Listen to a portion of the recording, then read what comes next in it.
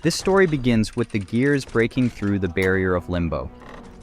On his throne, a god declared that the time had come. All the gods were present, and he gave the order to move forward. Ragnarök had begun.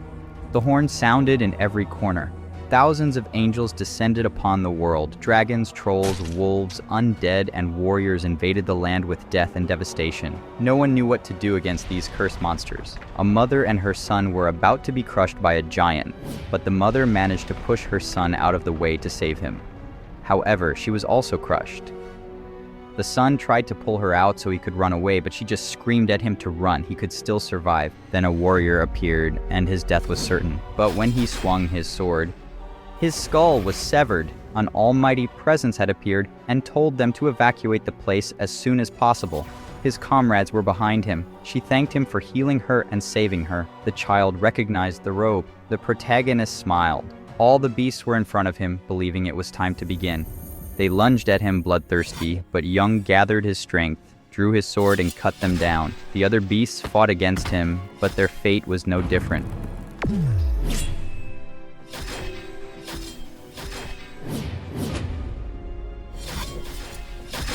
Hyun said that this was the story of his life, full of constant struggles, the story of a simple man trying to escape his fate thanks to a mythical object. Raiders are individuals who can stand up to giant creatures and monsters. They are treasure hunters and protectors of people. And a red-eyed boy sees them through his television and recognizes them as heroes, an object of envy and inspiration at the same time. However, he mentions that there is something they don't know about the hunters.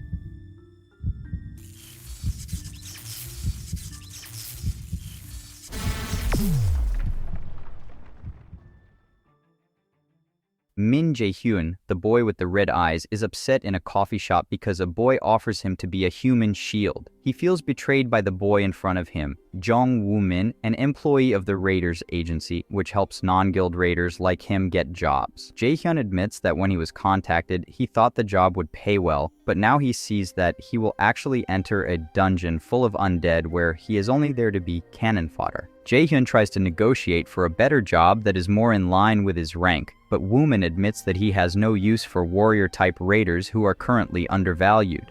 With mages dominating the business, they are less prone to injury and have a greater attack range, making them a better choice for large-scale threats, something that, according to the protagonist, was different 10 years ago when raider warriors dominated. Today, Jae-hyun regrets not choosing magic back then, when he was in the third year of high school and preparing for the Millis Academy, which specializes in training raiders. In her aptitude test, she scored 97% in magical aptitude, surpassing even the percentage of the best current mage, which was 92%. On the other hand, her knighting score was a mere 32%, but she chose that branch because at the time, mages had an abysmal reputation. They only served to give buffs to knights, who relied on them to fight creatures. Now that the roles are reversed, he wonders how his life would have been different if he had chosen another path.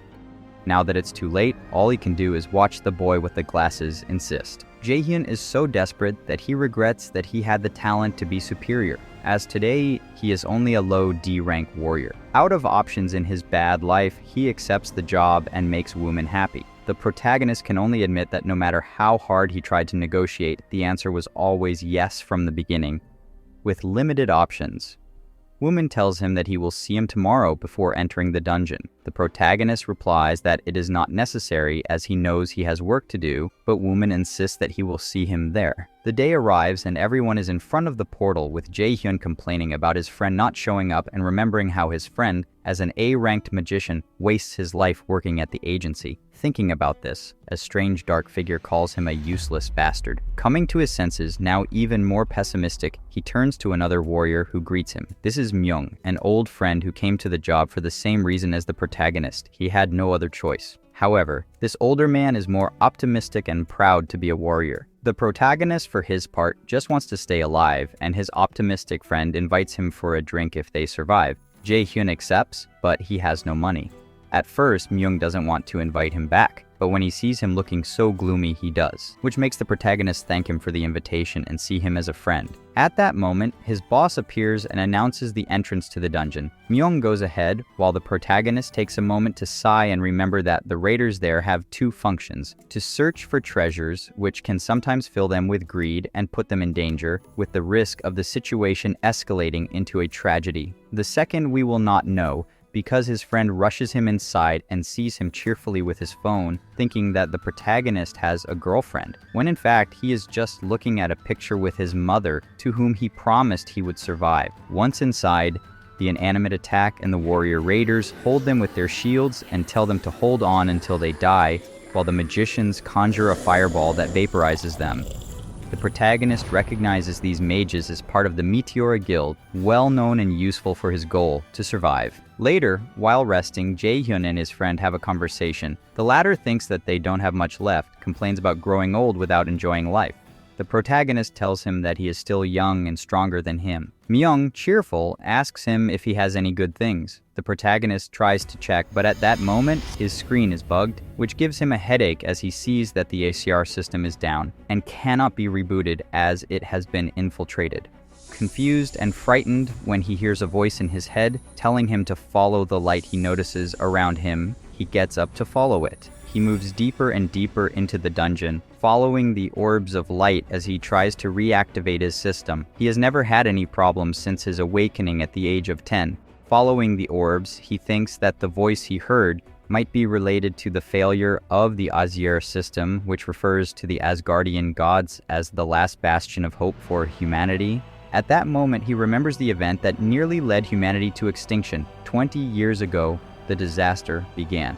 The first ship to be swept away by the energy wave was a ship sailing in the open Pacific Ocean. From the energy wave emerged a huge tree that grew until it covered the sky in 9 days, a sign of extinction for some and an object of worship for others. In reality, this tree is Yggdrasil, the tree of Norse mythology, which on its 9th day unleashed tragedy by releasing monsters such as harpies, dragons, and wolves across the world. These wiped out half of humanity, while the other half fell into famine and plague, plunged into despair until the last hope appeared. A mighty warrior with a flaming sword and the aura of a hero confronted the wolves for the first time, and he vanquished them with a smile. With the appearance of this stranger, the first awakened was born, a human who wielded the will of the gods. More were born to fight the monsters and were baptized as raiders, forming the Azir system, the most powerful weapon wielded by the mightiest heroes. However, he assumes that if the system changes, it will bring no good. On the other hand, his search for the light leads him right to a hidden door that usually houses special items, so he immediately opens it, excitedly searching for something worth millions to get him out of his lousy life. Finally, he enters a room full of lights, where a large point of light stands out, which he slowly approaches by walking through the beam of light and picking it up, as the system resets upon detecting the object. The system analyzes the object and recognizes it as the Lost Eye of Doin, of mythical rank and permanent equipment.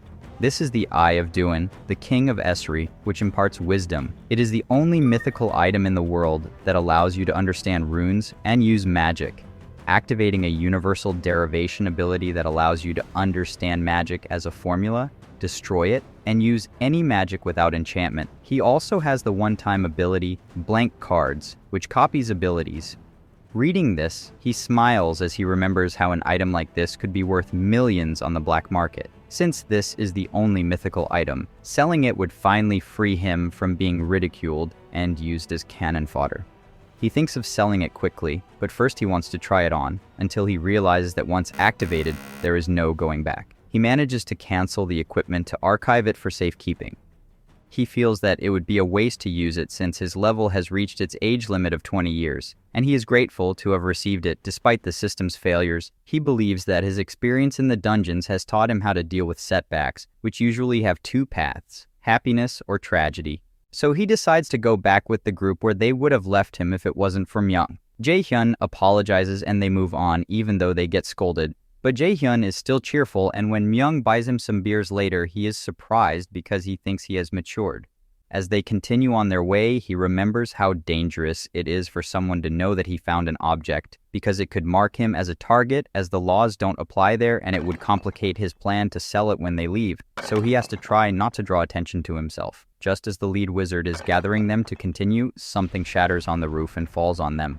Barely escaping, the protagonist sees a mage crying in the distance and discovers that the cloud surrounding her is not dust, but poison. As Myung gets closer to escape the place and Jae-hyun yells at everyone to prepare to retreat, in less than a second he sees his friend's blood as he is impaled by a mysterious figure, which leaves the prota in shock as he sees him fall lifeless to the ground. He begins to run in fear. Nearly out of breath, he remembers the explosion, the poison, and his lifeless friend, and realizes that it is the work of scout assassins who may have wanted to wipe out the Meteora Guild. Unable to leave for fear of being caught, he tries to hide, determined to live and sell the mythical object, not realizing that a figure is approaching, throwing a large chain of fire directly at him. He barely manages to avoid the chain, only to hear a familiar voice congratulate him. "Woman, remember you promised to see me?" Woman appears ironically cheerful, with an imposing aura that makes the protagonist reluctant to confront him when he sees him attacked again. He understands that this is the real reason why he was taken to the dungeon and remembers the dark figure who did something similar. Woman sees that he understands, while Jae-hyun, thinking that he has nothing to lose, remembers the incident where a man had his wife and son killed. Almost resigned, he can only dodge. Woomin, happy that he understood, decides to say goodbye to him. Jae-hyun, out of breath, has no options until the system releases the Eye of Duen.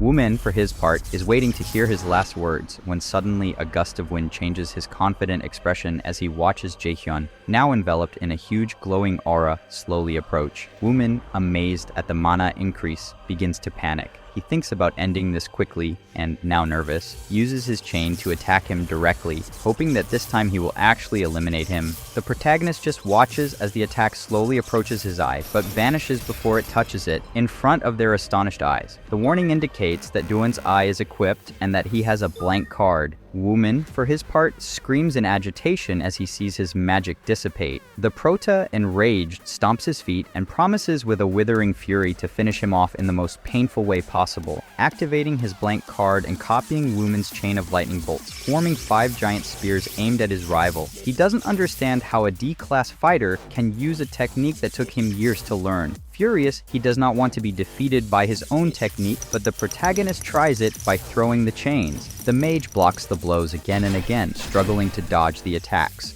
With no other options, Woomin begins to run in fear as he prepares his own chain to throw, but it is intercepted by the universal shunts. One of the chains speeds towards Woomin, who sees it approaching. He activates a magic circle, but with a single glance from the universal shunt, it is destroyed. The wizard, confused and unable to dodge, ends up in shock. After the explosion, the protagonist approaches the remains of his opponent with shattered glasses and mortal wounds. Woomin tearfully begs him not to eliminate him, but before he can finish the sentence, a chain delivers the final blow. Jae-hyun wonders if it's all over as he falls to the ground, nearly unconscious, with no energy or mana, and realizes the irony of having obtained a mystical item and now being on the brink of death. He observes his fate with irony, remembering how he used to face the death of his loved ones, but now he is the one who pursues them, feeling the cold and closing his eyes. Then, a new system is reset, offering to run it and return it at a time of the user's choosing. The protagonist considers it a regression. Confused, feeling that it is his only salvation and having no other options, he decides to do it when he is near the end. He smiles when he sees the new system, called Nomir,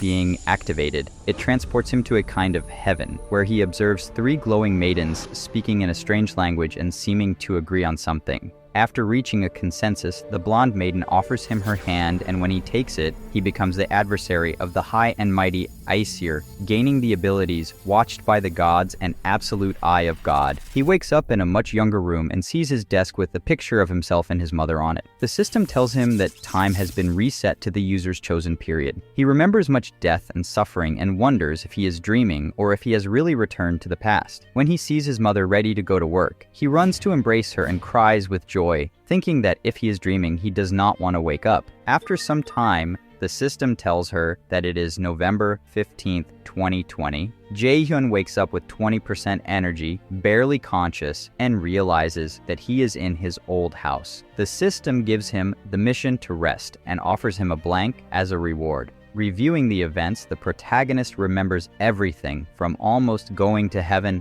after eliminating Woman to his return to the past. He also remembers everything about the Yggdrasil tree and the monsters, and although he is confused, he decides to adapt quickly. He accepts that he has returned 11 years ago to his junior year of high school with a new operating system, Nomir. Thinking it might be a dream, he checks his calendar, which marks the day he must choose a major at the academy. Seeing it as a second chance, he crosses out the night option, determined to change his future by choosing magic. Later, the protagonist eats quietly in front of his mother, distraught from the emotional embrace he gave her. When she realizes that something is bothering her son, she asks him. Jae-hyun pretends to be fine, smiling and assuring her that he was just having a nightmare. Although at that moment, he is overcome by the memory of a lifeless woman with her face covered. When he comes out of this trance, he tells his mother the truth, who thinks that he doesn't want to go to Milius because of the danger of being a raider. She thinks that if he wants to renounce, she will support him. Fortunately, the protagonist only warns her that he will change his application to mage. When he hears this, he is surprised because she is only interested in his decision. She lovingly touches his face and tells him that she will support him in his decision. Seeing her happiness, the protagonist can't hold back his tears and remembers his other target, Min Seong-oh, and takes revenge on his father, an A-rank raider. While recovering 100% and passing his first mission, he trains and gets a pass. From there, he builds his strategy based on his knowledge of the future, both of objects and dungeons. Although he doesn't understand what the Nomir system is, he should take advantage of everything he can.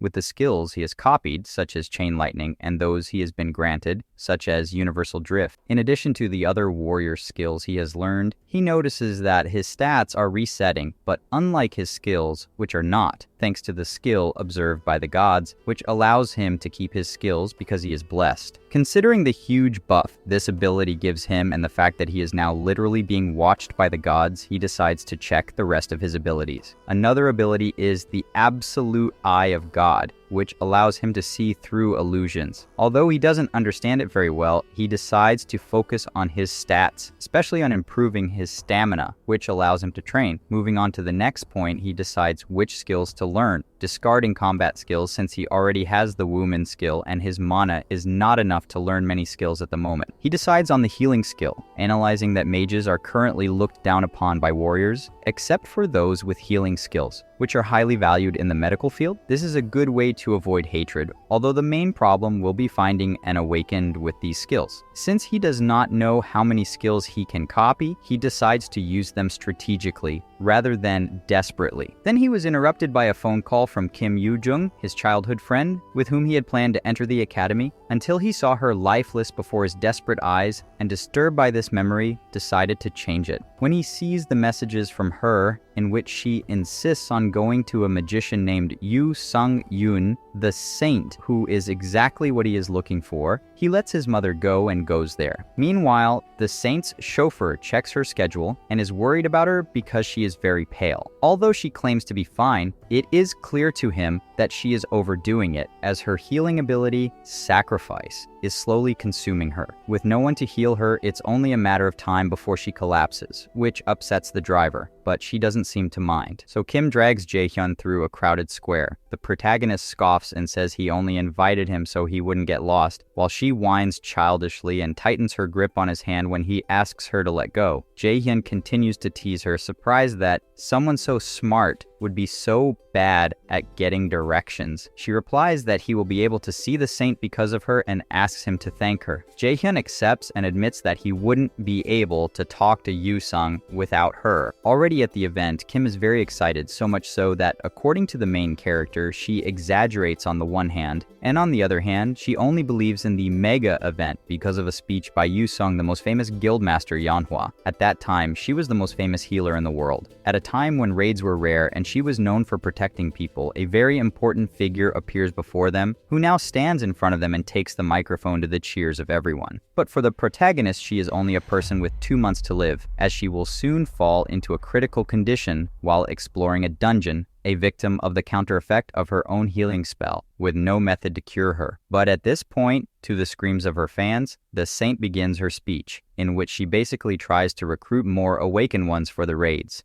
Later, the protagonist goes to see Kim, whom he has to leave to look for his other target. She gets angry because he wants to leave her alone and apparently doesn't know where she is. Luckily, Jaehyun persuaded her mother to pick her up and leave her alone despite her complaining and crying. So the protagonist searches for his target, Yoo-sung's limousine. As he approaches, he has to deal with his chauffeur, who sees him as just another crazy fan. Jaehyun insists on talking to the saint, so with no other choice, he flashes him a big smile and confesses that he knows Yoo-sung has a serious illness that he can cure. Surprised at first, the driver quickly changes his mind and grabs the protagonist's shirt, yelling at him to tell him where he got this information. The protagonist tells him that if it's a secret, he shouldn't shout it out, because then he'll tell everyone. Then Yoo-sung talks to his driver, calling him Appa to calm him down, as he wants to see if the protagonist can back up his words. Jaehyun confidently assures him again that he can cure her, so Yoo-sung, noticing this overconfidence and unafraid of the consequences, believes him.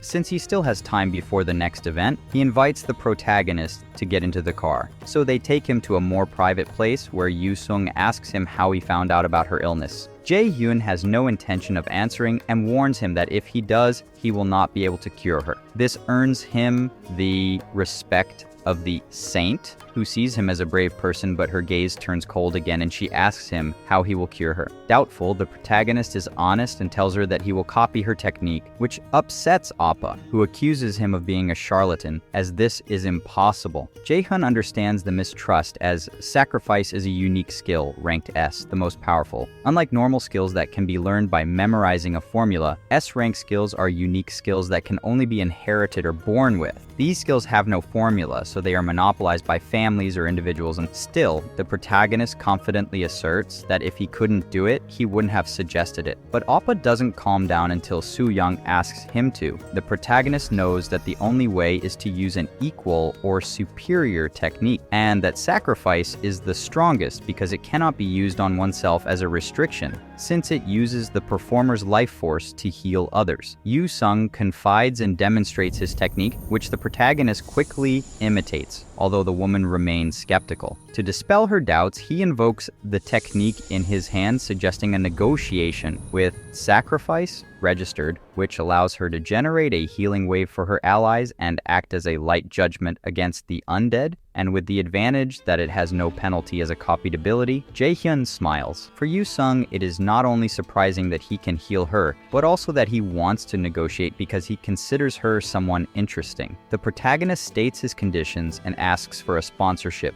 She understands that he means it would help her get ahead with the raiders. Jaehyun nods as she needs money and connections to fulfill her dream and seeks the support of her guild. She gladly accepts, admiring his courage and noting his talent, but makes one condition. This surprises the protagonist, who sees how calm she is despite the fact that he is her only chance of survival, and listens attentively to her offer. He tells her that although his illness is a personal problem, he wants the support of the guild, and it would be unfair to support him without a reason. Jaehyun understands and listens to his condition, knowing that she's the only one who has something to lose. Yoo-sung's condition is that he joins the guild because his great skills, such as his research ability after discovering his illness and his perfect copying skills, make him think that someone else like him might appear, so it would be a good investment as he could copy more techniques. The protagonist knows inside that he only knows the disease from his time travel and cannot know when he will be able to copy another technique again. But the most important thing for her is that she says it while getting very close to him, standing in front of him and holding his chin so that he looks into her eyes. Then she notices that Jaehyun doesn't have a hint of nervousness, which she finds very appealing. Quickly, Yoo-sung pulls away and tells him her reasons. The protagonist knows that even though the guild would have collapsed without her in the future, she is currently the #1 and a good choice to gain respect. Although he wonders if it is illegal to negotiate with a minor, she smiles and tells him that she will have the right of first negotiation priority, which he recognizes as the way the guild supported the cadets. Before, when they were adults, they had more right to sign them, something that only happened with geniuses. Overjoyed at the offer, Jaehyun, who had been rejected by even low-ranking guilds in his future, is elated. Seeing him so happy, Yoo-sung recognizes his childish side, which she finds tender and lets him go with the contract to think about it. He accepts, but prefers to start healing her. With her in position, he thinks he can decide about the contract later. Appa watches her nervously, thinking that so many other doctors and raiders have searched for a cure and none have been able to heal her yet, which seems too easy to him. Just as the protagonist activates the ability, the healing begins, enveloping Yu Sung in a huge, shimmering wave of magic that surprises her when she feels her body heal. Appa apologizes for not believing him, although the protagonist admits that he wouldn't believe a child either. Nevertheless, Appa is determined to apologize properly. The healing ends and Jae-hyun asks the teacher to get up. She goes straight to a window, looks at the sky, and activates an ability that creates glittering butterflies, unable to hold back tears as she has no more symptoms. Although she is now worried about the punishment for him, he knows there is none. Nevertheless, he assures her that if he is ever affected by it, she will cure him. With that and the handing over of her business card, they seem to be done for now. She says that she will keep her promise, but before she leaves, the protagonist has one more request. He wants to be taken to a low-level guild dungeon, since he knows that he will soon be facing geniuses in the academy, so he needs to level up. Meanwhile, Appa gives him basic equipment, potions, medicine, and an orb for when he enters the dungeon. Jae-hyun confidently sees the items and thanks him, but the bodyguard fears for his safety because it's not safe to enter alone. The protagonist calmly tells him that he has to do this to level up. With no other options, Appa gives him another magic item, a teleportation stone that will send him directly to the guild if he breaks it. Smiling, she tells him that this is her way of apologizing and thanking him for what he did for Yu Sung. The protagonist thanks her and heads towards the entrance, feeling the magic of an E-rank dungeon, which shouldn't be a problem.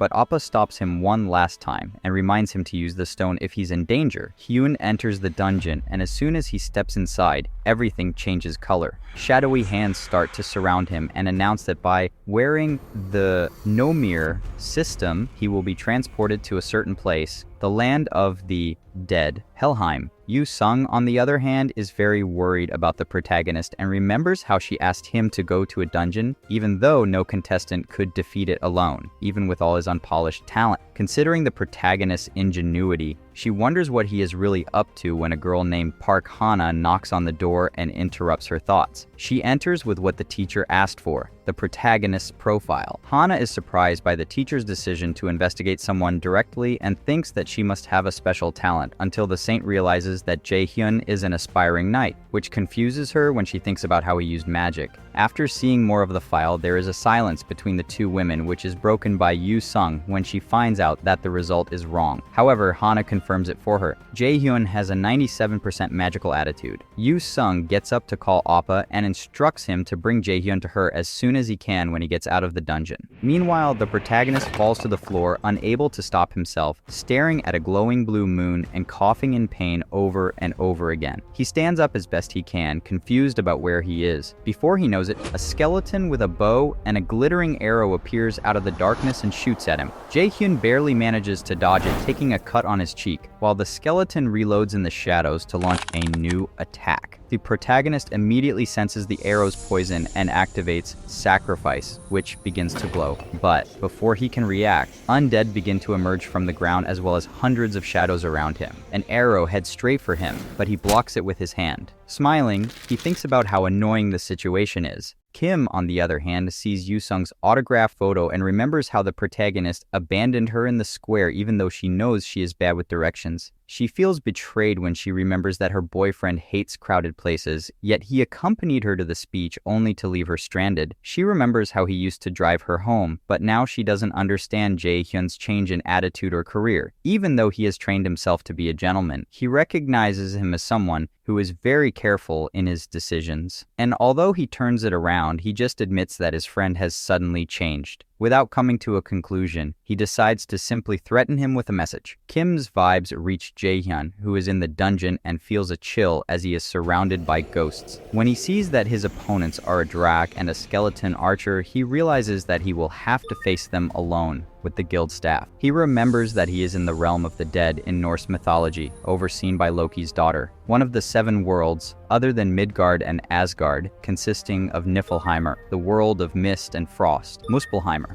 the world of fire, Jotunheimer, the world of giants, Alfheimer, the world of elves, Svartalfheimer, the world of dark elves, Vanaheimr, the world of the Vanir gods, and Niflheimer, the coldest of all, from which Helheimer is reached. He now finds himself surrounded by ever-returning beings, which causes him to turn from fear to an opportunity to test his new abilities. He activates Sacrifice, a healing technique that becomes a test of light against the undead. He uses it to attack, determined not to rely on just one technique. He also uses his staff to finish off the dragon, and then uses Chain Lightning against the others, eliminating several enemies and gaining experience points. Relentlessly, he must continue on, watching as he is attacked from the shadows. He responds with a twist of the chain and cuts the enemies down. Now gaining confidence, he advances on them, finishing them all off until, in a fit of excitement, he breaks the staff by striking a skeleton too hard. His confidence fades as he finds himself weaponless. With no weapons left, he resorts to his last option to win, using Sacrifice, which allows him to see the undead and kill them one by one, giving him a lot of experience. After the battle, the protagonist falls to the ground exhausted. Fortunately, he levels up, which increases his stamina and saves his life as he was exhausted. He gets up seeing how useful the skill is, but also worrying that it might not be as functional in a different scenario. He accepts that he must learn to fight as a mage, but now he has to deal with the obvious. He's not in the dungeon where he should be, but in the field of the dead. He believes the Nomir system is responsible and plans to escape using the teleportation stone. Suddenly, a huge mana presence engulfs him and frightens him. Desperately, he looks around and feels something approaching. Fear and pressure bring him to his knees, unable to breathe. Confused, not knowing what is approaching, he realizes that if he does not move, it will be the end of him. So he stabs himself in the leg with the broken staff and comes out of his trance. In great pain, he holds back his screams so as not to alert the enemy. Then he sees a red being projected behind him. Terrified, he sees a huge shadow, from which even the system advises him to flee due to the great difference in strength. Smiling to see himself in trouble, he decides to use the stone. But as soon as he has it in his hand, the shadow begins to envelop him, throwing him away and losing the stone. Barely conscious and badly wounded, with very little life left, he sees the shadow approaching and launching an attack. Unable to dodge, he can only resign himself and close his eyes. When he opens them again, the shadow's movement has stopped just before it reaches him. Then a mysterious figure with a purple aura appears, a girl with horns who does not allow the protagonist to be eliminated because he is an important guest. She says that he was born to be her opponent. The protagonist, confused and almost without strength, sees the girl approaching to support his face, surprised to discover that he is just a normal guy with a decent past, but nothing to stand against the gods of Asgard. He wonders why Loki chose him. Jaehyun, exhausted from his injuries, thinks he's going crazy. As the girl's fingernails nearly cut into his neck, he realizes that his plans to get revenge on his father and succeed as a wizard will come to nothing if he doesn't do something. He watches her with a determined look, ready to strike, but she tells him with a broad smile that she likes that look. She moves even closer, seeing him as someone too weak, and begins to squeeze his neck, knocking the wind out of him. She tells him that since the end is so near, if he fails and hell falls upon them, she will end it herself. She chokes him with her grip until he begins to dissolve into a rising purple aura. Before she leaves, she tells him that because he is important to her, she will give him one more chance to become stronger and defeat the Nightshade. In return, he will give her a gift. The system then activates and displays his first mission, Hell's Test, which is basically to defeat the Nightshade in 2 months. Hell tells her to leave to become stronger, while the shadows begin to surround her, enveloping her and darkening the place. She only hears Hell's voice telling her that if she doesn't get stronger, she will eliminate him herself. Before being left in complete darkness, the protagonist remembers the goddess who shook his hand when the system was activated, and then nothing. He then wakes up confused at the entrance to the dungeon without any wounds, assuming that he has been healed by Hell. The system immediately reminds him of his mission and confirms that it was not a dream. He then realizes that Hell is one of the goddesses of the 9 worlds and ruler of the underworld. Understanding and accepting that he is meta-goddess and that she has recognized him as her adversary, he quickly remembers hearing something similar when he entered the Nomir system on his journey into the past. Now more confused by his regression and what it means to be the adversary and why it is so important, he can only think of getting stronger despite his worries, because if he doesn't, the goddess he just met will take him to the underworld. It feels good to have a goal, even though he knows it won't be easy, especially after his last fight where he confirmed that he has no idea how to fight as a mage. He needs to learn the basics. Just as he gets the message from the Saint's assistant to talk about the contract, which suits him just fine. He meets her the next day to ask her for a small favor. The next day at the guild, the protagonist follows Appa as he remembers that he was contacted because of his great magical aptitude as an awakened, thinking that it is so high that it is difficult for many people not to have it. He realizes that he made a bad choice in his first future as he leaned towards the martial arts. After a lot of walking and thinking, they arrive at a training center where a Yusung in tight tights is waiting for them. She asks him what he thinks of the contract, which according to the protagonist includes a good monthly payment, unlimited B rank equipment, and a very lucrative reward per cleared dungeon. All in all, it's too good to be true, he tells his teacher, but he has one condition for accepting it. She wants to see him smile. He starts by saying that if she has seen his profile, she knows about his talent, but since he recently changed his application,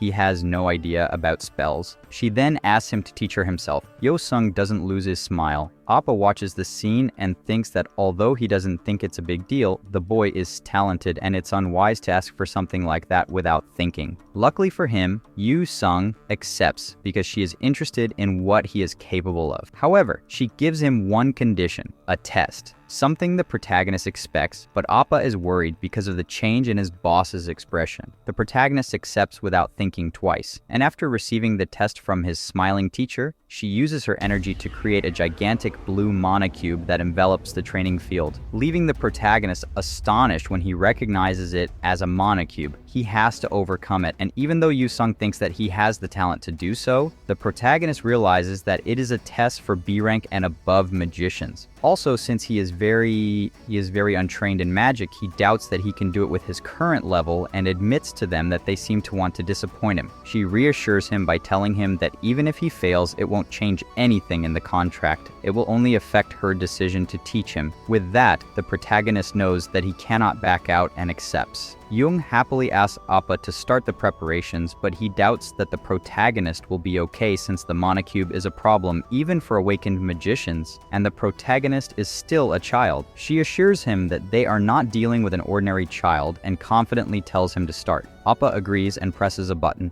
This releases all the power Yu-sung had created. The protagonist, facing him, realizes that even though he has information about the cube, seeing it directly makes it more impressive. He doesn't let himself think too much, as his teacher asks him to start and encourages him to do his best. With no other choice, he closes his eyes and steps into the gigantic wall of mana. Under the gaze of the others, with a worried Appa and Yu-sung full of confidence that he will make it, if only on a hunch, the question arises as to how long it will take him to get out. For his part, Jae-hyun opens his eyes and slowly sinks into the darkness of an ocean of mana. As he sinks, he is grateful to be able to breathe and not develop an addiction to mana, which can occur when the body cannot tolerate bursts of mana. For while mana is like oxygen, used only to create magic or abilities, constant exposure to it can damage a person's cardiopulmonary functions and lead to death. Therefore, he must not waste any time and must look for a way out while remembering the information while swimming.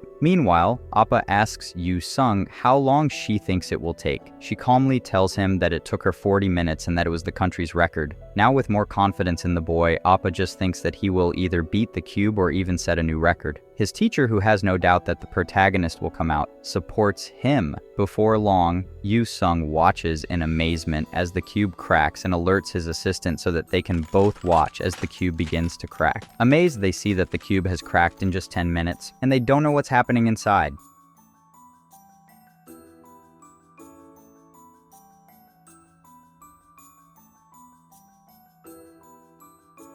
Meanwhile, at the Academy's control center, the top bris is watching this year's top prospect, including Hoyeon and the underrated magicians Ina, Kim, and Lee Soo-yuk with aptitude scores above 90. Kim Seok-gi reports this to Chief Gu, although he points out that the data of those who have changed their major is missing, which Gu ignores because he considers them undecided. Thinking about how the Academy works, where some may be talented, but most are just stepping stones for the most talented, Gu thinks thinks that he has preference over them. He is willing to throw away 100 Sea Raiders in order to get only one A rank and considers those who fail to be worthless. Determined to get only the biggest jewels he needs for someone in particular with whom he seems to have business, he cannot delay. Jaehyun, for his part, takes care of Kim until he wakes up and examines the room they are in, where physical laws, even time and space, can be broken. It is a place where 5% of the aspirants arrive, a place where their abilities are pushed to the limit. Luckily, Kim finally wakes up, which relieves Jaehyun, even though he can't let his guard down with Seo-ina so close. At that moment, Guja-in appears from the sky and explains the rules of the event. In this half level, where C rank or lower skills are limited, they have to capture name tags. If a superior takes a tag from a rookie, the rookie will receive 10,000 points. If it is the other way around, the rookie will receive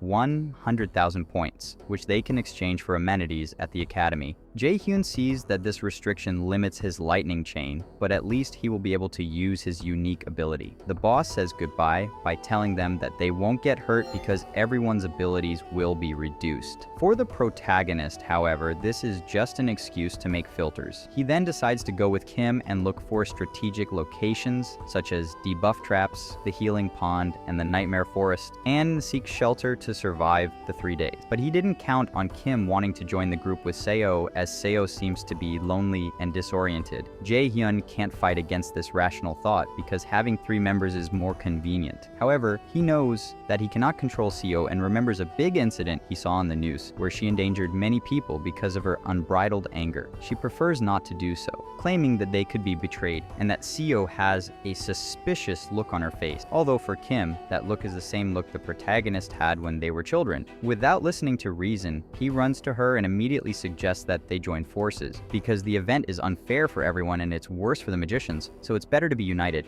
Seo doesn't know what to say, especially since she has to solve the current problem first when 2 figures appear in the air who turn out to be warriors and land. They are happy to find 3 newcomers. They introduce themselves as Shinjun Sang and Kwon Soyol, the latter being more cautious as he was unable to detect the protagonist with his ability. Jaehyun knows this ability well and knows that they won't be able to escape because he can find targets within a radius of 300 meters. If they escape, reinforcements will follow them. Shin sees them as easy, unlike his partner, who suggests that he should be careful. Fortunately, Shin ignores him and attacks the protagonist, who had forgotten about this type of combat. Annoyed by being dodged, Shin continues to attack, but ends up fanning the air with each attempt, frustrated until Jaehyun, already annoyed, stops Shin's sword. He walks over to him and angrily tells him that it's unbelievable that he got this far with his cardio, smashing his sword and threatening to let them go if they just give him their tag. Shin, humiliated and confused, finds the rookie intimidating. Proud and foolish, he does not listen to the prota, who loses his patience and punches him directly in the face, sending him and his partner flying. This sends the announcement of the first elimination to the control center, as well as the announcement of the rookie's first win, which turns out to be Jaehyun.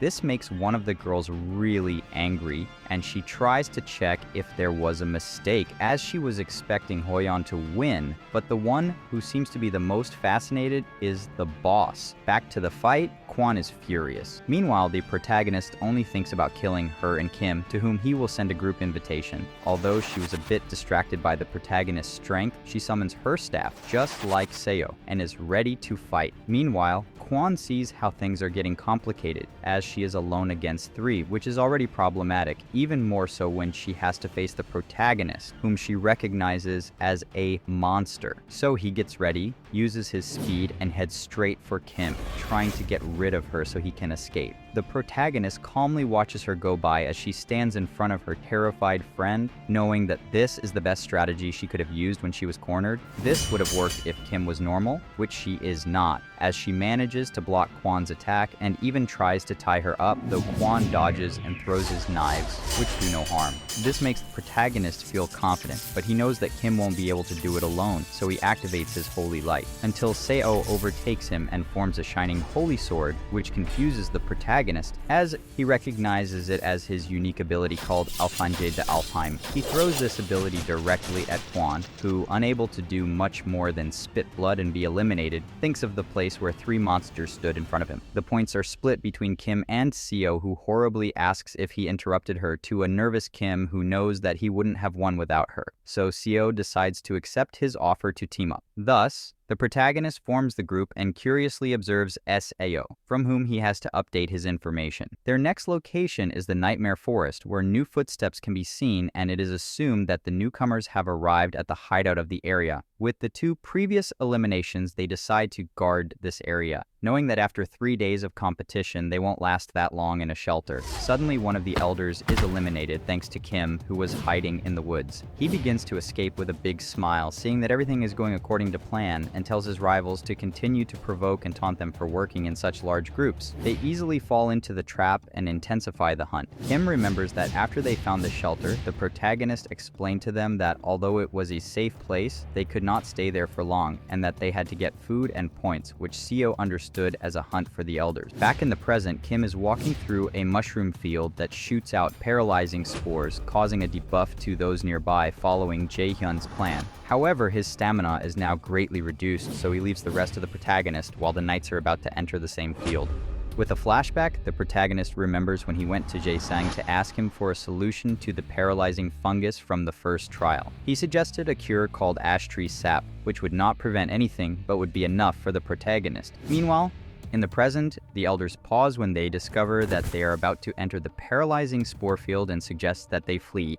Their leader, however, seems unwilling to retreat, mostly out of revenge for their fallen comrade, though it will do them no good to be paralyzed. Still, the leader assumes that the newcomer is paralyzed as well, so he leaves someone to watch while they go in. The leader runs at full speed, angry that he felt betrayed by the rookies. He reaches Kim, who seems very happy and calm, which provokes them even more. This causes the seniors to lash out at her, who uses her magic to explode a spear and paralyze them all for 2 hours. At that moment, Kim remembers how she and the protagonist were looking for something in the forest. Although she thought there was nothing useful, Seo commented that the event was more beneficial to warriors than mages, as the skill restrictions did not affect the strong as much. With that, Kim complained that all of his useful skills were blocked. Luckily, the protagonist's plan was to collect sap, so he had to use his basic skills efficiently. He asked her if she remembered how to use change, and she confidently replied that she did, since she was the one who taught him magic. So with Fresno's juice, they would make a very interesting change. Outside, Jaehyun and Seo prepare for Kim's move, who, after paralyzing the elders, activates change and bids them farewell, leaving them to the protagonist, who arrives and steps on the leader of the elders. The latter, still humiliated and injured on the ground, assures him that this plan will not work, since he left one of his companions watching. He only had to wait for the paralyzing effect to disappear, which makes the protagonist laugh, knowing well that this companion will not appear, and a big explosion confirms the boy's elimination, courtesy of Seo.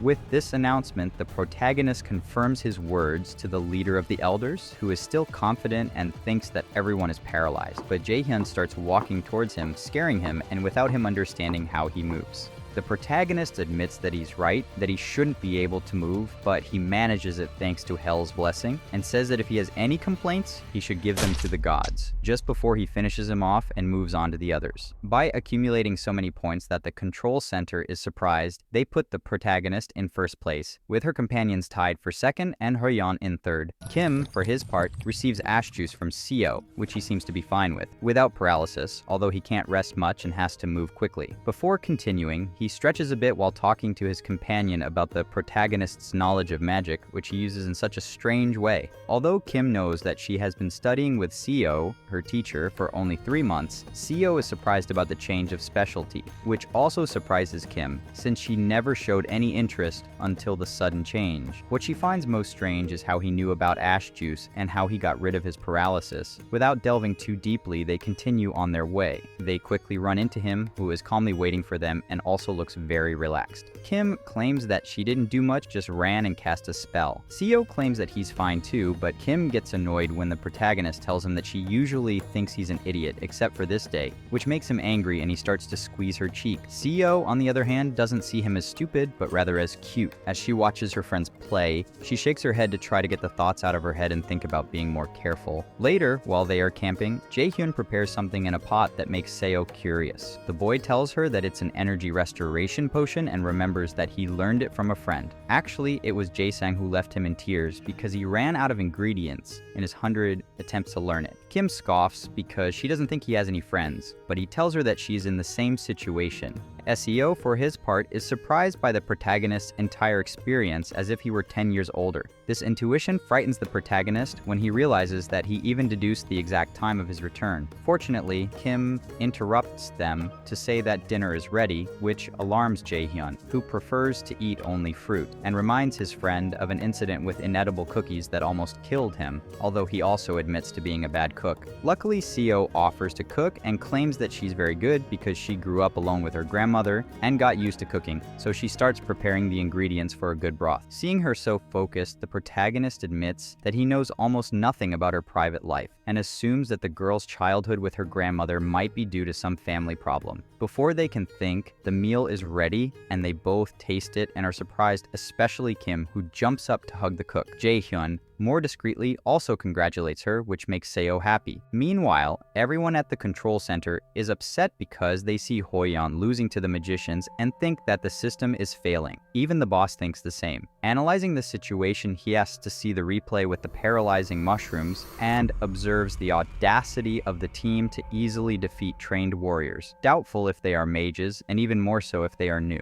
Mainly interested in Jae-hun's profile, which is empty, they even bring him the updated version, which they assume is wrong, since the protagonist has 97% magic ability. This piques his interest, so Gu Ja-in intervenes with an evil grin while watching Hoyeon on the screens. Back to Jaehyun's group, which continues to collect a lot of points and secures the first place, but has to leave the shelter despite Kim's complaints because they are all afraid to go to the Nightmare Forest. And as Seo says, if they want more points, they have to leave, to which Kim agrees and asks how close they are to breaking the record, which also excites Seo, who tells her that they are theoretically close. The protagonist sees them as very competitive and they decide to continue, until Jaehyun senses danger and has to dodge a very strong attack that takes them by surprise. Immediately, he realizes that the skill is well past C rank and the system that deactivates skills is failing, and Kim is very worried about Jaehyun. We then see that the attacker is Hoyeon, who doesn't seem to hear the protagonist's words, who immediately realizes that it's some kind of trance, and Seo also notices that he seems to be possessed. The protagonist deduces that it is the work of Gu Ja-in and remembers that something similar happened during the Academy Festival, a day that went from being a pleasant memory for the students to a traumatic one in which many lost their lives. It was all caused by a boy who had been brainwashed by the boss and committed a massacre. Thanks to the revelation of Gu Ja-in's crimes, Gu Ja-in used this last crime to escape. Seeing Hoyeon in a trance, Jaehyun remembers the worst, as that day was also the day Kim sacrificed himself to save him. Now that he has to save his friend and bring him back to himself, he sees the system giving him a new mission: rescue the brainwashed person. As a reward, he gets a blank card. Smiling, he accepts the mission. Kim runs to help him, but he stops her and tells her that they'd rather she go with Seo to look for more points, warning her that her friend doesn't have much faith in him, but Seo does and tells them to leave. She obviously doesn't want to. So frustrated, she agrees and runs to Seo and asks Jaehyun to come back unharmed. She grabs Seo's hand and leaves, saying goodbye to the protagonist and asking him to catch up with them. Seo confidently assures her that it will be easy. Turning back a bit, after Hoyeon defeats another opponent and scores more points, he falls exhausted and seeks rest after 2 hard days. Sad that despite his performance, he is far from the first place. Then he remembers his opponent, Jaehyun, who, despite being a magician with restrictions, has all of his his teammates in the lead, which inspires him to get a second wind, get up, and continue since he still has time. At that moment, Gu Jia-in appears on a screen in front of him and asks him for a favor. Using his ability, he distorts the system and affects Hoyeon's brain, who tries to resist. Confused by his contaminated mind, he falls under Gu Jia-in's control and, already in a trance, understands what he has to do. Back in the present, Hoyeon attacks the protagonist with big destructive slashes, which are an A-rank ability, extreme polar attacks. Jae-hyun, who has no choice but to dodge, sees that his opponent is much stronger than when he saw him a few days ago. With that, he also accepts that he is physically weaker, so he has to retreat from his blows and move away to activate an ability that makes him so fast that he can easily appear behind Hoyeon and prepare his chain. But his rival uses a cloud of dust that prevents him from seeing and lets him escape, which shows him his rival's fighting instinct, and he is surprised at how quickly the boy reacted. With that, he has no choice but to admit that this isn't going to be as easy as he thought. Although he can end the mind control with his universal derivation, he does not feel comfortable showing it to the disturbed head of the academy, so he activates his lightning chain and decides to give him a show.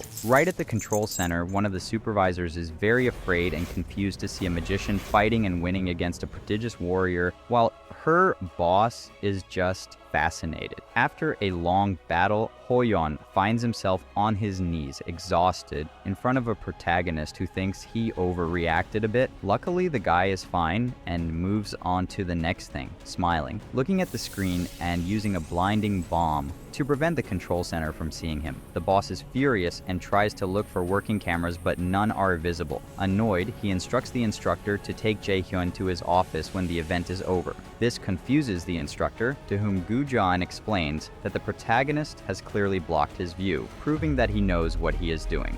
In the field illuminated by the light, the protagonist approaches Hoyeon, who is exhausted, so he touches his head to activate the universal shunt and remove the brainwashing power. The boy wakes up and recognizes the protagonist, asking him if he is okay. He replies that he is, but suddenly twitches and writhes in pain. Jae-hyun apologizes because he couldn't avoid his attack, which makes the white-haired boy confused and he doesn't understand why he attacked him. The protagonist explains that it was a mental manipulation, which only confuses Hoyeon more, who faintly remembers a voice before everything became a blur. Confused, he says that such a skill can't be lower than rank C, which was forbidden. The protagonist assumes that something went wrong or that someone interfered and alerts the boy, who immediately deduces that if there was a mistake, there is no student who could have done it. With this suspicion, he asks Jae-hyun who did it. Jae-hyun smilingly replies that he doesn't really know, but he suspects that it was someone with a lot of power within the academy, and reminds him that in time, everyone will remember what kind of man Gu Jia-in is. When the system tells him that the mission is over and gives him another blank card, Jae-hyun is happy, but then Hoyeon gets up and sees that he is a wreck and Jae-hyun doesn't have a scratch on him, so he realizes his limits. The prota sees him on his feet and calmly waves goodbye, but Hoyeon stops him to throw something at him. Jae-hyun catches it and discovers that it is the white-haired man's name tag, thus eliminating him. He knows this because he got enough points, though not as many as the protagonist. He admits defeat, wishes him luck, and promises to beat him at the school festival before disappearing. Jae-hyun thinks that even though this victory wasn't worth any points, he got someone with his martial arts talent to recognize him, something that finally touched his heart and made him feel like he did in the beginning, like he had progressed and left his hopeless version of the past behind. And so the event ends with the protagonist's team scoring a record amount of points and returning to the real world, where everyone is pretty exhausted except for the protagonist, who doesn't seem to be happy with the amount, which annoys Kim, who complains that he isn't happy about the record, although Seo isn't too happy either, thinking that they could have increased the amount. Kim admits that they are crazy, but she is happy with these points because she will live comfortably with this amount. This happiness increases when Jae-hyun converts the amount into real money in won,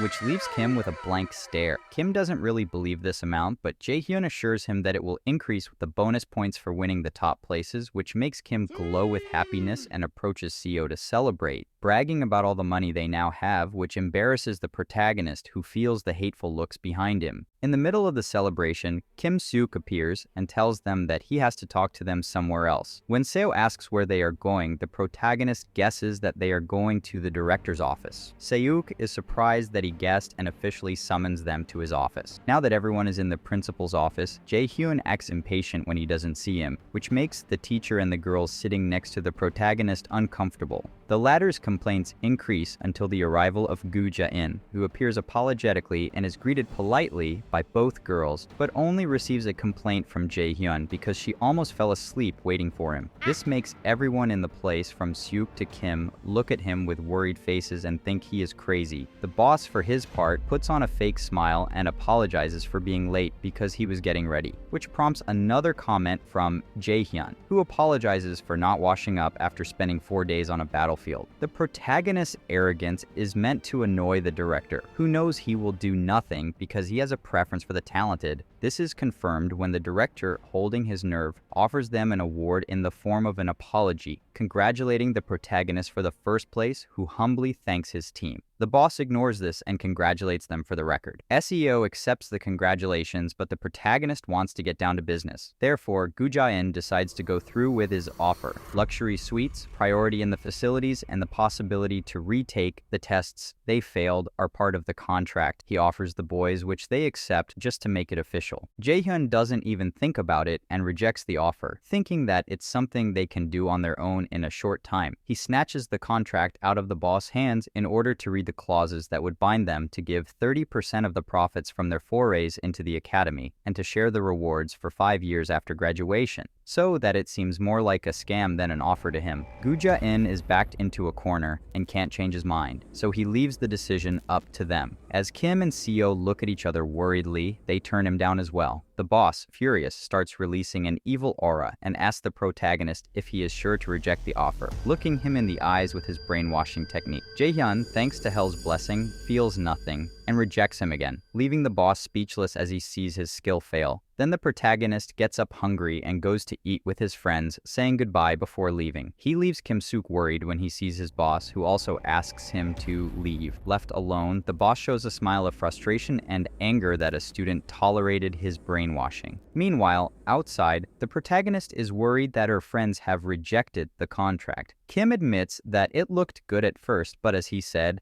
they felt it was a scam. SEO supports her and also prefers to earn her privileges. Jae-hyun learns the meaning of the girl's righteousness and admits that he expected them to reject him as well, but they also had other motives. Kim was afraid of the director, and Seo was annoyed that he didn't mention the mistake in the subspace because it is obvious that he is suspicious of the boss. However, she only assumes the latter because she sees that Jae-hyun, despite being quiet, is hostile towards Gu Ja-in, assuming that he knows something. Kim overhears this and, in her adorable way, asks him to tell them what he knows. He decides to tell them something without explaining much and asks them not to trust anyone at the academy. SEO asks him if this advice includes him. Kim, who is hiding behind her, confirms that it's better not to trust him because he has a mean face and left her on the street one day. Jae-hyun, who complains that she left that in the past, now has to endure her boyfriend's temper tantrum as he rushes to pull her hair. Jae-hyun manages to control her and sends her home, saying goodbye to her and Seo, with whom the atmosphere becomes very shy. But Kim interrupts to avoid romance and sends her to the bedroom, saying goodbye and promising to see her the next day. Later, when Jae-hyun arrives at the dormitory, he is overwhelmed by his horrible memories of the place and lies down on the bed thinking about getting out of there as soon as possible. The next day, Jae-hyun goes for a walk around the academy before returning to his first class, where he waits with his friends for his teacher to arrive, who enters and introduces herself as Kim Ji-yeon, someone the protagonist doesn't recognize, even though he knows everything that's going to happen and assumes that she won't be there for long. Even though she is surrounded by admiring applause from her friends, she understands that to be an instructor at the academy, you have to be very good and know how to endure or be like Kim Suk and swallow whatever the boss gives you. As Ji-yeon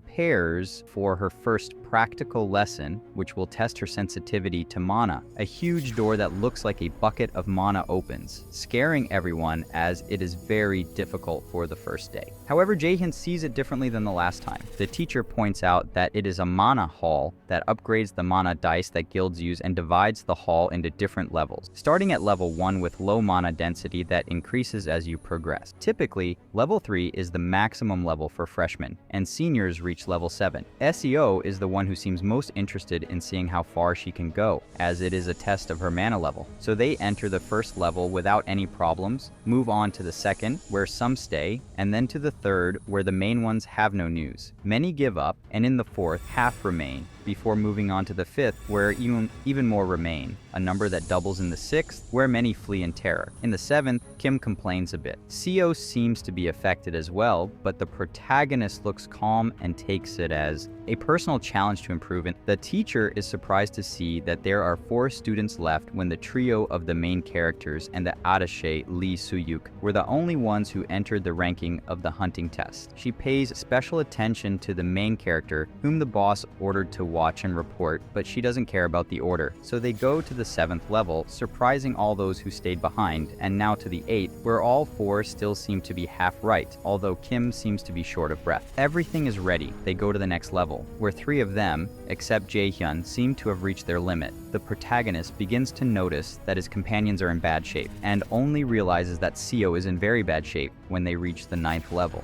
Jiyeon watches them worriedly, even though she can't help them unless they ask for it, because her crazy boss believes that crises help students grow, which is meaningless to her. For her part, Jaehyun tries to help Seo, who is just starting to see everything blurry and thinks about not giving up, as she grew up in a world where only the strong survive, and this represented her as a fox that scared and scolded her as a child. She remembers that no matter how much talent she has for magic, she will always be inferior to the warriors. She says in her mind that there is no future for the weak, and her eyes are practically lifeless. She accepts that she's lost again and must be stretchered off the plane. With that, Jaehyun passes another level and says that he lost and leaves, followed by the instructor, who tells him that this level is difficult even for her, but if it's okay, they should go together. As they leave, she looks at him out of the corner of her eye and notices that he doesn't seem to be having any real difficulty. Outside, Jaehyun is being congratulated for reaching level 10 while being watched by a jealous Soo-hyuk and a disappointed Seo. The protagonist approaches her, and although she seems fine, she has only suffered from overexertion. Meanwhile, Kim is worried about the protagonist, who claims to be fine, and teases her by suggesting that she take the towel off her neck because she looks like an old woman. Kim, annoyed by the joke in the face of his concern, calms down when he returns the question, and her answer is a very arrogant yes, with too much of a cheerful attitude. For Jaehyun, his concern is for Seo, whom he sees as more competitive than ever, if not obsessive, and he is glad that she didn't get hurt. He is aware that she will be harder to control in time, even if he cannot control her himself, but he knows that she, like Yu-sung, Hoyeon, and Saesong, changed their lives because of his intervention. He thinks about helping them as well as Kim, whom he stares at. Noticing this, Kim boasts that she is pretty with a big glowing aura that blinds Seo, while Jaehyun thinks that the exercise has touched her brain. Kim then goes into attack mode, but Seo stops her while the prota thinks aloud about the changes he will make in the future. Kim hears this with her good ear as she tries to hang him up with the towel, which the protagonist takes the opportunity to grab and dry her hair like a child, leaving it messy. This makes little Kim burn with rage for the work it took to fix her hair, while he questions this work and she interprets that he called her ugly. She understands that she spoke out of turn and starts to run away from the girl under the gaze of Seo, who realizes that Jaehyun will have it worse than her, although she is a little jealous seeing the closeness between the two. They pass Soo-hyuk, who is still jealous of the protagonist and calls his friend Min-soo for information about him while watching him being attacked by Kim. Min-soo, who feels like his servant, doesn't have much information. The red-haired man, annoyed, thinks he is a cheater, which his friend has no qualms in denying, as he misses his youthful version when he was apparently not an arrogant man who really thinks he can only be beaten by cheating. Min-soo is amused by this, knowing that Soo-hyuk would have beaten him without cheating, and recognizes Soo-hyuk as an emo who walks away upset. Later, Jaehyun talks to his teacher in his new luxurious room, where the teacher, teacher congratulates him on his score. He admits, somewhat humbly, that he was afraid that he wasn't the first, so she assumes that he had competition and understands that there are other good prospects that the protagonist wants to recruit and receives a generous offer of rewards in exchange for information. He tries not to tell her, but she makes it clear that she will get them by paying him more than he does, so he gives in and tells her about Seo Ina, Kim, and Hoyeon, whom he recommends for the guild. He also mentions the name of a student who is already there, Jae Sang. Although the teacher thinks that she already knows the name and that recruiting him might cause trouble with the guild of the boy's father. But when Jae-hun assures her that he is worth the risk and tells her that he'll become the world's greatest alchemist, she accepts. Later, with the arrival of the manager, Baek Ji-hyun appears and is allowed to pass. She is a well-dressed blonde who arrives accompanied by Appa's friend Yeonju. Baek seems to be a busy businesswoman who hasn't seen Yu-sung for a long time. When the teacher tries to shake her hand, she doesn't trust her and asks for a seat in order to ask her what she wants and what her relationship to the Healers Guild is. Baek remembers that although they are not friendly, he likes Yu-sung and goes shopping. This throws her off, but she still maintains her smile and assures him that they don't sell their members. Baek thinks he might think otherwise, but Yu-sung calmly knows that money isn't everything. She knows that this will not convince the blonde, who stands up when she hears the answer, although she only wants to be polite, in a battle of egos under the eyes of the managers, while maintaining their refined postures. When they disagree, they exchange a few last words before saying goodbye. Now, back at the academy, the protagonist impatiently awaits the results of the physical posture tests. When the data is uploaded, he sees that he is in second place, behind Hoyeon, and is annoyed that he could not beat the martial arts genius. He tries to calm down, but instead of succeeding, he becomes even more frustrated as he remembers his father and realizes that he is still not at the level he is looking for. Hoyeon is also there and watches him leave with her friends. Kim immediately asks him about his rank because it's not normal for a magician to achieve something like that, except for him, who trained as a warrior, something the girl seems to have forgotten. With that, the protagonist makes a mess of her hair and suggests that she train physically as well, which makes her angry and she tries to hit him, but Seo stops her. Kim Seok is also surprised by the protagonist's results and while watching him understands the boss's interest. Then he decides to start the second test, the AR room, which the protagonist recognizes as a test that pushes the students to their limit. It is a high-tech camera that transports them to an evasion test, which confuses Kim, to whom he replies that the test will only consist of facing and evading monsters in virtual reality, although if they kill them, they will get more points. The protagonist understands that since hunters fight monsters, they are useless if they cannot fight. Sok then gives them all a headset, which confuses Kim. The protagonist explains that it is a mechanism that supports the virtual reality image, which surprises the instructor. He confirms to her that it is a virtual reality wave receiver that alters the brain system to make the monsters look real, and that they use drones to project them. In this way, they are sure that they will not receive more than 5% of the damage transmitted by the receivers, which seek a feeling of realism and fear that can go from level 1 to 100, reaching up to 10 in this exercise, according to the instructor, who will form the groups to start. Group 3 is formed, with 2 female warriors and 2 mages. Among the magicians are Jae-hyun and Soo-hyuk, who takes the opportunity to ask the protagonist how he managed to win first place in the hunting competition, and politely asks him to teach him his trick. The protagonist tells him that there is no trick, but Soo-hyuk doesn't seem to be satisfied with that and suggests that he will find out by force. The protagonist, getting exactly what he wants, becomes defensive. The warriors, one very serious and the other more animated, see them fighting and have to interrupt them as they are being called to battle. The 4 of them wait in the virtual reality room for the countdown to end. Their first opponents are skeleton soldiers. The wizard, who has his heart in his fist, decides to stay on the sidelines. Unlike Jae-hyun, who rushes into the attack, ignoring the shouts of her teammates. Soo-hyuk is amused that he is attacking without a chance until he noticed something. The confident protagonist accepts that he fell for a provocation, but now he can't back down. He runs at full speed, activates a spell in his hand that glows blue, and finally throws it directly at the skeleton's face, hitting it to everyone's surprise.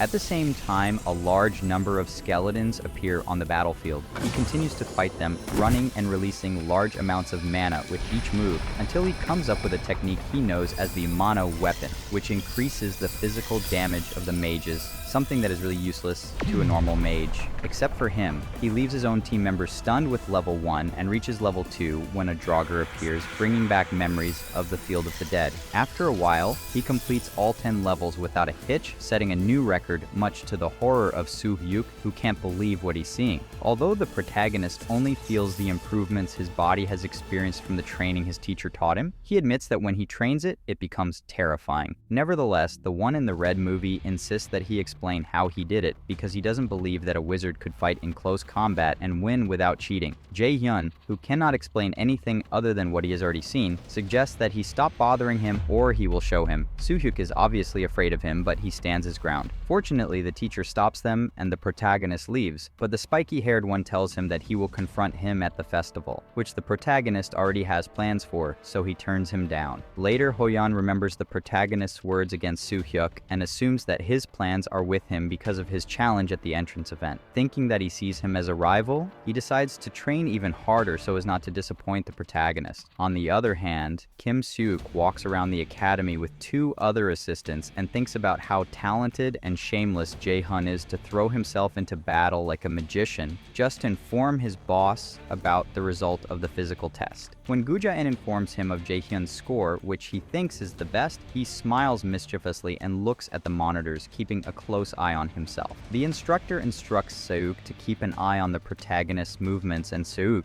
who is adored by the instructor, leaves with the other instructors, leaving the boss alone with his plans. Meanwhile, Jae-hyun reaches level 27 in Ra's room, which is his limit so far. Feeling that he has reached the level of a Class C raider, he must now rest and prepare for the dungeon drill, which he remembers as one of the worst events of the academy, due to a tragedy in which he was directly involved and in which he lost all the members of his team, leaving him as the only survivor. From that day on, he was blamed, stigmatized, and condemned for having survived, and he wanted to leave everything and stay alone so as not to disappoint his mother and the people who believed in him. He remembers this as he leaves the shop, doubting if he will be able to change things, remembering the guilt he felt in the past, feeling like a disposable being, until he makes up his mind and looks up at the sky with no intention of repeating the same life. Later in class, Kim arrives, dragging Seo to leave with the protagonist. Both of them remember that the dungeon training is coming up, which makes them nervous. Jae-hyun, on the other hand, is calm, so much so that Kim thinks he's already been in one. The protagonist only admits that he has often dealt with monsters, including her, and earns a few slaps from her girlfriend under the eyes of Seo, who gets jealous seeing them so close. Jae-hyun is spared the tender attack after he gives them both some potions and asks them to use them when they need them. They both thank him, although Kim does it in her own way. He, on the other hand, just wants to survive, and this time he will do it with effort. He prepares himself by concentrating mana to warm up before the event, as advanced skills like lightning chain or sacrifice can cause mana bounces if used constantly, which would hurt him badly. He plans to avoid all casualties by using his ability to physically strengthen himself by combining it with his core. His concentration is interrupted by the system, which sends him a mission called First Turning Point, directly telling him that after experiencing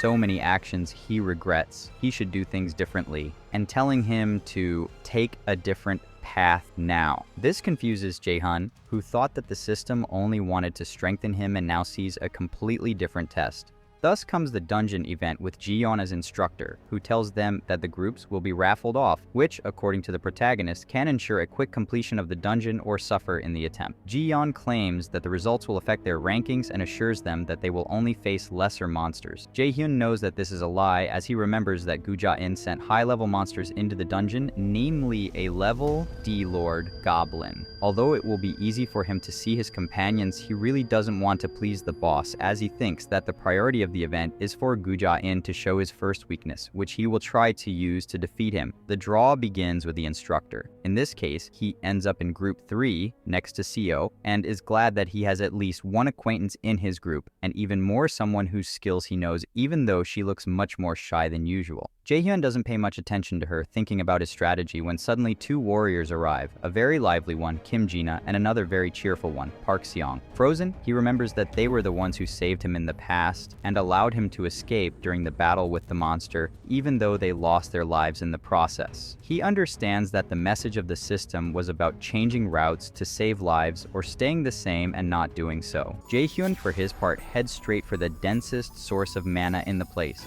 a purple jewel that acts as a core.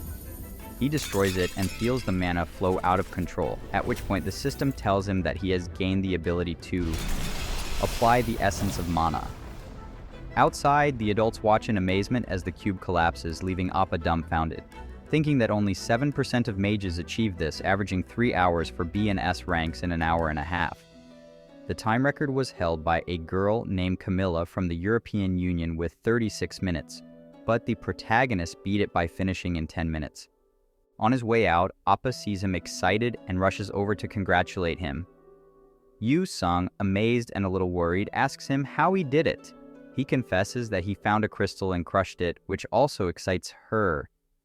She rushes to take it from his hands and looks at him in disbelief, knowing that very few could see the core, let alone destroy it, as the mana must be higher than that of the cube. Trembling with emotion, she must control herself to pose resolutely before him and promise him she will make him the most powerful magician of all. While Kim and the protagonist's mother wait for him in front of their house, Kim is annoyed by the delay. His mother, for her part, is worried and even more alarmed when she sees him arrive in a limousine, leaving them both confused. He waves to them from a distance, which makes her mother think he is up to something shady, while Kim feels jealous. Back in Jae-hyun's room, Kim tries to understand his change of heart, as he has apparently already done all the necessary paperwork for the magical change. She doesn't really believe him, though, because until recently, he despised the idea of being a wizard. She thinks he might be crazy. The protagonist prefers to play it down, insisting that he just changed his mind, even though she reminds him that he was so talented at magic that he chose to be a warrior for the money he couldn't get in that career. This triggers a flashback to the future in which Woman belittles the warrior class. Then he changes the subject and asks her why she is there. Apparently, Kim is staying there because her parents are traveling, and she settles into her bed. In front of the protagonist's eyes, who does not understand how she can prefer this small apartment to his big house. He sees her lying there, cheerful and playful.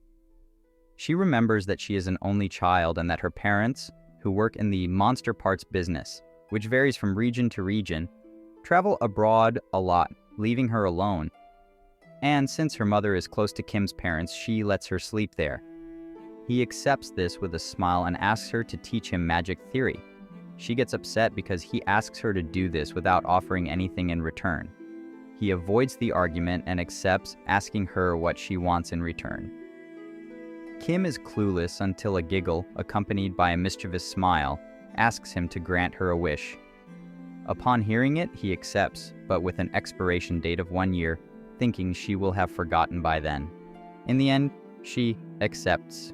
He has doubts about what kind of wish he wants, what made him put on such a serious and ugly face, which arouses the girl's anger, who promises to send him to the other world, and she is determined to do it. When she remembers how he left her the other time and attacks him with pillows while her mother calls them to dinner. The two boys seem to enjoy this game, which makes the protagonist feel that he is not so bad after all. Meanwhile, far away in a jungle full of monsters, Min Song ends up with a giant snake when a knight thanks him for his help in the raid and tries to recruit him. Min Song refuses, but the knight doesn't seem to take no for an answer and touches his arm, which awakens Min's murderous aura. This translates into a vision of darkness and chains enveloping the place and rising from Min Song's hand, as he hears a voice in his head telling him of human vulgarity and greed. Although he knows that humans are not the only ones like this, he manages to control himself and leaves after erasing the memory of the knight who remained. And so we return to Yu Sung in her training tights, ready to give the protagonist his first lesson by testing his reflexes in a sparring match. The protagonist thinks this is a very direct approach, but after what he has shown, it seems that his teacher has a lot of faith in him, as she's been waiting for him since the last time. She tells him to start and he immediately takes a fighting stance, which his teacher analyzes from his feet, knees, and shoulders and recognizes as a typical warrior stance. Hyun lunges with all his might, but to his surprise, he is easily stopped and has to retreat quickly, astonished that he could not land a blow. This is how he discovers the level of the S ranks. For her part, his teacher confidently approaches him and tells him that from now on they will drop the formalities, and she gives him his first lesson.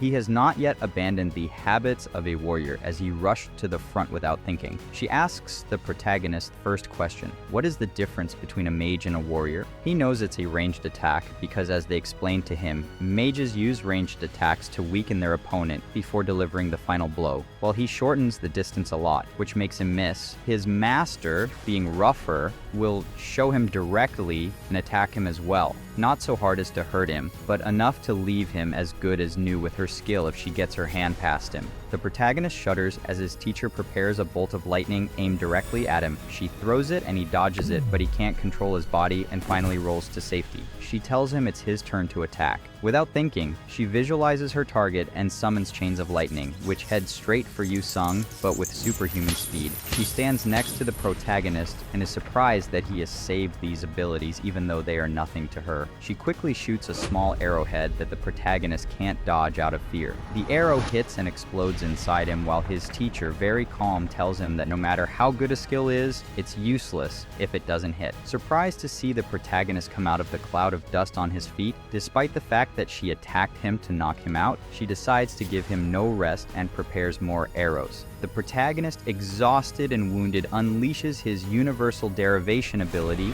and seeing the formula, destroys the arrows. Yu Sung watches his spell being reverse engineered and asks him how many surprises he has left. Then a chain of fire appears next to her that she can barely block, surprised by the speed and power of someone she hasn't trained, and continues to block the chains he throws at her. He also notices that the protagonist uses spells without enchantments. Although he knows that some can use silent techniques, this novice does not seem to be one of them. For his part, the protagonist only knows that he can't find a way to attack, and he's almost out of mana since he's far from her level. In no time, she approaches and knocks him down, to the bewilderment of the protagonist, who did not see the blow coming. From the ground, he sees a confident Yu Sung standing up. She goes over to offer her hand to help him up and is truly amazed by his fighting, spells, and drifting, which makes her think that she can learn a fighting style that only Jaehyun can master. With a big smile, she asks him to call her master from now on and congratulates him on becoming her apprentice. Later, a distracted Jaehyun is yelled at by Kim, who is in study mode, or at least wearing the outfit because he is actually eating. Annoyed that he's not paying attention to her, he claims to hear her but is more surprised that she's still eating ice cream, having already consumed 4 liters. She continues to enjoy herself while explaining the types of magic to him with drawings, combat, buff, and healing, plus some sub-variants. However, he pays more attention to her drawing talent. His concentration is diverted to the system, which insistently points out his improvements, no matter how small, as if urging him to keep improving.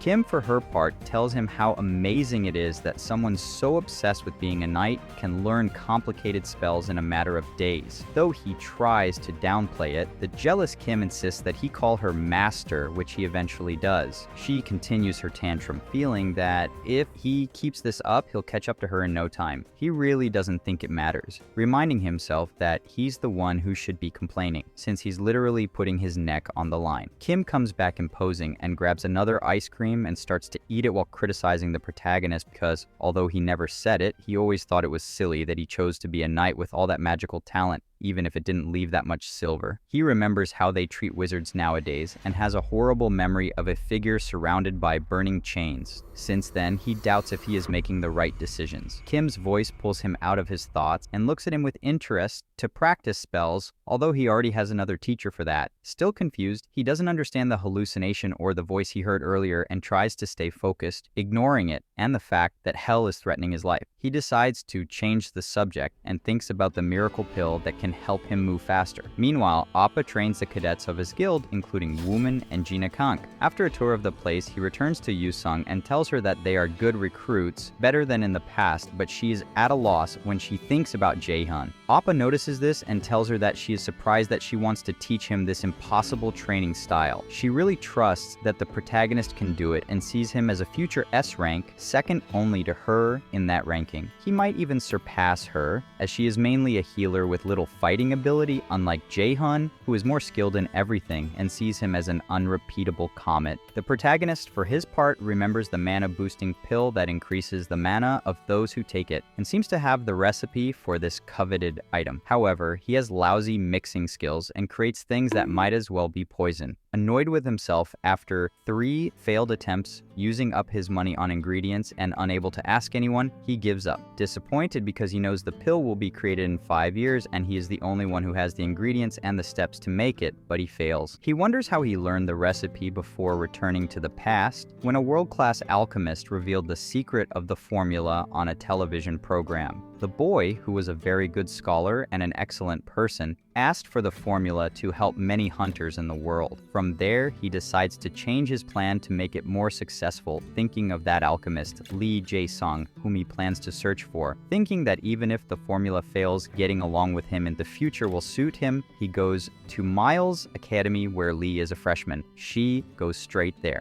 Sometime later, his mother returns and upon finding the failed attempts of her son's homunculi, thinks that they have fallen victim to a criminal who uses kitchens, so she becomes very nervous upon seeing the scene and defends herself with a saucepan. Meanwhile, the protagonist remembers that after the appearance of the tree, a few awakened people quickly settled down. Among them is Lee Jae-shin, aka Swiftsword, who seemed to be the successor of the first Awaken who existed and disappeared, and now he is looking for his son. Arriving at a transportation center, he asks a girl to take him to Dangae, a place forgotten by all, destroyed and full of monsters, where people still travel for one reason and one reason only. The girl knows this and is surprised to see a cadet from the academy. He denies being one as he is only a prospect. Later, when she arrives at the place, she sees the huge dome that protects the academy. He walks towards it, thinking about all the horrible memories he lived there. But he has no time to think and decides to enter, leaving behind the area where monsters might still be lurking. Now he has to concentrate on Jae-sang, who he only knows is in the cavalry faculty and that he doesn't like fighting and has no talent for it. Not knowing where to go, he decides to check the halls until he hears a crowd of people who seem to be watching a fight that they don't want to interfere with so as not to get into trouble. Seeing this and hearing the word stutterer, he decides to intervene and pushes his way through the crowd, opening a door and grabbing Jae-sung, who falls into his arm. Jae-sung stands up apologetically, while a bully looks at him angrily for trying to steal his loot. The protagonist calmly sees that he has achieved his goal. Now that she has him in front of her, she asks him if he is okay. Just then, the bully comes and lands on Jae-hyun's back. Speaking very close to his ear, he interprets that it is his older brother, as the boy never talks about his family, so everyone thought that the monsters ate them. The bully suggests that the protagonist wait outside, but the bully quickly pulls him away to talk to Lee, suggesting that he go to the infirmary. This infuriates the bully, who angrily grabs him by the shirt. The prota, who has not yet reacted, remembers how his friend Kim taught him magic with water and a spoon to visualize the image he wants, remember the formula, and build his spell. With this first idea, she remembers her teacher's technique, a beam of light that shoots like arrows. So she learns the sacred arrow technique and uses it on the bully, who ends up with a broken arm and screams in pain. The funny thing is that no one seems to care. Both Jae-sung and the curious onlookers are just surprised that he didn't use incantations. They also doubted whether the bully was really strong or just a braggart. When the bully heard that his reputation was in danger, he desperately tried to attack with his sword. Instinctively, the protagonist tries to dodge, but remembering his teacher's lesson, he prefers to create a barrier of mana. The sword bounces violently, and the bully is thrown into the air. Jae-hyun moves forward, grabs the bully's face, and begins to squeeze it hard, asking him if he is done with his attack. However, the bully seems to want to keep fighting, so he basically executes him with his holy arrow in the face, knocking him out in front of Jae-sang's astonished eyes, who stares at him until he looks back, terrified. Although Jae-hyun now has to deal with the bully he overdid it with when he sees his mangled face, he doubts if it was him or if the bully was already ugly. With no other choice, he pulls out a potion that Jae-sang seems to recognize. Seeing how the liquid falls on the bully's face and he begins to heal, the protagonist, confident that he is fine, plans to take Jae-sang to the infirmary. Later, the protagonist walks with Jae-sang, who follows him silently until he finds the words to confirm that they are not going to the infirmary. Jae-hyun is just looking for a quiet place to talk to the shy boy who thinks he was sent by his father.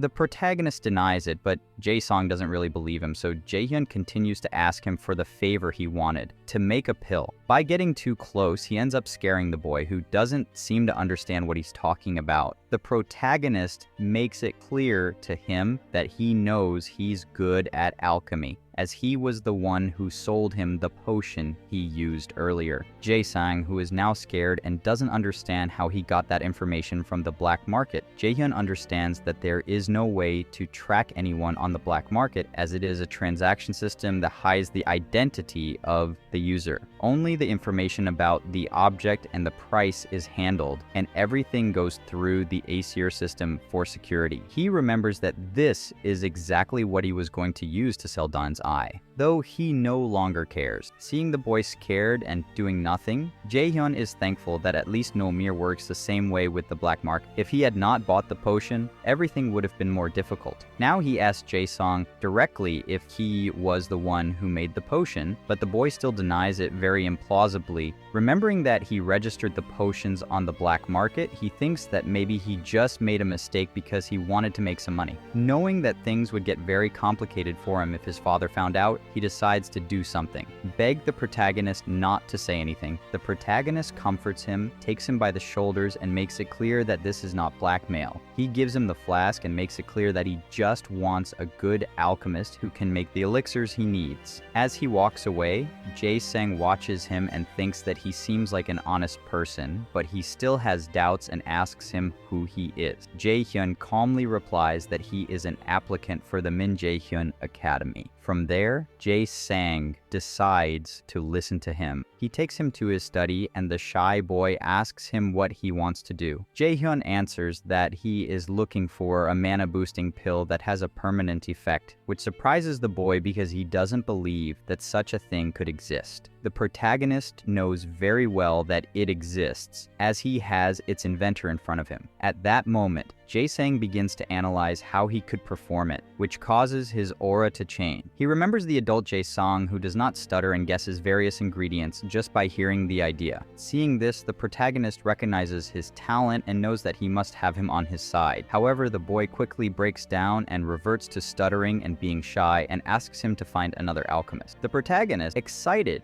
jumps at him and assures him that he wants him to be the one. He thinks that although anyone else could do it with the ingredients, Jae-sung's talent is overwhelming. He promises to give him whatever he needs. The boy accepts, even though he's afraid of failing. Jae-hyun calms him down by telling him that it's normal to be afraid of failing because it's impossible to be successful all the time. With that, and knowing that he would never make it past the first step himself, he decides to bet on Jae-sang, who, seeing the trust he has in him, accepts. Later, the shy boy remembers the protagonist's words and how he trusts him, something very different from what his life has been so far. Considering himself a coward unlike his brothers, after losing his mother and being left alone, unable to get his father's approval, feeling miserable, he now feels this trust in him and cannot help but cry, seeing that he no longer has the pressure to be perfect, and this goes very deep. For his part, the protagonist prepares for his first mission, Hell's Test. Time flies and he has only 10 days left to fight the Night Shadow. The protagonist continues to train, dodging holy arrows in front of his smiling teacher, who seems to have no intention of giving him a break. He dodges as best he can, blocks with magic to prepare his own arrow throw, and bombards Yu-sang, who fights back.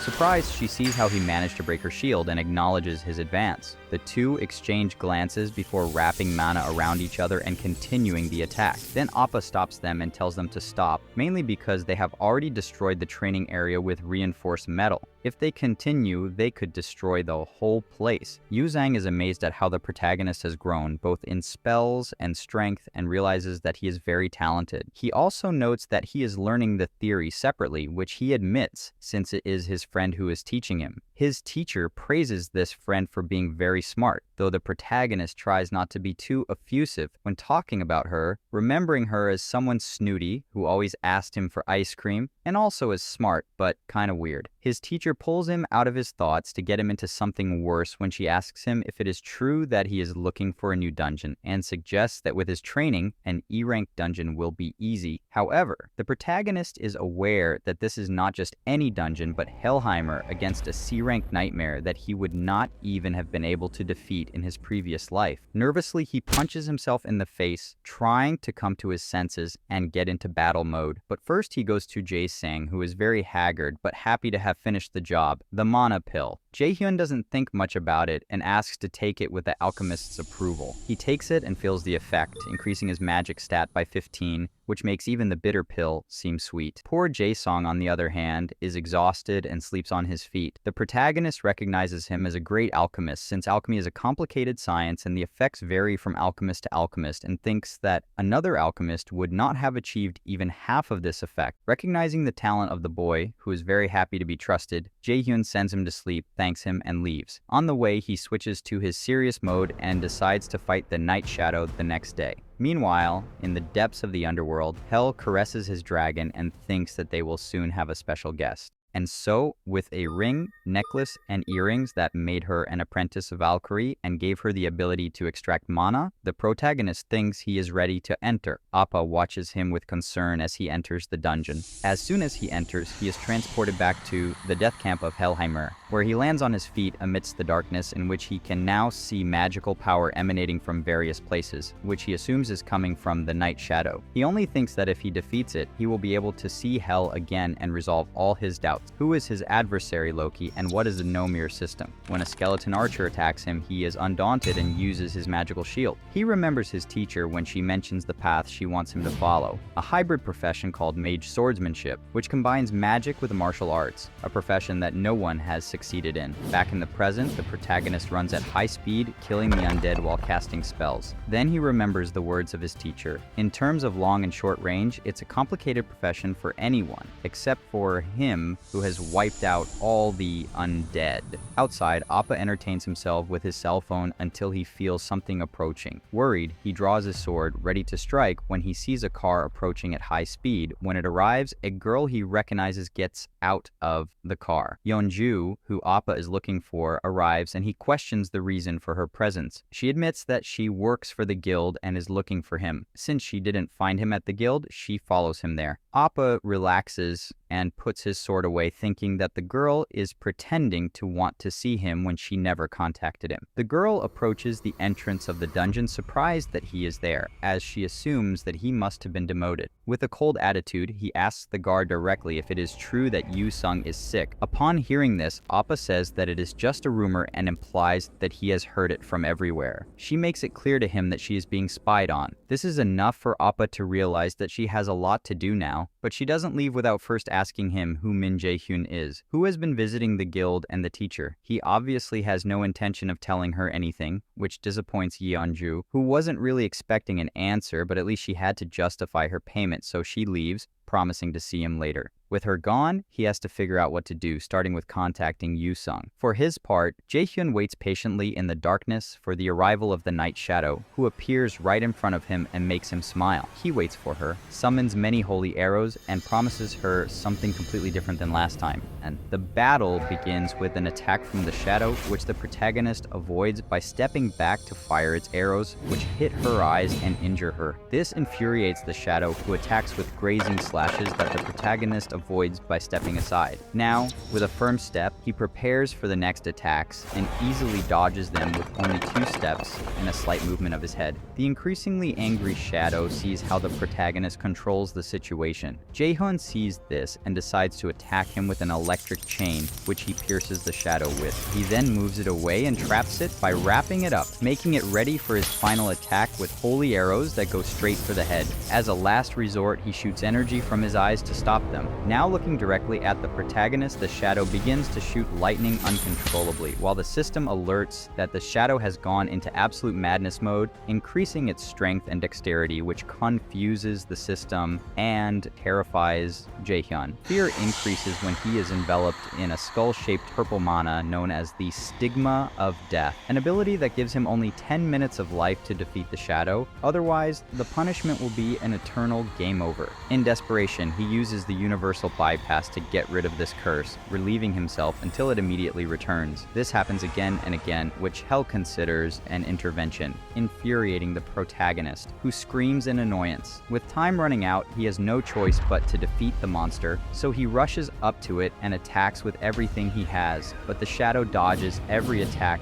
The protagonist tries, and he begins to despair as he sees the shadow clearly taunting him and tries to dodge it until time runs out. Determined not to waste any more time, he activates his chains, attempting a wide area attack to prevent the shadow from escaping. He wraps his body in the lightning chain, but before he can do anything, the shadow roars in such a way that it causes a great shockwave that nullifies the protagonist's magic, sending him into fear and making him fall to his knees with a great debuff on his abilities. Still confused, he tries to dodge a blow that hits him and realizes that this fear cannot incapacitate him for that long. Now, wary of the previous attack, he plans to avoid activating Judgment of Light for fear of being blocked, leaving him without energy. Looking for another move, he thinks he may have damaged a shadow's eye with his first strike, seeing it as a blind spot. He uses his mana to cast a wind boost, creating a blizzard that closes the battlefield. However, the shadow does not receive the attack. As the dust clears, a glowing orb of mana appears in the hands of Jaehyun, who was not looking for a direct attack, but time to create a gigantic light bomb that heads straight for the shadow. The light envelops the creature, which screams in pain, making the protagonist confident that he has the victory, but it does not give up,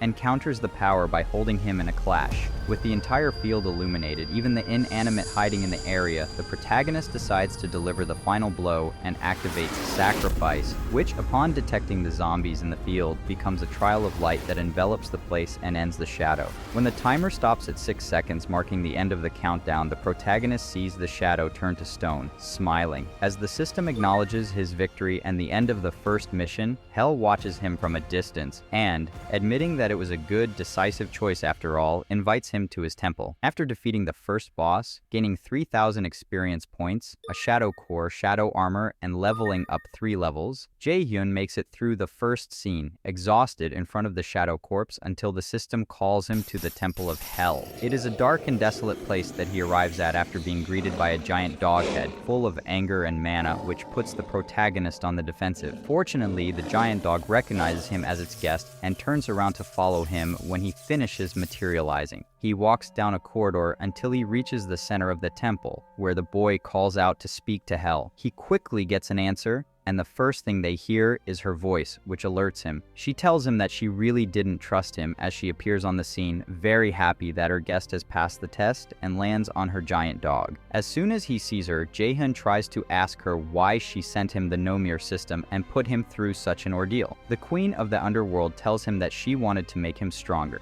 The protagonist hesitates, but she replies that he was born that way, destined to be the strongest monster in the Aesir, to finish Odin, which is what Loki is trying to do with him, leaving him even more confused. She condescendingly tells him that he shouldn't understand because she doesn't want him to, and it would be unfair to him. Jaehyun tries to protest, but she immediately silences him by putting her finger over his mouth and assuring him that they won't understand the reason why they are playing with the gods. Lowering her finger to his chest and coming very close to his face, she makes it clear that it is not only the gods of Aesir who are intervening. As she pushes him into the darkness where he begins to dive away from Hell, she makes it clear to him that the whole world is coming to an end. In Odin's fear, he can only rely on the great monster of the prophecy, whom he asks to come back stronger. With the protagonist gone, Hell and his giant dog turn their attention to a spy. The protagonist, for his part, lies on the ground outside, frustrated that his doubts have not been resolved, though at least he has Hell's gift, an ability called Hell's Blessing that deactivates all altered states directed at him. Elsewhere, back in the underworld, Hell is still talking to a figure shrouded in light, whom he recognizes as old Mimir. Her infernal dog tries to attack him, but she stops him. The light acknowledges that he is a loyal friend, though he was only there to learn Hell's opinion of Jaehyun. She admits that it's too soon to say anything, but the old man under the light sees her as much more interested than she lets on. Hell relents and admits that she is amazed at his growth and how he has overcome adversity, which Mimir agrees with. She questions whether she is really there just for that, and when the old man refuses, she grows weary and makes her anger clear, telling him to stop pretending. She has noticed the splitting of the boy's causality and also the eye he wears. Mimir gives up and calms her and is asked what he and Loki are hiding. The latter cannot answer, for it is not yet time for this destiny to be fulfilled. She accepts him, determined to leave, and warns him that she will not stand idly by as she sees Jaehyun as immature for his destiny. as the prophecy will bring him several challenges and he will need a guide. He pulls out a purple mana ball from his chest and releases it, thinking that he needs a guide to keep him on the right path. Time passes, and with only one day left before the academy starts, Jae-hyun is walking around a shopping mall in a very annoyed state. This is noticed by Hana, who is with him, and the protagonist tries to pretend that he is fine and continues his shopping tour. However, he keeps remembering that all his efforts have gone unanswered,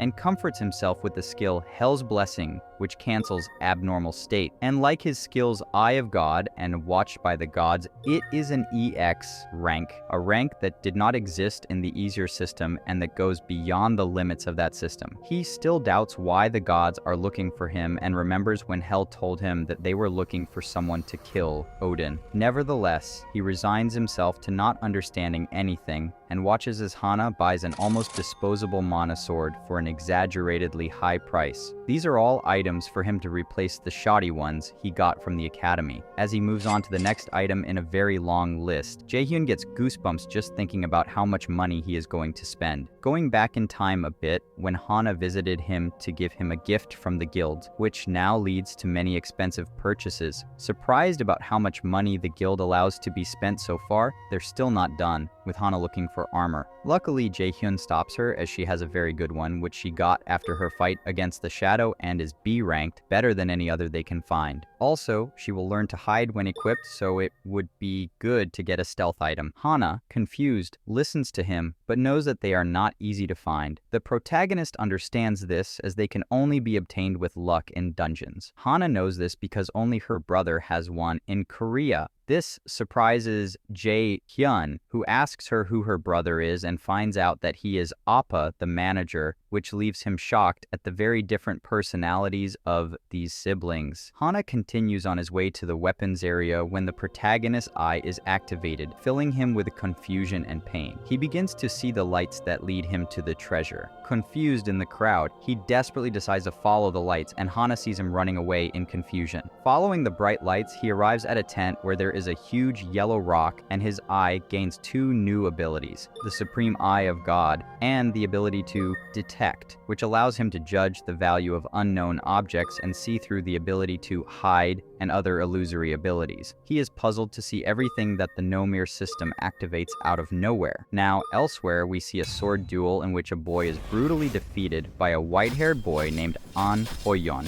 a duel witnessed by several people who are not surprised by his victory. According to them, his opponent was good, but Hoyeon is smarter. The boy worries about how he left his opponent, who remains uncomfortable when the onlookers call him the future S-grade raider until his father arrives to congratulate him on such an easy victory and tells him not to trust him, telling him to find him after he takes a shower. The latter, too obedient, does so, takes a shower, and thinks about how uncomfortable he is, tired of being a mechanical piece without any will, hating his current situation, not being the kind of raider he wanted to be, thinking about where he went wrong. Jae-hyun, on the other hand, looks at the item called Mistiltein, which is of growth rank and represents the branch that ended the life of Odin's son, Baldur. This item grows with the user and has an unknown magical power and a second effect. It learns to detect magical power, allowing it to see the flow of magical power and improve mana detection. All of this is recognized by the eye of the protagonist, who is surprised to encounter such a thing and thinks that it is a joke of the system. All this happens while Hoyeon walks behind him. The boy makes many excessive purchases for his training, although he would rather spend the money on his hospitalized mother. However, his angry father tells him not to worry about anything but training. With this, the boy has no choice but to shut up and continue walking around the mall, being recognized by everyone as a martial arts genius, but not feeling good about it, feeling like a zoo animal. He remembers his awakening as a child when he saw the smile of his loving mother. For her, he dreamed of becoming a hunter to help his family get out of the dark and poor world they were in. But for his father, it was just time to turn him into a tool, a simple machine that only obeyed orders. Feeling pathetic, he doubts that he will be able to endure the 3 years in Malayas like this. His thoughts are interrupted by an announcement announcement from the city warning of a breach in the dungeon where demons have escaped. Surprised by the news and the chaos that ensues as the staff tries to protect everyone, he waits for the raiders to arrive. Hoyan, paralyzed in the middle of the square, hears his father telling him to evacuate as he cannot fight. Otherwise, he might get hurt before the entrance ceremony of the academy, which would affect his chances to rule Korea in the future. The distracted boy thinks that his father is right and that he should let the raiders take over, but he also wonders how many wounded there will be before they arrive. Seeing this situation as an opportunity to prove his worth as a raider, he decides to ignore his father's cries and, thinking of his mother in the hospital, resolutely walks into the danger. Despite this initial bravery, when he finds himself in front of the goblins, he is completely paralyzed, unable to move more than his trembling pupils, full of fear at the sight of the demons. He tries to get his body to react, but fails, disappointed that he is only afraid of low-level demons. Frustrated, he sees one of them heading straight for his head, preparing to receive the blow, until the demon is eliminated by the protagonist, who appears from the sky and crushes it. We flash back a while to Jae-hyun spending a lot of his personal money in the unknown items section, where he buys what Hana recognizes as a piece of rock, though it's actually mistil tin. He understands that without the system few can recognize it, so he prefers to keep it for no further explanation and follows up with Hana, telling her that he won't buy a gun either, which annoys the girl.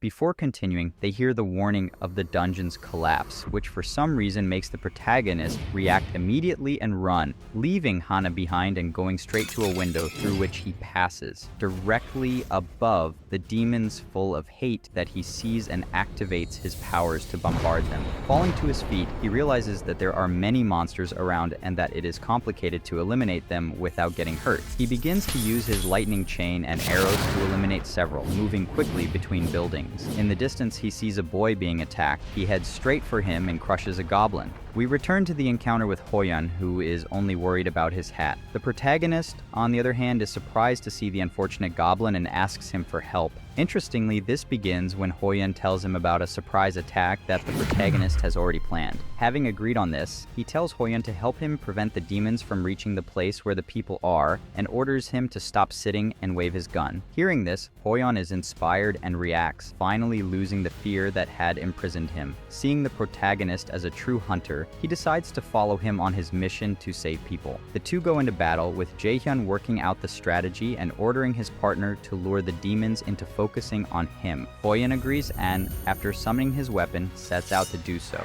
He positions himself firmly, thrusts his sword and activates the ability Roar of Provocation, which affects creatures in a distance of 50 meters and reduces their attack. He uses it again and again to lure as many goblins as possible. Jae-hyun is amazed to see him using an advanced technique so many times and recognizes the boy's talent, although unfortunately, in the future, due to his mental weakness, he barely made it to B rank, lost his reputation, and was nicknamed the Unlucky Genius. He believes that if he can help him, the white-haired boy will be useful for his purposes and for the world. Activating his chains, he prepares for battle and covers Hoyan's back, who is also ready. Later, after a long battle, they both finish off the goblins, exhausted, when a man in a trench coat appears as part of the raiders' agency. Park Hyun-hoon, who doubts that two boys have killed all the demons. They're nervous and unresponsive, so it's hard to explain to the raiders' bosses, so Jae-hyun tells him not to say anything. This is illegal. But for the protagonist, it is only illegal if someone finds out. Park Hyun doesn't accept this, but if he doesn't want to draw attention to himself, he promises to minimize it. The protagonist prefers to give all the credit to Hoyan, and Park Hyun agrees. Hoyan, on the other hand, hesitates because he knows that the protagonist has done everything, even though Jae-hyun only wants to avoid his father's attention. He doesn't know how he will react if he finds out everything he did during that time, especially for his mother. He is determined to keep a low profile until he gets his revenge, and he is determined to get stronger in order to eliminate him in the cruelest way possible. Hoyon, still hesitating, remembers that the reward would be very useful for his mother's treatment and that his goal is to make her proud, so he can't let her lose her pride over something like this. Luckily, Jae-hyun gives him a little help when he sees him being so thoughtful and tells him that he did a great job attracting the monsters, so he deserves the reward. Finally, he accepts because he doesn't want to lose a friend like him. With that, Park Hyun ends the situation and the protagonist leaves but is stopped by Hoyan, who who asks for his name and phone number and calls him Sir. The protagonist tells him not to call him formally since they are the same age, and will meet at the academy. Hearing this, Hoyeon is shocked, and so time passes. The entrance ceremony of the academy takes place where Jae-hyun and Kim are present. However, the ones who stand out are Hoyeon and another pretty girl named Seo-ina, whom the protagonist recognizes as the most popular raider in the future, someone who could be useful to him but with some fear. He prefers to keep his distance and is satisfied with all his allies. Kim hits him because he sees him staring at Seo, who stares back at him. They are interrupted by the speech of the head of the academy, Gu Ja-in. The protagonist immediately looks at him with hatred, remembering that he had something to do with Kim's end, whom he wants to prevent from dying. He asks her to take care of herself at the academy, and she, happy because she cares, assures him that she will be fine. Jae-hyun, uneasy, thinks that Kim will soon be among the top 3 in magic, which seems to bring her to her end as well. After the ceremony is over, Gu Ja-in announces the initiation event among the seniors and freshmen, creating a magical circle of transportation that envelops everyone, surprising everyone. Even the startled Kim, Jae-hyun, in protective mode, desperately runs to hold her hand. Meanwhile, at the Lotus Guild, Appa warns Yusung about Jae-hyun's admission to the academy, something she forgot because she wanted to send a message of support to the prota, who will be busy with the event for the next 3 days and won't be able to contact her. Luckily, Appa sent her a message on behalf of the teacher, and the protagonist replied not to worry. Back to the event, which now takes place in another room, the protagonist asks Kim if she's not hurt, and although she doesn't look like it, she's in shock. Nearby, Seo-ina, the magician who changed the way we look at magicians, with higher magical aptitude and future S-rank magician, also lands. Although he is very nervous, he manages to calm down, takes a deep breath, greets them in a controlled manner, and Daniela, for her part, does not do the same, hiding behind him, making him her interpreter. The warriors look at him with some amusement. Seong hopes to meet her on the way. Gina is more direct and tries to talk to Daniela, who doesn't seem to be interested. Jae-hyun just watches the 2 happy boys, just like he remembered them. This little burst of happiness is interrupted when she starts talking about strategy, which indirectly saves her from socializing. With Hyun as their leader, they start their plan, which includes a warrior in command who is not allowed to hesitate in case of an attack. Seong is the first to congratulate the protagonist on the plan, and everyone agrees. Just as the instructor gives the order to start, all groups go to their dungeons. From there, Jae-hyun sees Group 4, which includes Kim and Oyeon, who reassures him that his friend will be safe. With the instructions given, all groups enter the dungeon, led by the protagonist. We quickly move on to Group 4, who are exploring their mine-like dungeon, where one of the mages is scared when they encounter the goblins. According to the other random guy, they can also find rare minerals, which attracts the attention of Kim, who expects diamonds. Meanwhile, Hoyeon moves forward, goes on alert at the same time as Kim, and alerts the others. The red-haired magician sees that they are surrounded by goblins, but Hoyeon doesn't seem to be worried since they are of low rank. Still, she prefers not to let them accumulate more, so they decide to eliminate them quickly. Kim soon uses a light bomb to blind the enemies, which Hoyeon easily finishes off while the other anonymous warrior does what he can. The mage, on the other hand, does not see the incantation that Kim uses to summon her spell and turns the wind into gusts that she uses to finish off the other monsters. In this way, Hoyeon does some damage control. The 2 girls are in perfect condition, but the warrior Seo falls to his knees without oxygen.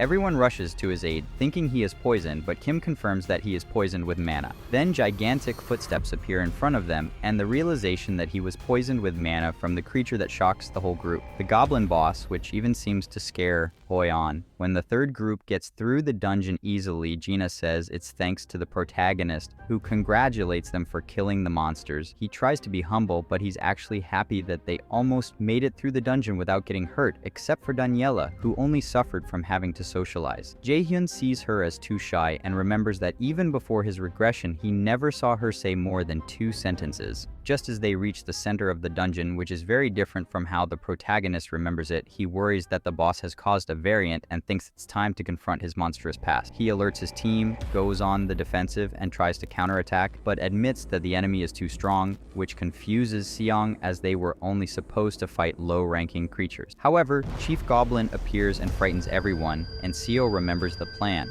But in the face of the attack, Seong hesitates and tries to pull herself together, and Seo protects her with mana armor. Then the knight manages to draw attention to the attack with Provoke, giving Jae-hyun a clear path for his attack. strengthening his body with magic and attacking the goblin boss with everything. SEO, shocked, thinks it's all over, but her expression changes when she notices, like the protagonist, that the boss is regenerating. Jaehyun smiles when she realizes that she didn't expect this twist. At that moment, a new mission is unlocked, telling him that the real enemy is Odin's ravens, with the Raven Hunter mission. To earn a blank card, you must hunt down 5 of them, but if you fail, it will be the end.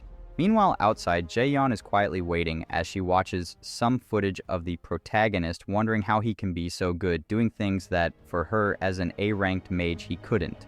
Thinking it's a matter of time before they pass the test, she welcomes the departure of the first group, seeing Kim arrive very upset, running towards her, telling her that there was a big problem. Seeing the rest of the group leaving with an injured one being carried by Hoyeon, Jiyeon, upset, asks them what happened.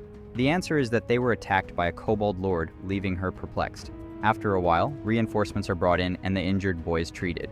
But Kim is only concerned about Group 3. Hoyeon joins the worried ones, leaving the instructor, who watches the dungeon door, pensive. She contacts Gu Ja-in to ask him to send the emergency team. He calmly states that they will send it, but his calm attitude ends up scaring Jiyeon to death. Meanwhile, a huge explosion and a flash of lightning mark the return to the dungeon where Seo and Gina lie badly injured on the floor. Seong seems unable to continue the fight, and Jaehyun is surprised to see that his opponent is not just a mindless beast, but is being manipulated by a raven of Odin. Recalling the mythology in which Odin used 2 ravens to hold all the knowledge of Asgard, Hugin, representing thought, and Munin, representing memory. Crossing glances with the monster, Jaehyun recognizes the power of the B-rated creature with regeneration, enough to accept that he cannot defeat it. He thinks about running away, but after saving Seo with a mana shield, he understands that what he did in the past was running away, which causes him regret and prevents him from feeling that again at any cost. So he falls for the provocation and decides to keep fighting. Determined, he sends everyone out of the dungeon while he takes care of everything. Seong doesn't want to leave him alone, but he doesn't realize that he's about to be attacked by some smaller goblins, which the protagonist stops, with the excuse that he can fight and protect at the same time. Just when the boss takes the opportunity to attack, he is saved at the last moment by Seo, who with a determined look wants to stay and help him. Seeing that he won't change his mind, Jaehyun agrees and sends the other 2 outside to get the instructor. Although they don't want to at first, they finally give in and promise to come back with help. With that, the duo prepares for battle. SEO covers the protagonist by summoning his divine sword while he attacks the boss head-on, who repels him, but in this attack he notices how the creature's body begins to disintegrate. The protagonist recognizes this as an excess of mana caused by Odin's raven overloading the goblins from the shadows. So he activates Mistletoe for the first time, which allows him to increase his field of vision and activate magic detection. Surprised by the power of the goblins, he notices the threads leading to his true destination and smiles at the sight. Then, determined, he materializes his chain to tear it apart. Sometime earlier, it seems to be Hugin who informs Odin and the gods in Asgard that he has found Mistletoe, which was stolen from the storehouse, assuming it was Mimir. Odin asks him where it is, and Hugin says they have it in Midgar, the prophesied enemy. Although Thor does not consider it important, the others do, since it was thanks to this weapon that they lost Balder. So Odin sends his raven to see if the enemy has made contact with the resistant Aesir. Hugin accepts the mission. Meanwhile, the instructor Kim-sak tells the boss that they haven't found anything yet, and the boss rejoices, gloating that he will soon have the protagonist under his control according to the commandments of Odin and the Aesir. We return to the dungeon, where the protagonist mows down the boss goblin, who continues to attack despite his wounds and shatters the lightning chains so that the protagonist can only retreat until he arrives next to Seo, whom he asks to cover him. However, the girl seems to have reached her limit. The latter understands this, as she will soon feel the backlash of mana and understands that even if he manages to defeat the creature, she will surely die from the excess magic, leaving him even more confused as to why she continues to help him. Remembering how he decided not to trust anyone after wombing, he still decides to trust her on this second chance Determined, he tells her to get it over with as he watches the strings controlling the monster.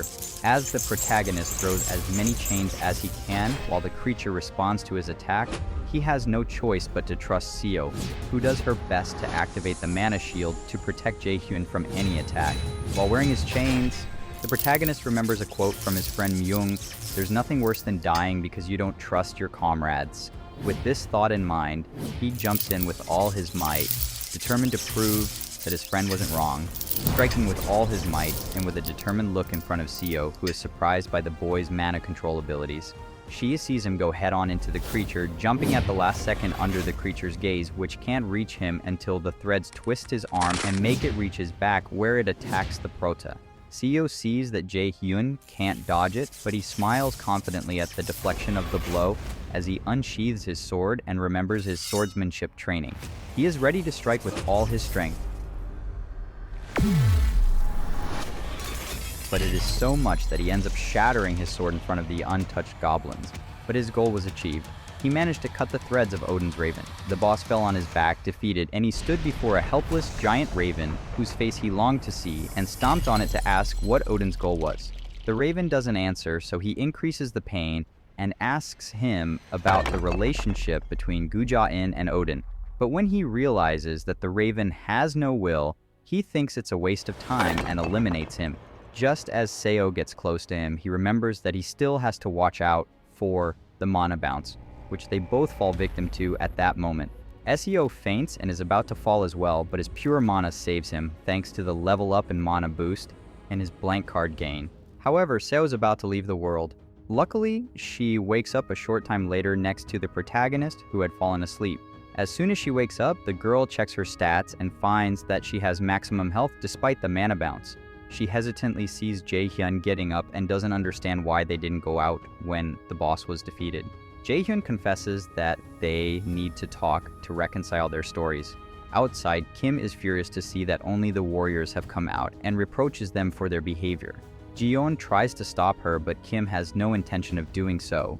Luckily, Hoyeon hears the door open and runs to stop Kim to tell her that her friends are back. The mage duo gets out unharmed, with Jaehyun too calm at the sight of the fight. Jiyeon is surprised as well, because according to the inspection group, it was impossible for them to survive a B-ranked monster.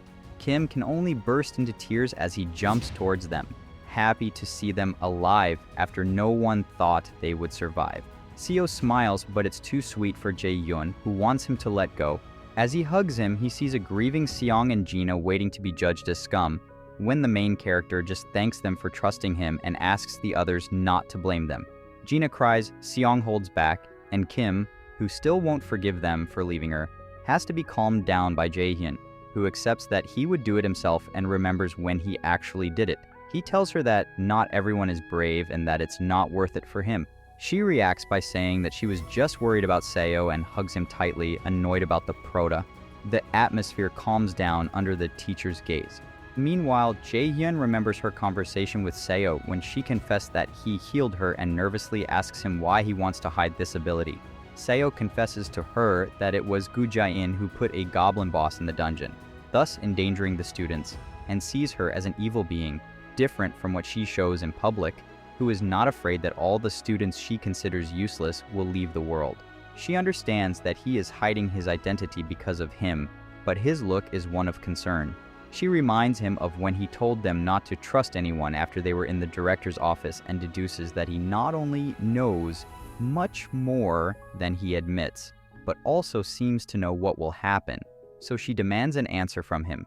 Jaehyun, surprised by the reaction, knows the danger he is in if he tells her more things, and although he thinks about it, he thinks about trying to play with her mind, but he quickly comes to his senses and thinks that he can't do that because it wouldn't be right. Clenching his fists, he has no choice but to answer none of her questions for her sake and ask her to leave it at that for now.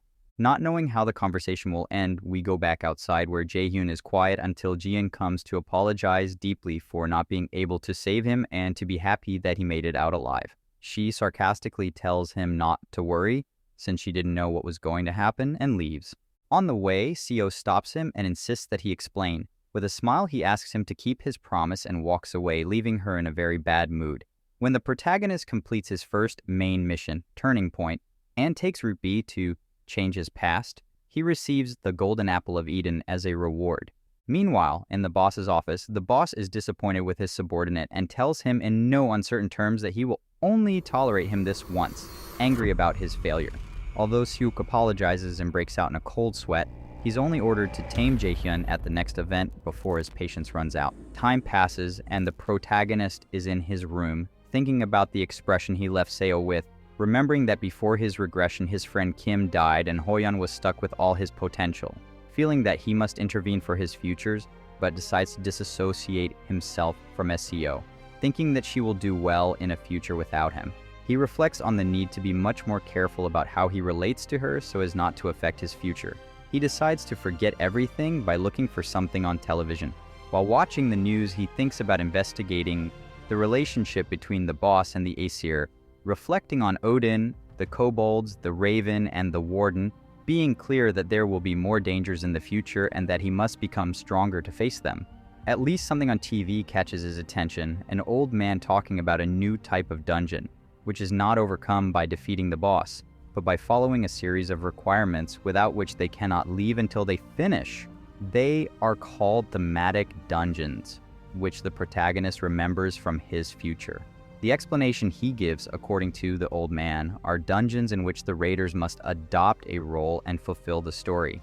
These dungeons are not very enjoyable except for the hidden pieces, which can be a variant of treasures, objects they call the God's Disposition, which convince any raider to face them no matter the difficulty.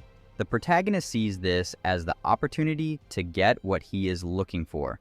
Meanwhile, in the girls' dormitory, Ezio drinks tea while apologizing to Kim for worrying her. She, cheerful as always, tells him that she only cares that they're both okay, looking very tired from crying. Although her concern is that Jae-hyun might have been mean to Seo since she knows his bad personality, Seo puts on a worried face again, which makes Kim upset, thinking that he was mean to her. Seo tries to calm her down, telling her that she just sees how the prota trusts Kim a lot, and that she wishes he would trust her more too, thinking it's because she's still so weak. Seeing this, Kim hits the table hard, surprising her, only to then, very animated, ask her to forget about Jae-hyun and go eat somewhere.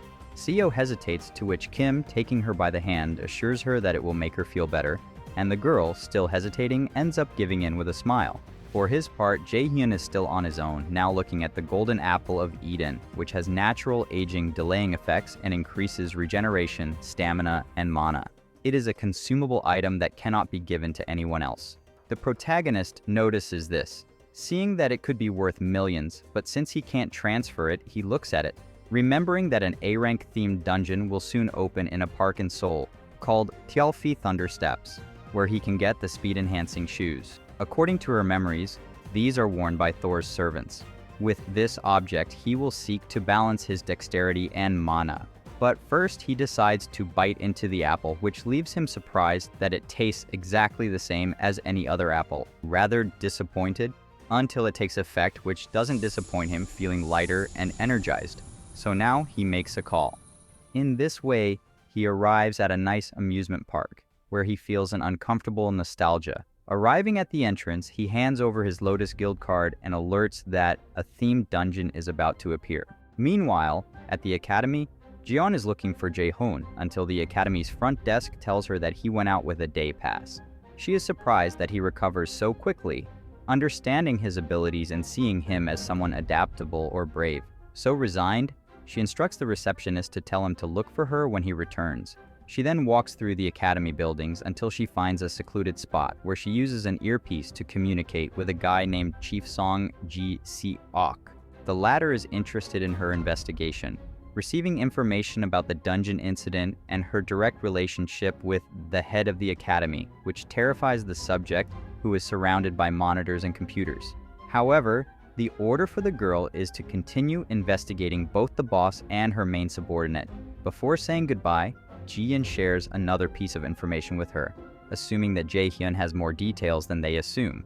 Meanwhile, Jae-hyun is in the middle of the amusement park, listening to everyone else being evacuated thanks to the helpful name of the Lotus Guild, remembering when he asked Yu Sung for permission, who allowed him to use it as long as he takes care of himself, since as his teacher he doesn't want to see him hurt and doesn't know what can happen in a dungeon. Jae-hyun, now determined, sees the dungeon-themed The Ruined Country emerge, where he must complete 3 consecutive quests to receive a special item with 23 minutes to complete it. Just as he remembers before his regression, when a 16-year-old raider named Seo-hyun, using her quick thinking skills, not only claims to discover the exact location where the dungeon appeared, but also claims to clear it easily. Being a self-proclaimed genius, she ends up attracting the attention of many for her great brains, but also for her great arrogance, which would end up arousing envy and leave her lifeless in a fight. With this, the thunder steps he gained there passed to someone else's feet. Seeing how the lightning bolts come out of the sky to transport him to the dungeon, he supposes that if he takes the magic item earlier, it will also spare the girl that bad fate. Arriving at his first big tree mission, in which he must enter in the middle of a Viking raid, Jae-hyun accepts just in time, being transported between portals to the first part, with the system tasking him to change the story, as if it were Assassin's Creed. He syncs up with a character who is the sole survivor of a Viking invasion. This is Pjalfi, and according to his story, he is envied by Thor, who coveted his fast feet. Therefore, he took his sister Roskva hostage to force him to be his servant. The prota's role will then be to retrieve his sister, his reward being an active ability called Guiding Shout. The only conditions of defeat are if the siblings go to heaven, which will cause permanent game over. He thus appears in the middle of a great massacre in a burning village, where the only survivor of said village was, at the time, the fastest human of the New Worlds, who took a great grudge against the Vikings and the Aesir, whom the Vikings revered. A far cry from the stories of the Nordic myths his mother told him as a child. Just when he wakes up confused on a ship, along with a large crew fighting, he is awakened by Frederick, who leads the rescue mission of Roskva. Currently, the latter is worried about his friend Pjalfi, the character portrayed by Jae-hyun, who, entering the role, claims to be ready when they are interrupted by an attack from an enemy ship along with its invading crew. The protagonist will take care of this first. So, at full speed, he jumps to the enemy lines, falling on the mast in front of his enemies, who mock him for having jumped towards them, but he pays no attention to them, more focused on a tied girl whom he recognizes, to his bad luck, as Ah-hyun, who represents his sister Roskva, having to deal with the cocky, genius, and future cool raider, or that's how she self-describes herself, going back in time a bit, watching as she tries to escape from entering a haunted house with her friends. Her intention from the start is to get out of the place before a dungeon opened up, which had an absolutely tiny potential of appearing, and worse, being themed, being a coward who wants to escape the place. Unfortunately, the event is in progress, with nothing else to do but wait for the raiding party, just as she encounters the prota, whom she observes from afar, determined to follow him. That's how she ended up captured in front of the protagonist, who thinks that even though he was announced all over the park, the most troublesome person of all ended up being there, not ignoring his enemies, who aim arrows at him, which they shoot. Jae-hyun doesn't even pay attention to them, dodging them easily, then jumping on them and brutally exterminating them, while complaining about always being surrounded by abnormals. He then has to take care of a bald guy, although he also thinks that he could get some use out of the annoying genie. So he asks everyone else to attack him together to save time. After the chaos on the ship, with all his enemies defeated, he approaches the girl, whom he asks to stop pretending to be asleep and continue with her role as Roskva. She, with no options, does so smiling and recognizing him as the character of Pjalfi, to which Jae-hyun nods very smilingly, only to then punch her side, almost destroying the beam where she is tied, just to make it clear to her not to have any weird ideas with him, which easily convinces her. Now, with the first mission accomplished, the two return to the amusement park, where they talk at a table with Jae-hyun observing the girl, who for her part begins to analyze him with her skill. From his warrior fighting style being of magical class and his not at all pleasant personality, classifying him as strange. Jae-hyun bluntly asks her what her skill is. Ah-hyun wastes no time and tells her that she is a good fencer, a lie that she thinks will work, as there are few with special skills like hers. So deep inside, she only thinks of taking advantage of the protagonist and getting rid of him. He really knows she's lying, so he asks her for the truth. The girl continues to play dumb with her version of swordsmanship, until she freezes when Jae-hyun reveals to her that he knows her thought acceleration, explaining that it basically works by slowing down time by speeding up thoughts, so she can be a good leader, but also serves in combat to get ahead of her opponent. Ah Hyun, not understanding how she knows, is terrified, which increases when the prota leaves her alone, saying that he doesn't like liars who only plan to use him, causing the girl to follow him, begging him not to leave her alone, as she will surely not survive. He accepts, but asks for insurance, to which she agrees. The prota suggests, smiling, that it be for a contract. Being an extension of brainwashing, it is written into the system, and once signed, binds those who sign it with invisible chains, with permanent effect. A good deal for the protagonist, as he won't have to mess with her mind, though to the girl that's unfair. He suggests that they terminate the contract and he will leave her alone, which makes her become very obliging and submissive. Meanwhile, in Hell's temple, as she pets her hellhound, she hears a voice telling her that the gods of Aesir are full of wrath, assuming it is because the adversary is hard at work. Although this being cannot leave where he is, he asks Hell to be his eyes until all is ready. After that, they both walk around the park aimlessly until Ah Hyun asks the protagonist where they are going. The latter tells her that they will check out the haunted house, where the frightened girl clearly doesn't want to go, taking the teasing from the protagonist, who annoys her no matter how much she tries to deny it, until she ends up pouting. In between this, they realize that they have arrived at the house. The terrified girl seeing the place, she takes a deep breath to give herself courage and enter her second great mission, the haunted house. Being transported to the facade of a terrifying mansion, with the girl holding a video camera. Thus, they receive their mission, which is to escape from the mansion without breaking the rules. The roles for this mission are Ah Hyun as a cameraman and Jae Hyun as a horror streamer. Upon discovering this, a large shadow covers them, revealing the presence of a giant, terrifying man behind them, who is surprised to have guests again in a long time, greeting them in a creepy way, leaving both of them terrified, although the girl is much more noticeably scared. Listening to the giant man who calls himself Alfred, butler of the Countess Flondier's house, who received them by orders of the Countess. Thus, they receive the orders of the second mission, to discover the truth of the terrifying and gloomy mansion, failing if they do not escape in the time limit or if they do not discover the truth. The penalty is eternal game over. In this way, they follow the butler around the place, until he opens the doors of the mansion before the two boys, with Ah Hyun glued to the prota's back, trembling in all his movements. They follow after the butler, who tells them he is there to treat them as well as possible, suggesting they rest. Both boys, curious, check the place. Jae-hyun finds a strange vase and goes over to see it. For her part, the frightened girl loses her fear by admiring a painting of a girl and a dog whom Alfred recognizes as the owner and Sean, the puppy, surprising the boys by seeing her so young, guessing that she was very fond of her childhood. The butler, increasing his terrifying aura, confirming that the Countess has many good memories, scares the boys again, until he returns to normal to continue, although Ah Hyun keeps crying from fear.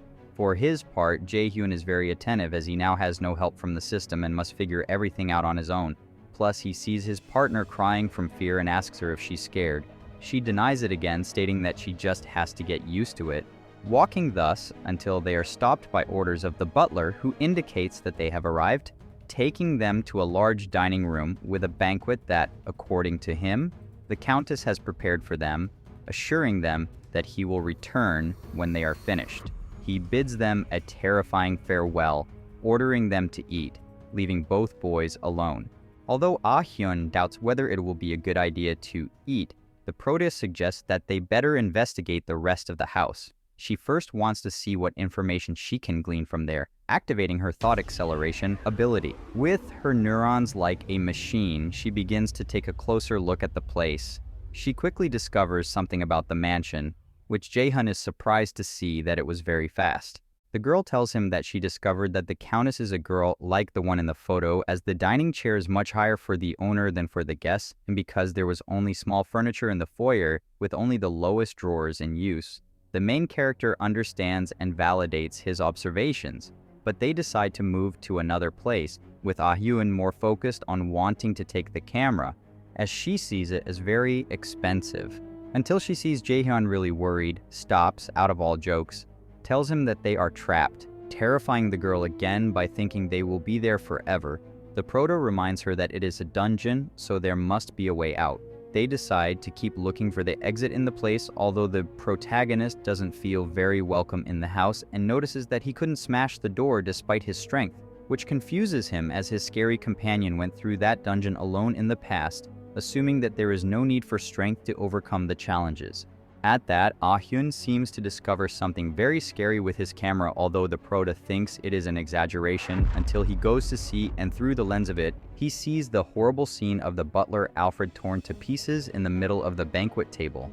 Terrified, they both understand that the butler who brought them there is an imposter, being just the beginning of the mystery. With the video camera showing something she cannot see with her eyes, Ah-hyun feels more confident as she is the observant camera woman, arrogantly demonstrating her intelligence. Jae-hyun notices that the girl, when she thinks, her mind loses her fear, guessing that this is how she passed the dungeon the first time. So they use the camera to observe the place, looking for the answers, doubting whether they see the past or the present, trying to solve the mystery of the mansion and seeing the dualities between the two times. They understand that it is the lens that shows them the past, making the dishes in the place become unappetizing to Ah-hyun, which turns his stomach. The prota throws the camera at him to concentrate on looking for clues. Meanwhile, he recalls the lifeless Alfred feeling that all that time there was some mana in the place, guessing it's a magical illusion. He touches the table, trying to activate universal bypass, but fails. Being watched by the big eyes of a black cat, Jae-hyun, unable to use his technique, sees how Ah-hyun is still snooping around the place. She tells him that since the camera only shows one difference with the place and it's Alfred, instead of the banquet, she assumes that she can also find the key over there. The protagonist smiles as he sees that it's a good idea, finding the solution using his mana detection. Looking with great interest at the pudding, not out of hunger, but because this object is tied to magic. If he wants to destroy it, he must destroy the object, being almost certain that it is in the pudding. He lets the girl know this, who, as she remembers in her vision of the camera, that is precisely where Alfred's head is. So, terrified, she doesn't want to do it until the prota teases her and ends up sticking her hand in.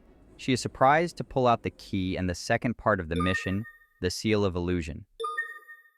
All this occurs while they are observed by Alfred through a crystal ball, surprised that the guests did not like the food. Going into a strange trance, he states that he will never disappoint the Countess while laughing maniacally.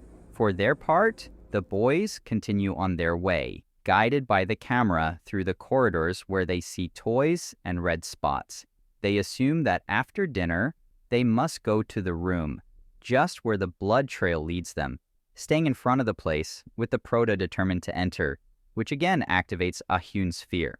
The prota tells her that there is no other way if they want to get out of there, so he leaves her outside to investigate further and keep watch while he enters, walking through the dark room, feeling a presence near him, until it appears in the form of a very small ghost, which has its mouth sewn shut and a cut, opening its cheek, showing its teeth, which points him Jae-hyun, or rather behind him, where he doesn't notice that he has Alfred behind him. Later, he wakes up in a cell, feeling a dark presence, although there is only Ah-hyun, worried about him.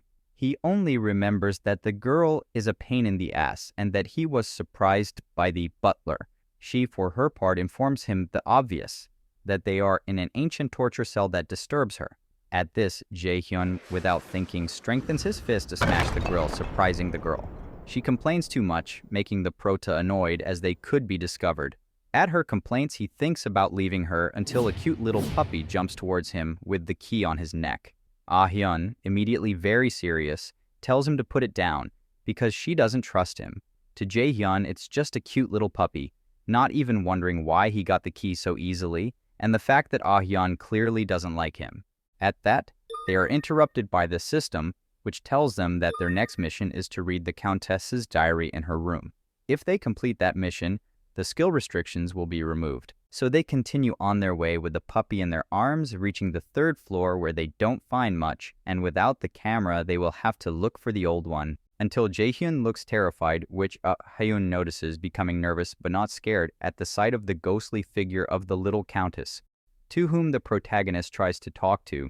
Ah Hyun, very serious, tries to avoid him, grabbing him by his shoulder, but the prota violently pushes his hand away and asks the ghost if he wants to help them. He says yes, so she asks him to tell her which room is the Flandier room, which the little ghost points to, cheering Jae-hyun, who promises to let her rest in peace, continuing on her way, with the puppy jumping on her back and the girl watching out of the corner of her eye, wary of the ghost. Meanwhile, outside, Lotus's manager accepts responsibility for what happens in the dungeon and asks an officer not to talk about Jae-hyun as a favor to Yu-sung. The officer is surprised by so much trouble for a student, and although he doesn't know why the effort, he accepts, warning him of what will happen if he fails, but for the manager, he is not one to fail. Back at the mansion, Ah-hyun is surprised to see how the protagonist swept away the living armor as it was the shortest route to their destination. They enter the room, which they describe as disturbing. That's how she asks to check the desk. For the prota, that's pretty basic, with him taking over while she checks other places. And right there, on the desk, Jae-hyun and the little dog find the diary, written by the Countess, which holds the secret of the mansion. In the diary, the Countess writes about her incurable disease, which does not allow her to know the outside world. Then, she tells how her parents were going to buy her a doll, as they loved her very much. However, her parents died at the hands of thieves, blaming themselves because they had come from buying her doll. Crying at the funeral, she discovers that she inherited everything, but now lives all alone. Everything changes when she writes about how they found a girl her age stealing flowers from the garden, which just looked like her doll, so she asks him to live with her, calling her Sally, since she has no name, with whom she enjoys playing every day. The story changes again in the next note, where the Countess describes Alfred leaving the house in a hurry without explaining where he was going, according to Sally. Until some time later, he returned in his sinister form. The Countess describes being watched by Sally. In the next entry, the little girl describes the heartbreaking and painful screams of her maid and cook. In her next entry, she says that Alfred and Sally knock on the door to enter to eliminate her. The little girl only describes the fear and horror she feels until the demons enter. With this ending, Jae-hyun understands that all this was done by a doppelganger, completing the mission, at the same time that Ah-hyun transforms into a long-necked monster, which also controls several fake Alfreds, so he and the puppy must do the last part of the mission, escape. The creature continues to deform until it attacks Jae-hyun, who dodges it along with the puppy, protecting him and taking a good distance from the creature. He admits he was tired of his irritating girl act, preferring his true doppelganger form, which congratulates him for solving it, though for the prota, it was no big deal. He just has a dumb opponent, which infuriates the creature. This one takes liquid form to attack as if it were blood, moving all over the house, while the protagonist dodges as best he can, carrying the little dog. Activating chain lightning, he throws it straight at the monster, leaving a hole in it and then tries to blow it up, making the poor little dog dizzy. For his part, Jae-hyun recognizes the monster as a B-class monster which has not yet been exterminated, seeing it as stronger than him. With the monster promising to swallow him, the prota doesn't even flinch and waits for it. The being approaches, demanding his body, attacking with bloody spears that never reach Jae-hyun, who smiles as he sees how his chains have trapped the doppelganger, who asks him if he enjoys playing with people's feelings, and then blows him up. Leaving the being in agony, he gives his last words, admitting that he really envies humans, remembering his time with the Countess, and says that he wanted to be human just before being finished off. Finishing everything, Jae-hyun tells Ah-hyun that he doesn't get the doggy acting, receiving annoying barks. Now, with the key he brought her, he can leave, though he turns to the Phantom Countess first, seeing her as the cheerful, happy girl she was in life, saying goodbye to the curse and the prota with a smile. He finishes the mission and sends them back to the park, where Ah-hyun is still upset, devouring a candy. Meanwhile, Jae-hyun only sees her rewards, being two skills: combat shout and illusion, which can be useful in battle. The girl, meanwhile, is upset because he didn't tell her earlier that he knew she was the puppy, which made him worry, although for him the important thing is to stay alive and go to the last challenge. She prefers to rest, even though she hasn't done much and claims to have mental fatigue, which Jae-hyun, very understanding, understands. With a big smile, he uses subordination to send her for a walk to cure her fatigue, thus arriving against her will next to the protagonist at the entrance of the last test, with the girl exhausted and Jaehyun wary. Shortly after entering, a host in a crowd welcomes them to Nervaland. The latter approaches to congratulate them, but the prota doesn't want to waste any more time and asks him for the last test. The masked man tells them that it is an escape game, like hide and seek according to the girl, but in this case, they must escape from the monsters that come out of a portal which, according to the protagonist, is very easy, asking what the trap is. The masked man, surprised, confesses to her that the monsters will be chosen according to the skill and strength of the challengers. Jaehyun sees that it will be a bit complicated to protect the girl while fighting. The host interrupts them as they must analyze everyone to determine the difficulty of the test, and after analyzing the 3 opponents, the test becomes S rank, leaving the boys in kawaii shock as even the masked man is surprised at the high rank and wishes them luck. With this, an inferno of flames is unleashed from the portal, which activates the last mission, Festival, and you must escape or defeat the giant Sutur, which begins to come out of the portal. The system indicates that there is a hidden mission if you manage to eliminate the fire monster. The most important thing, though, is that the protagonist notices that the mission has 3 players and tries to appeal to a mistake. Being ignored, seeing how Sutur, the guardian of Muspelheim, the land of the fire giants born before the first giant Mimir, with the sole purpose of burning the world. With his flaming sword, which is said to be able to set the whole world on fire quickly, now fully materialized in front of him, terrifying him and starting to run, taking Ayun by the hand, who terrified asks him about the plan. He has no idea but to run. Meanwhile, the black kitten with Hell's eyes talks about a ball of light, thinking it was his fault the rank of the test, being the 3rd member and considers helping. But Hell asks him to wait to see how the protagonist solves it. They see how Sutur attacks the boys, who barely manage to dodge. Jaehyun admits that without being able to attack, they are left with only running away, with Ah Hyun seeing that their escape goal is the carousel. The prota, noticing this, increases his speed, thinking to reach the finish line and survive, although he must drag the girl. Sutur, furious at being there, keeps attacking, so now Jaehyun must come to his senses and tells the girl to run at full speed to the carousel while he entertains him unless she wants to switch with him. She clearly rejects him and runs away. Now alone, facing the gigantic creature which throws a gigantic flame at him, the protagonist dodges it, reaching a clock tower and taunting Sutur to provoke him, again dodging his attack.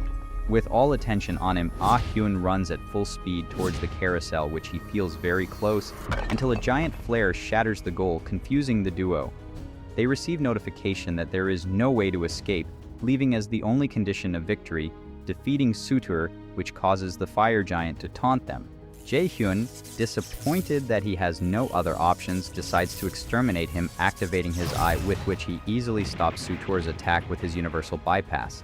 This makes the giant rejoice that someone can tolerate his blows, launching more blasts of fire at him, which the prota dodges or parries.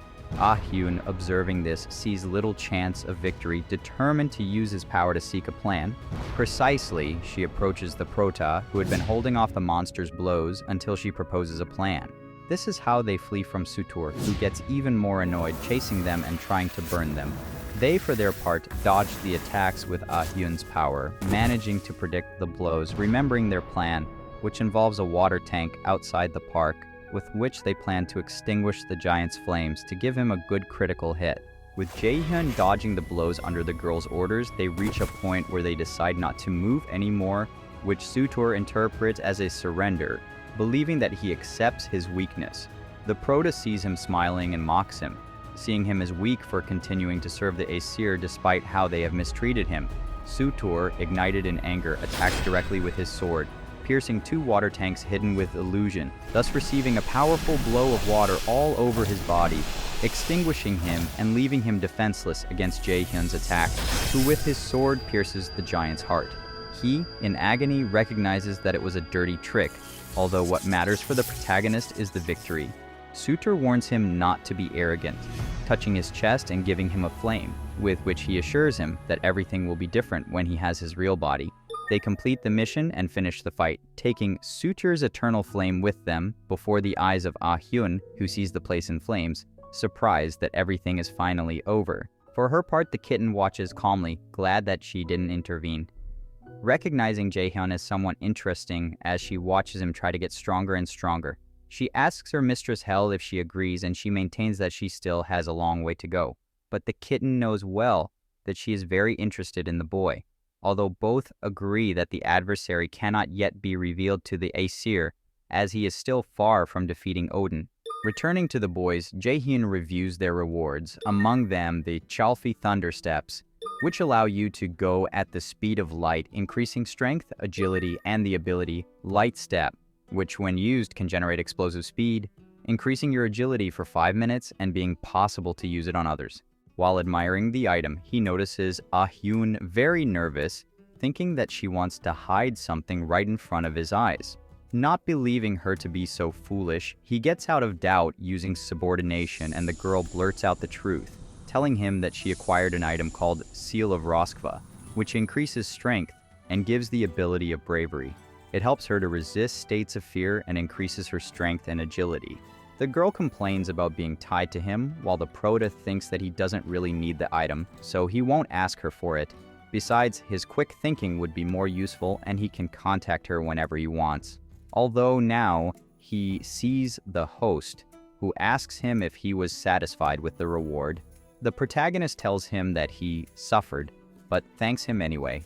He sees how the masked man approaches his ear, wishing him a safe way by recognizing him as the adversary, making Jaehyun want more information, but to no avail, as the masked man disappears before his eyes. Later, outside the crumbling dungeon, the protagonist and his companion come out, whom everyone is waiting to see and interview, giving them an awkward welcome. The officer with whom the manager spoke earlier asks them to be the first to interview them, but before anyone can think of anything, Jaehyun disappears, leaving even Ah-hyun, who is now the center of everyone's attention, confused. At the look of the officer and Park Hyun from the demon incident, they see in him a future killer, thinking that he used stealth, a warrior technique. However, the bearded guy knows that he could not use it, as he is a magician unless he is a battle magician. While Yu Sung is thankful for keeping everything a secret, amazed at her student's abilities to escape easily, increasingly curious about his story, aware that he won't tell her, she sees a book that could give her more information. Jaehyun, for his part, sees on TV that he got away with it, not even getting a mention, thinking it's thanks to the Lotus Guild, believing it was lucky to escape from the crowd thanks to the Thunder Steps. With those, he easily passed through the entire crowd, quadrupling his speed just by using them, eager to see how far he will go if he masters them. He remembers how hard it was, though with advantages, like getting the Flames of Sutor, which increase the power of a weapon and grant it fire properties. However, his mind is invaded by the resentment of feeling weak, having to resort to tricks to defeat his enemies. He sees that he wants to go further, to defeat them unilaterally and be untouchable, thinking of his goal, his father, wishing to become strong enough to protect those she loves, this being her chosen path. Meanwhile, Gu Jae-in calls instructor Jung Yi-soo, who accepts the mission to report everything she sees from Jaehyun. She leaves with the boss, thinking about her next move, where she will grow her flowers, getting rid of the weeds, and looking forward to the event, while seeing many crossed-out faces in her office. It's time to go back to school, and Jaehyun seems to tell Kim and Seo the truth, claiming that this was the reason why he didn't answer them all weekend. Kim, who claimed to be very worried, forgives him in exchange for him buying her food, with the main character agreeing, despite Seo's continued concern for her health. He tries to reassure her, but Kim, upon hearing this, comes to the conclusion that the gods hate the protagonist. The latter, remembering his close encounters with them, rather thinks that they are paying too much attention to him. They are interrupted by Soo-hyuk, who comes in talking loudly about how he is bothered by the presence of the prota. The boys hear the threats, and Kim and Jaehyun agree that they doubt they know him, so he angrily reminds them of his name, which earns him a scolding for being outrageous from instructor Young, who will start the lesson for the day. She introduces herself as the one in charge of teaching him magical operations, to the gaze of everyone, including the protagonist, who sees her as too young to be an instructor. She continues her lecture on understanding magic and arithmetic, asking what magic is. It is Soo Hyuk who answers, saying that it is a supernatural fact created by the pouring of mana and mathematical principles, being correct according to Jung, which makes the magician feel superior to the protagonist. Next is the delivery of the study books they will use to master magic, which the students say are empty, until Jae-hyun, under Jung's watchful eye, discovers something, so she asks him what the book is about, with the prota answering that it's runes, which is correct, taking the jealousy of the one who thinks he's her rival. Although the instructor is surprised, as it is a book that one must already know something about to decipher it, and therefore it should take them a week, but he did it right away. So he has another question for her: what are the runes on the cover? The prota hesitates to answer, laughing as he does not know if it is a joke of the Nomir system, of some Aesir, or simply fate, the book being called The Life of Odin and Fundamentals of the Runic Language. Meanwhile, Ah-hyun complains in her room after Jae-hyun abandoned her after making her walk until her feet hurt in the dungeon, only to suffer from harassment from the press and investigators about what the dungeon was like and the items they acquired. She recalls how the prota left her with the reporters and used Minion to make her not mention anything about her abilities, which now makes her cry out of fury, throwing a tantrum as she thinks about what to do when she gets rid of the Minion, planning to seek him out to cause trouble for him. Jae-hyun, for his part, is very entertained reading the book, from which he learns that by applying the right formula he can change any spell, such as his lightning chain, thus managing to vary the spells. He thinks about how warriors level up by becoming stronger, while mages level up by understanding the concepts of the formulas more deeply. Meanwhile, Seo is well focused on the book and Kim completely frustrated after failing to figure it out, even though she was the one who taught magic to the protagonist, feeling bad for not making it, especially when Seo does, which brings her a congratulations from Jae-hyun that makes her blush, having to dive right into the book. With this, the prota sees her acting very strangely, assuming it's because of what happened in the dungeon, while Kim is still furious that she can't read it, making a fuss, which causes her to scold the prota. Instead, while outside, an Odin raven watches them. And so, out of nowhere, in a contest to decide the name of the potion store, there are Jae-sang, Seo, Kim, and Hoyeon together with Jae-hyun, who seems to have a face of regret, watching how they all discuss about not having references of what to do since there are no potion stores. Kim, thinking fatalistically, comments that these could go bankrupt, although Hoyeon doubts it since they would be very useful for raiders' survival, in cases like the ones they have already suffered. We stop here to return a few days earlier, where Jae-hyun, with all the energy, easily passes his magic exam with nothing to worry about but money. He sells the things he doesn't use to get more, thinking that his central goal is to become stronger, but he also needs silver. Having information of the future, he will seek to become rich. With what he knows of objects and actions, his first move being Jae-sang, with which we return to his current meeting, looking for a name for his store. The meeting is interrupted by Ah-hyun, furious with the prota, demanding him to keep his promise. Jae-hyun doesn't understand how she found him, until she remembers that subordination allows subordinates to trace their boss. The situation and the words the girl uses leave the protagonist's reputation very bad before the other girls in the meeting, but he tries to control his anger and join the group to see if it helps with his brain. Bringing the new girl up to speed, she suggests a name so bad that Jae-hyun shushes her with subordination, though what Hoyeon and Seo suggest also sounds really bad, resigning herself and thinking it was a bad idea, believing she could get better dungeon monster ideas. However, Kim interjects, annoyed that she wasn't asked. Jae-hyun, with nothing to lose, lets her speak, her suggestion being Elixir Workshop. The prota is surprised to remember that elixir is the other name given to the Philosopher's Stone, created by ancient alchemists, which could heal wounds and revive the dead. The name is perfect according to Jae-sang, and also the prota, who thanks Kim with a big bright smile, taking her by the shoulders, which ends up blushing and making her uncomfortable by the excess of kindness. With this, they decide to make it official, calling the store Elixir Workshop. Later, in class, the protagonist answers another question very well, arousing the red-tipped wizard's jealousy until the class ends, where the instructor Jung is stopped by the prota to ask her about a doubt in a 4-star book, which is supposed to be difficult to read even for them, scaring the girl in the process. And so, he finds no response either, stuck with the book, annoyed, not noticing that he is being watched by the librarian, who registers his movements. Later, Jae-hyun turns to his other option, his teacher, whom he goes to see for tea, listening to her complaints for not having visited her, although he pretends to be busy with exams. Now he asks for help to understand the book. Remember the theory that is represented by a blue orb for the creation of magic, a purple one for destruction, and a yellow one with red representing amplification. Understanding neither the theory nor the application of the formulas, since all she knows about formulas is thanks to her magic eye, she seeks to stop relying on it. But his teacher tells him that she doesn't really understand it either, reminding him that those books don't have such a marked application beyond what everyone can do with them. And as soon as he knows how to use it, he could reach the grade of Class A Raider. Jae-hyun immediately remembers his father. Luckily, his teacher, seeing his disciple interested, decides to offer him special training, generating a magic ribbon, which he offers to the protagonist to teach him more about the process of level 4 amplification, to accelerate his understanding.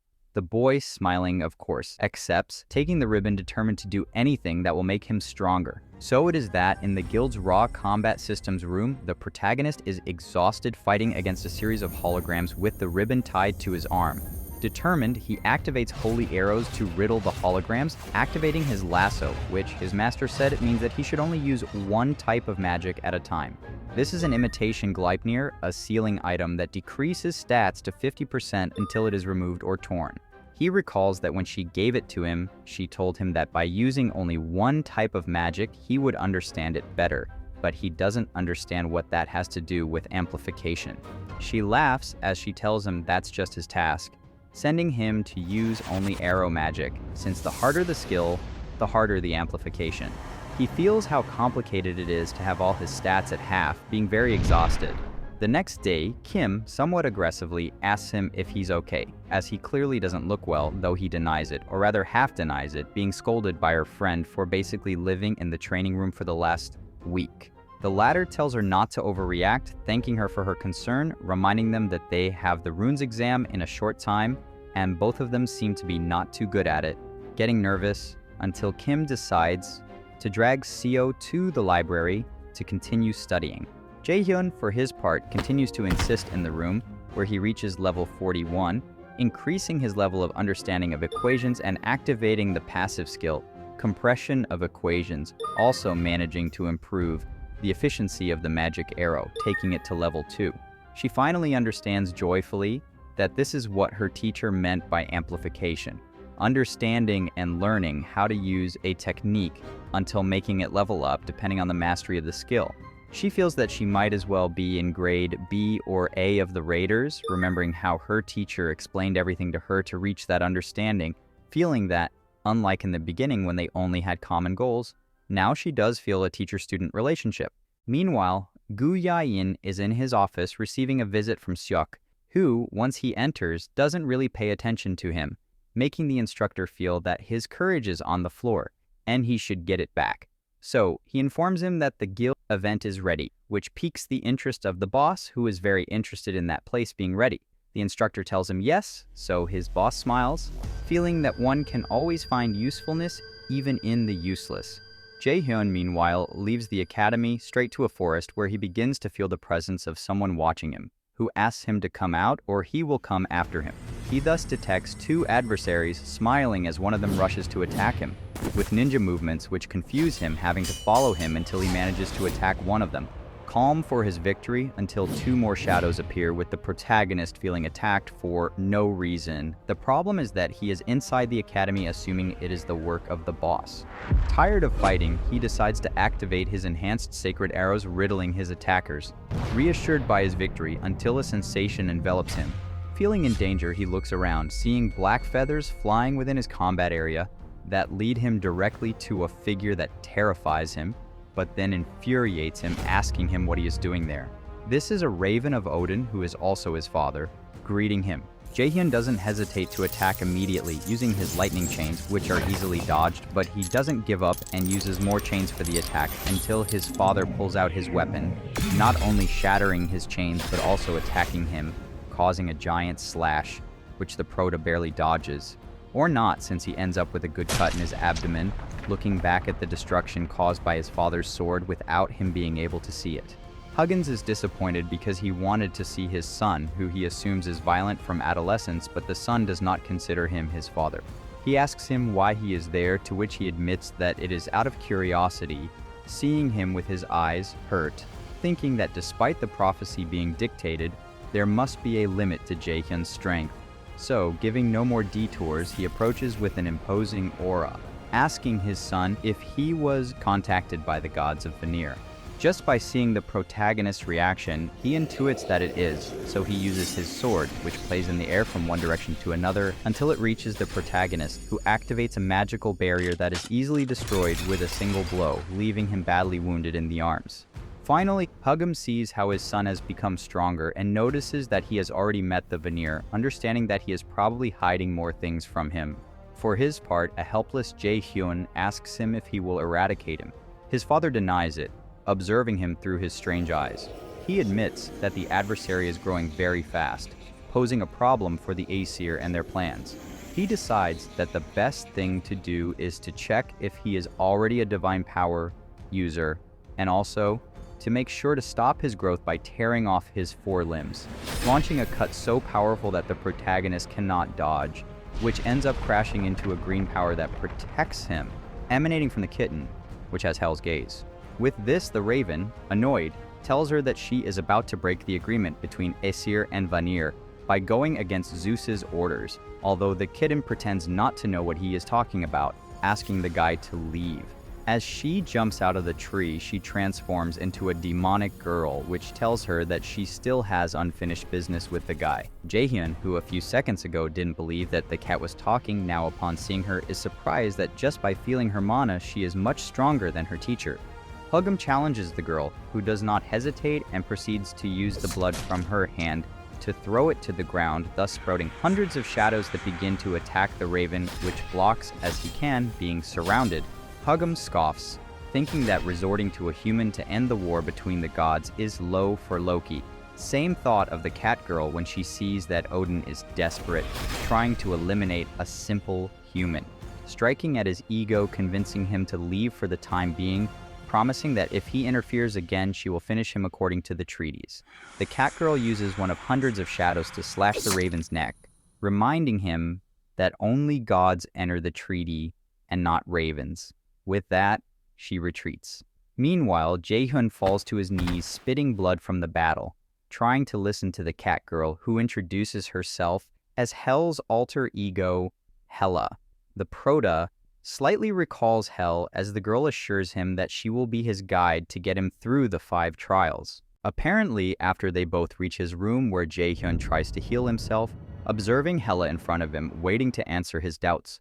The first question, who is Min Sung-oh, his father, or so he thought, since the girl indicates to him that he is not his biological father, being really Hugum, one of Odin's ravens, who is a spiritual being capable of manipulating humans, and who, using that, manipulated the protagonist to make him think they were family, helped by Munum, the other raven that manipulates memory, to keep an eye on the adversary. The Prota doubts this, so she directly shows him using the normie system to retrieve Jaehyun's memory, who, shocked, returns to a memory of his childhood, seeing himself being beaten on the ground by his father, who hated the idea of him becoming an awakened one, especially a magician. Since he discovered his potential, the abuse and beatings increased in his life, making it a living hell. Being only defended by his mother, the last thing he sees before being transported through a portal at full speed to another memory, where his mother is again, this time consoling him while he cries in her arms in the middle of a funeral, without seeing the photo of the deceased. He begins to drown in the memory, trying to swim against the current so as not to forget that moment. He came to a memory where he saw a smiling man bringing him ice cream, even before his mother's complaints for spoiling him. Seeing himself smiling as a child, happy to see his family happy, he does not contain himself and begins to cry, seeing that he had forgotten him, being suddenly returned to the real world with all his memories recovered. He wakes up upset and crying, wanting an explanation as to why they did that to him. Hela, who sees him free from memory control, decides to tell him that his destiny is to be the adversary. Jaehyun wants to know all about the prophecy, to understand why his life is so difficult. So she shows him a green sphere, with which they will tell the story of 10,000 years ago. Unfolding more spheres of light, she says that the first Ragnarök happened, where it all began in a final war between the gods. where the Vanir fought valiantly but were defeated by the Aesir and the Valkyries. The Vanir managed to survive, negotiating their lives in exchange for the giants taken hostage and a treaty which basically says that they will not be able to attack the Aesir and must obey Odin's orders, making Odin's power grow even greater. With this, the souls of all those he hurt would tear their throats in protest, creating the Great Tree. And with this, the three Norns would dictate the prophecy that in 10,000 years before the second end, the weakest being would rise as the one in charge of destroying Asgard and ending Odin, opening the doors of a new world, Jaehyun being the prophesied one. With this, Hela admits that she has all her hopes on him. The Prota understands that they want him to finish Odin. The girl confirms this to him, and he asks her what Odin is after. Hela tells him that he wants to be king of the 9 worlds. At that, a gigantic, literal pressure falls on the protagonist as he hears how Odin plans to rule the 9 worlds, including the land of humans. Meanwhile, in Asgard, it is Odin who, annoyed, sees that he will have to take care of an inferior being because of a prophecy. Although the guy he talks to doesn't really think there will be a real problem with the human, since, even if he is the seed of the Great Tree, he won't do anything if they cut him off at the root. Odin insists that the Vanir are persistent and manage to find a loophole in the treaty, telling the guy he talks to release his powers, calling him Heimdall. Who knows that with this, Odin is sending him on a mission that will let him leave Asgard. Later, Jaehyun, while training, recalls how Hela told him that Odin had already conquered 4 worlds, Vanaheim, Jotunheim, Svartalfheim, and Muspelheim. With a war approaching, he asks Hela why he simply wasn't wiped out. She answers him that although Odin is powerful, he cannot go against prophecy, Jaehyun being protected by that power, but it will only last until the second Ragnarök comes when the Prota can be killed, or rather, killed again. Gritting his teeth in fury, he understands that his initial disgusting life was a plot between Odin and Hugim to eliminate him, wiping out his loved ones and manipulating his memories to lead this hellish life. Furious, Hela sees him in need of revenge, touching his chest and filling him with mana. She promises him that if he wants revenge and to protect those he loves, she will be his guide through the 5 trials that will turn him into a god killer. To become the adversary of Odin and Asgard, he must take the throne of Vanir with 4 more trials on the way. The girl asks him to become stronger. For his part, Hoyon also trains, looking for a potion to recover, because although he managed to acquire an S-class ability, it damages his body. He remembers how Jaehyun is at a much higher level, finding it difficult to beat him at the festival. Without giving up, he seeks to continue training until he is called directly to the director's office, which fittingly, he is on a call, claiming that he will leak to lower students to divert funds to higher ones, assuming that Senator Park will cover it up. However, his accomplice on the phone seems unable to continue to do so, with the Raider Association investigating. Gu Jia-in, somewhat worried that he won't obey, tells him not to listen to the government dogs and that he has everything ready, surprising the guy on the phone. The plan will start at the guild event where a door will open covering up everything without moving, just missing the preparations. All this Hoyon listens to, terrified in front of the director's office, remembering the protagonist's words at the entrance event, where he mentioned that someone may have intervened. He understands that it was the boss who got into his mind and thinks that he is also responsible for the incident in the dungeon where he was only an observer. Now furious, he grabs the doorknob but stops himself before entering aggressively, understanding that he cannot handle this situation alone. Calming himself, he enters, keeping his composure, thinking to look for someone to trust.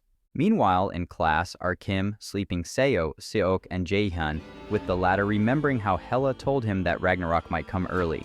Meanwhile, Instructor Jung wakes up the sleepy ones to give an announcement of the guild event, in which Jaehyun recalls how that event only applied to 1 F-class guild, on a stinky couch, thinking that this time he'll be able to go to the one he wants.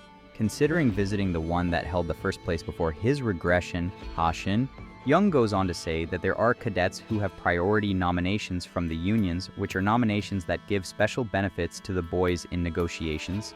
However, Jaehyun, in a cold sweat, hopes it's not what he thinks, and it is, as the Lotus Guild has dominated him, Seo, and Kim. Meanwhile, Soo-hyuk was called out by Ha-shin, stirring up the rivalry again with some aggressive looks.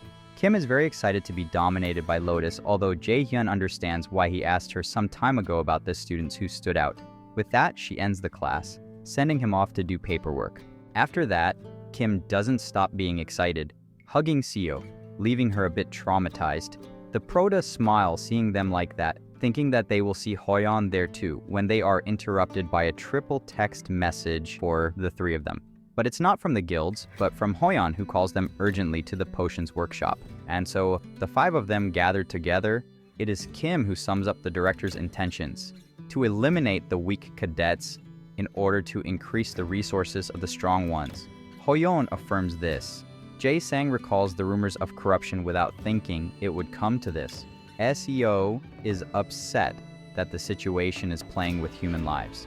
Even Jae-hyun didn't expect such a plan from the director, recalling that in that event before his regression, even he thought it was an accident.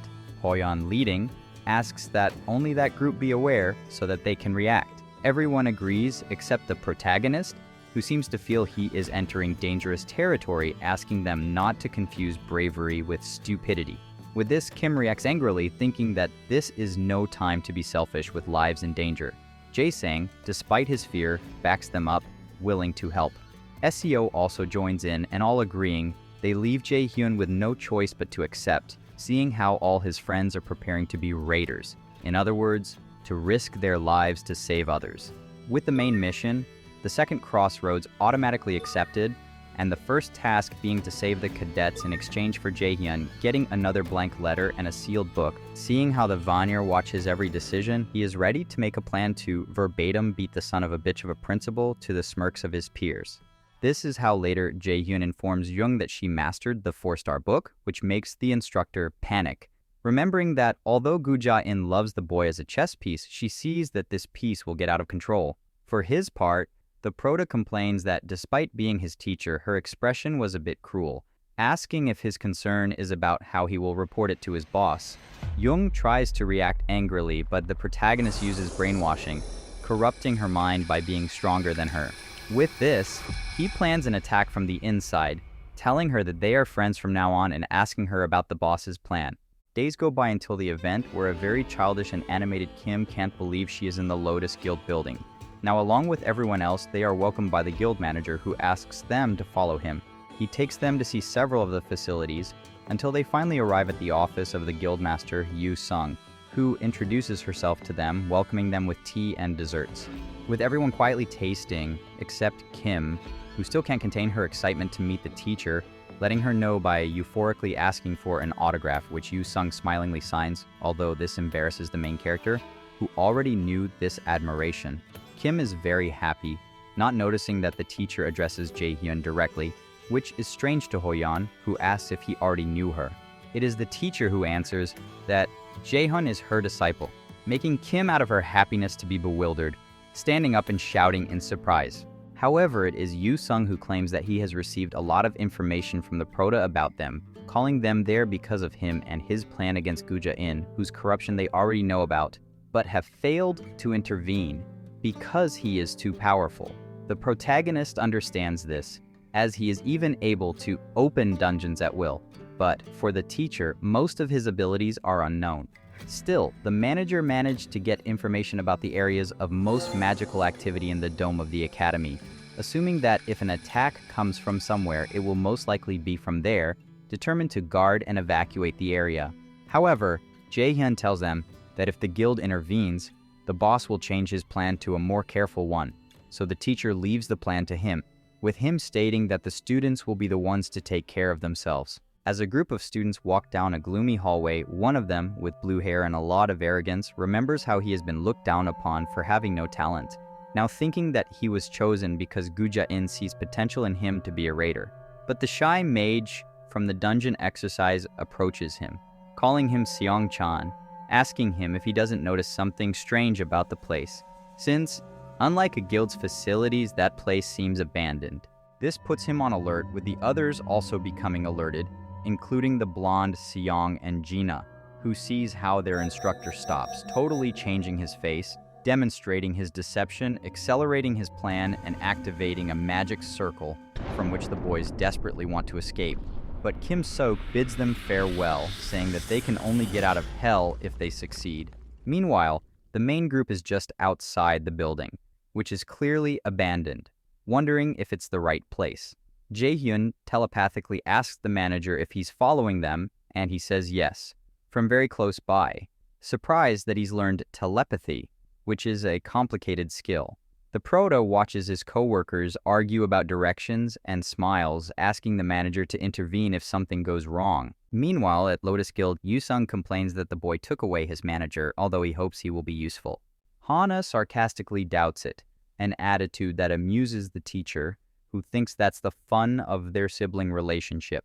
At that moment, she starts to feel an ominous and powerful mana coming from nearby. Looking out the window and also remembering how Jae-hyun warned her that Guja-in wants to involve the Kane Guild in the dungeon explosion, which confuses Yu-sung, who knows that it is the guild that Guja-in himself created and is very close to his guild, thinking if it is not too obvious. Still, the protagonist's information comes from one of the boss's female workers. Returning to the present, the teacher asks Hana what she found out about the Kane Guild. She answers him that it is a ghost guild, which is surely used like others to do money laundering or corruption, surely being created just for this plan. With this, Yu-sung gets up, asking Hana to prepare his equipment just in case, realizing that he must prepare for the worst. For their part, the group finally decides to enter, although Kim doubts if that is the place as it looks abandoned. Jae-hyun affirms that it is, as he senses a rotting mana in it. They continue their way down the dark hallway, where the mana, according to the Prota, increases too much, unsettling him and making him think about getting everyone out of there to fight alone. Just at that moment, Seo feels a remnant of magic, thinking the magic was used recently, just being the circle that transported the boys before. The protagonist tries to understand the formula, but when he tries, the circle is activated, locking them all in.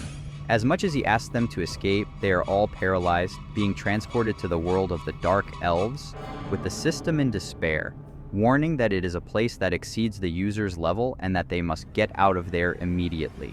Meanwhile, in that dark realm, a dark being smiles at having new prey, rising to eat. The boys, once they are in the world of the Dark Elves, which the Prota acknowledges have the level of gods, even being in a dungeon with their power weakened, are upset to see the disturbing plan of the head of the academy.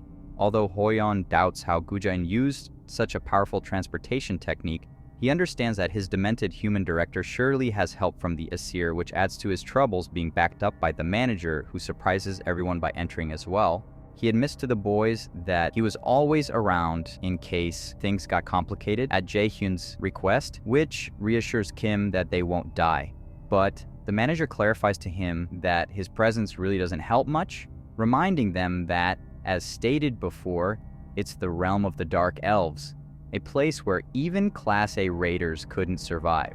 This leaves everyone really thoughtful, seeing how a mistake there would be fatal. Jae-hyun supports this, as at that time there is no information about that place. Luckily, in the future he was observed with the raid to that place, knowing a lot about it. So, seeing the clear faces of resignation of his companions, he asks them to calm down, promising to get them out alive, trying to encourage even the manager, smiling to move on to the first part of his plan, finding survivors. Meanwhile, outside, Hoyeon's father is upset with Guju-in, as he could have made him grow up as he wanted. Seeing that he was outclassed by a magic student, not knowing that the boss recognizes that Jae-hyun is a genius with 97 magical aptitude, which makes Hoyeon's father cold, getting up from his chair and leaving, although the boss, the only cold thing he is interested in is his tea, which he wants them to brew again.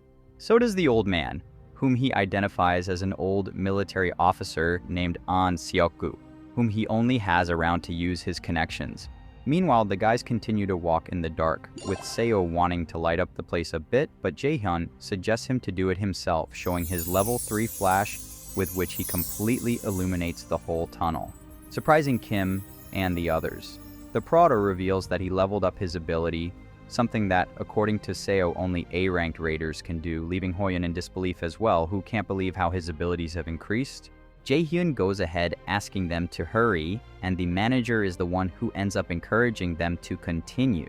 But even he is amazed by the boy's power, thinking that he is very different from all the raiders he has trained, wondering how far he can grow. They continue on their way to a point where they decide to rest, turning off the lights. Kim resents being left in the dark, but he must get used to the darkness to fight dark elves. With that said, they all drink the potion given to them by Jae-sang before leaving, to recover from the mana pressure. At that, Hoyeon finds several paths, so the prota uses an ability to detect the survivors, finding that one path leads straight to the boss's office and the survivors, being stopped before responding, seeing a giant arrow of light coming through the place straight towards us Seo, being stopped at the last moment by Jaehyun using Universal Shift to disintegrate it. That's how the others take battle potions, while from the darkness of the place begin to appear subjects and many eyes, which the protagonist recognizes as dark elves. They end up surrounding the group of protagonists, marking the beginning of the battle, with Kim activating the battlefield, covering his allies. For her part, Seo activates Slow, also affecting the elves, and then prepares herself by activating Holy Shining Sword. Hoyeon covers her using Absolute Void, with which he releases both his shield and his sword, allowing the manager to also attack using his knife to cut as many elves as he can. Jaehyun observes this, seeing that he can't stay behind, so he tags a couple of enemies, activating Lightning Chain level 5, releasing an excessive amount of attacks that shatter his opponents. Once he clears the way, he recalls information from the raid to that world in the future, in which they discovered that all the elves' weapons were made by magic. Activating his eye, he decides to destroy them with Universal Shift. He organizes his team, ordering Kim and Seo to use only fire magic, which they both accept, although they don't know why. Without losing concentration, he smashes an opponent's attack, while ordering Hoyeon to use provocation to further weaken the enemies, instructing Manager Park to finish off the weakened ones. The latter agrees, although he does not stop wondering how the boy has this information, while he activates Stealth level 5, disappearing from the sight of the elves who do not see the attack coming. Jaehyun, for her part, activates Fire Fist to advance, destroying every enemy in front of her, with the elves astonished at this, as they can't trust when they see that a very animated Kim activates a giant fireball that sweeps away more enemies. Those who manage to save themselves go against her, but Seo covers her by using fire arrows to mow them down. With their leader furious, not understanding how humans know his weaknesses, he gets careless, being pierced straight through the heart courtesy of Hoyeon, with the elf still alive, trying to counterattack, being the protagonist's chain, the one that finishes him off.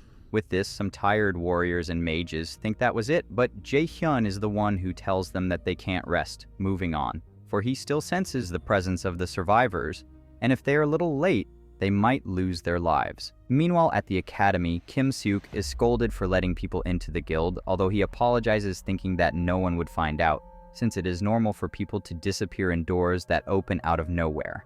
Gu Ja-in, furious, tells him to shut up, since people without mana would not activate the doors. Knowing that someone who uses mana entered, he instructs the instructor that nothing comes out of there alive, or he knows what will happen to him. Meanwhile, Yu-sung is heading to a place with Hannah, who thinks it is dangerous, but she doesn't know that the magic range released is level S, endangering the boys and the manager, feeling that there have been no casualties for the moment because her earrings seem to alert her. So getting on her motorcycle, without much time, she instructs Hannah that if she does not return in a day, to alert the association to send support. She accepts, worried, seeing her boss leaving, who is thinking about what the head of the academy will do to her if she harms her people.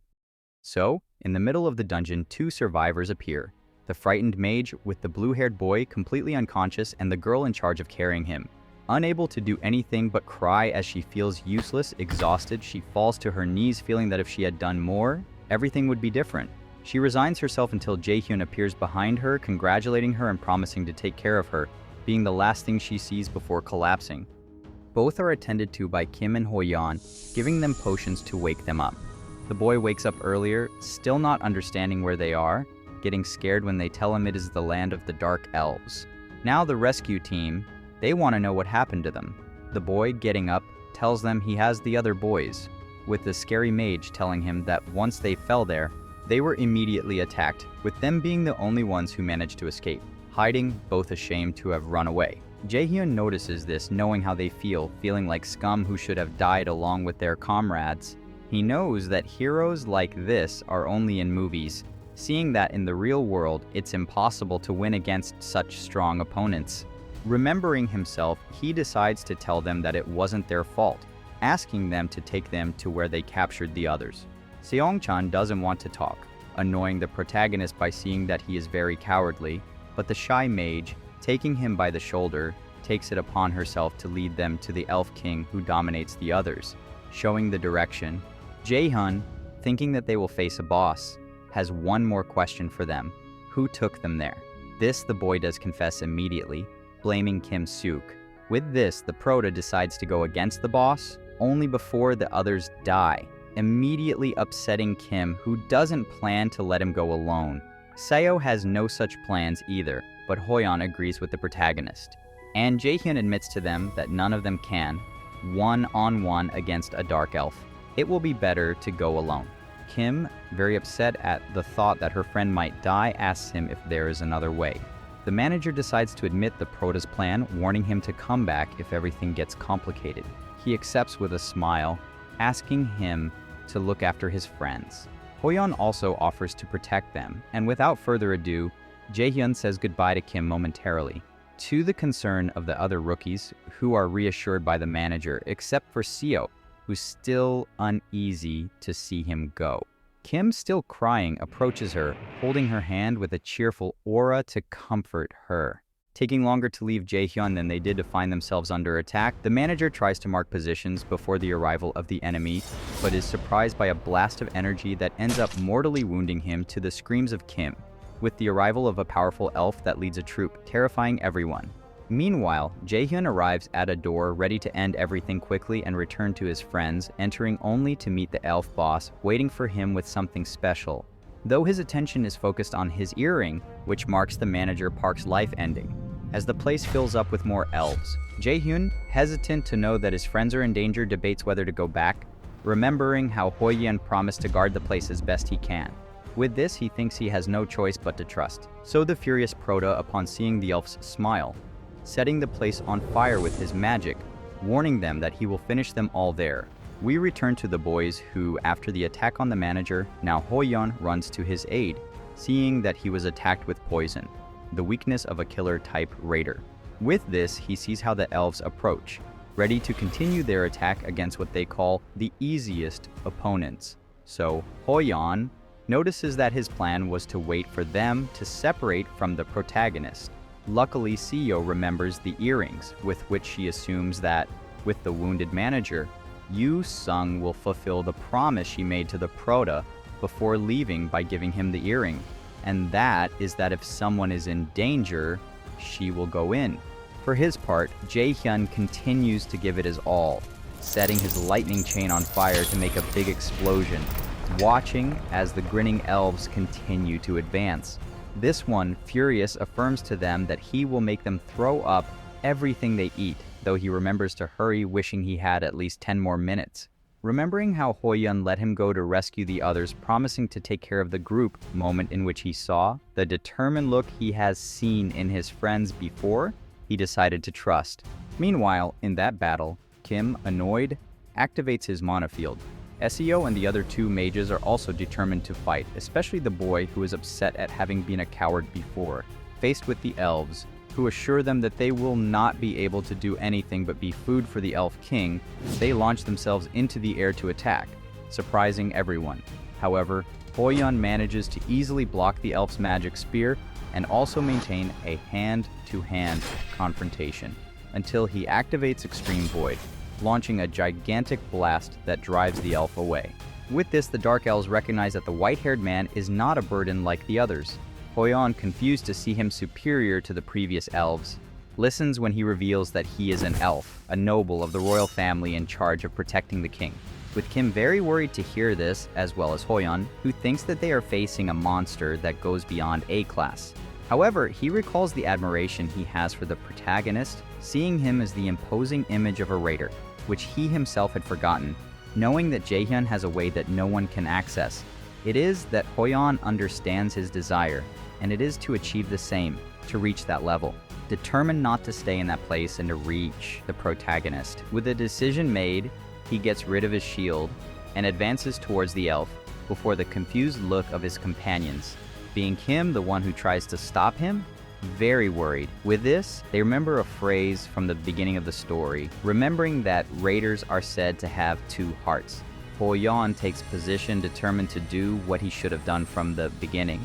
He activates in 3 steps his cores, first the upper one, then the intermediate one, and finishes with the lower one. Upon releasing all 3, he is filled with a great amount of power, which leaves the noble elf astonished to see such a dazzling mana enveloping the place. And in the center, Hoyon, with a lost look. The elf, confused, sees how the intensity of the mana reaches even him. However, Hoyon's gaze is lost, starting to sweat and spurting blood from his mouth, coughing and falling to his knees. Seo sees him, begging him to stop, but the boy only grips his sword tightly, while his system alerts him that it is too strong an ability for him, causing the blood to flow in reverse, warning him that if he doesn't cancel the ability, he will die in 6 minutes. This is taken advantage of by the elf leader, who sends his henchmen to capture everyone alive and without limbs. At that moment, Hoyon remembers that when he managed to acquire that skill, he knew that his body could not resist it, despite having achieved it when he reaches the highest level of swordsmanship. Even so, moving like a tornado, he takes the battlefield to confront the leader, managing to confront him, although the boy recognizes that he is still below him, having only partial enlightenment. He clearly understands that he is not going to win and tries to buy as much time as possible, managing to repel the elf in his sword confrontation. However, this one comes back with everything, being blocked by the boy as he can, with the leader confessing that he already saw his deplorable state. This one doesn't listen to him and continues his attack, causing a great shock wave in the clash, with which Hoyon only thinks of protecting his friends, as he is the only one who can do it. Stepping firmly and going forward with all his strength in his sword, he launches himself against the dark elf, who smiles, waiting for him only to dodge at the last moment and attack him. The boy reacts at the last second, blocking and taking distance. With the elf on his feet, the boy doesn't wait long and leaps into the air to try to surprise him, but is barely blocked. The elf, with difficulty, pulls him off, with Hoyon getting weaker and weaker, with his body starting to give out. He falls to his knees, and the system tells him to cancel the ability as his body has collapsed, with his muscle fibers broken and blood vessels twisted. Now an attack goes straight at him, which the dark elf makes sure to send with all his power, hitting him squarely. Hoyon barely survives, blocking it with his sword. With his body at its limit, he takes position, filling himself with mana, one last time, ready to launch his last attack. Determined, he launches himself with a gigantic beam of mana energy, moving at full speed, and manages to hit a dark elf with his sword. But Hoyon's eyes widen when he sees that he hit one of the leader's servants, who, in agony, complains to the leader for using him as a shield. Although for the leader it was useful, for the boy it was only an act of cowardice, which the leader does not mind, using his sword to pierce the exhausted boy. He drops his sword to the screams of Kim and the others, who see Hoyon lying in agony.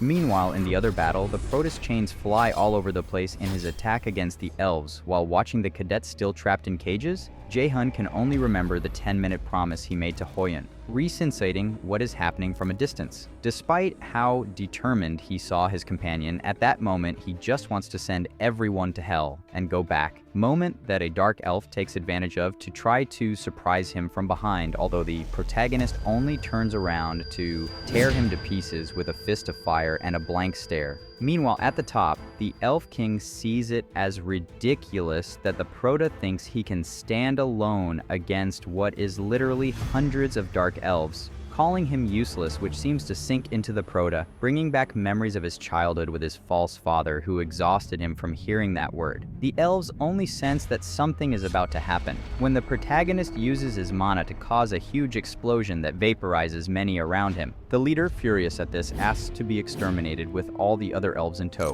The Prota waits for them by activating Chain Lightning, which begins to move around them. As they approach, the chain of fire stretches out, encircling the entire place, passing through everyone without touching him, and launches itself at them in a great explosion. which ends up covering the whole field. Happy to have tested that new magic move, thanking them for being the test subjects. We see how the whole ground is on fire, as well as the elves, who are screaming in pain, with the chief elf furious, warning him that he won't make it out alive after this. But it is Jae-hyun, with a blank stare full of hatred, remembering his trapped comrades, fills the Elf King with fear, who upon seeing him cannot believe he is human. As the Prota approaches imposing, the king, already giving all for lost, only threatens him, saying that even if he eliminates him, the other kings will look for him. Jae-hyun doesn't care about this, and, with a cold stare, throws himself at him, giving him a brutal punch in the stomach that sends him flying, tired, telling those bastards to look for him.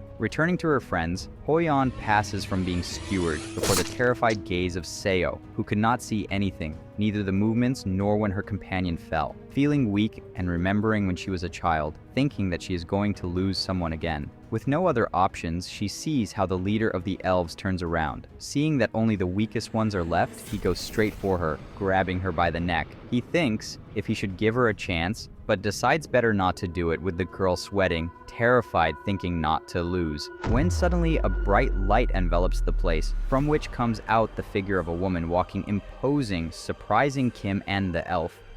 This is Yu Sung, who, furious, asks him if he was responsible for hurting those people, with everyone amazed at the dazzling armor of the Lotus Guild Master, who warns the elf that he will die. With Hoyeon happy that he managed to hold out until help arrived, the elf terrified, and Yu Sung, annoyed, asks again if he was the one who left the boys in that state, seeing the manager and Hoyeon badly hurt. With the elf seeing that he clearly can't win, he thinks about using the boys as hostages, admitting what the woman asks him, arousing anger in her, to which she ends up confessing, admitting she never really wanted or cared to have a dialogue, and after healing Kim and Seo, she approaches the terrified elf, who tries to beg for mercy, only for her to make it clear that she doesn't like them touching her own, incinerating his head. At the incredulous look of Kim, who sees how the elf leader is on fire, she recognizes the strength of the teacher, who does not even need to use a skill but only condensed mana. However, she is quicker than his gaze, not noticing that she's already healing Appa.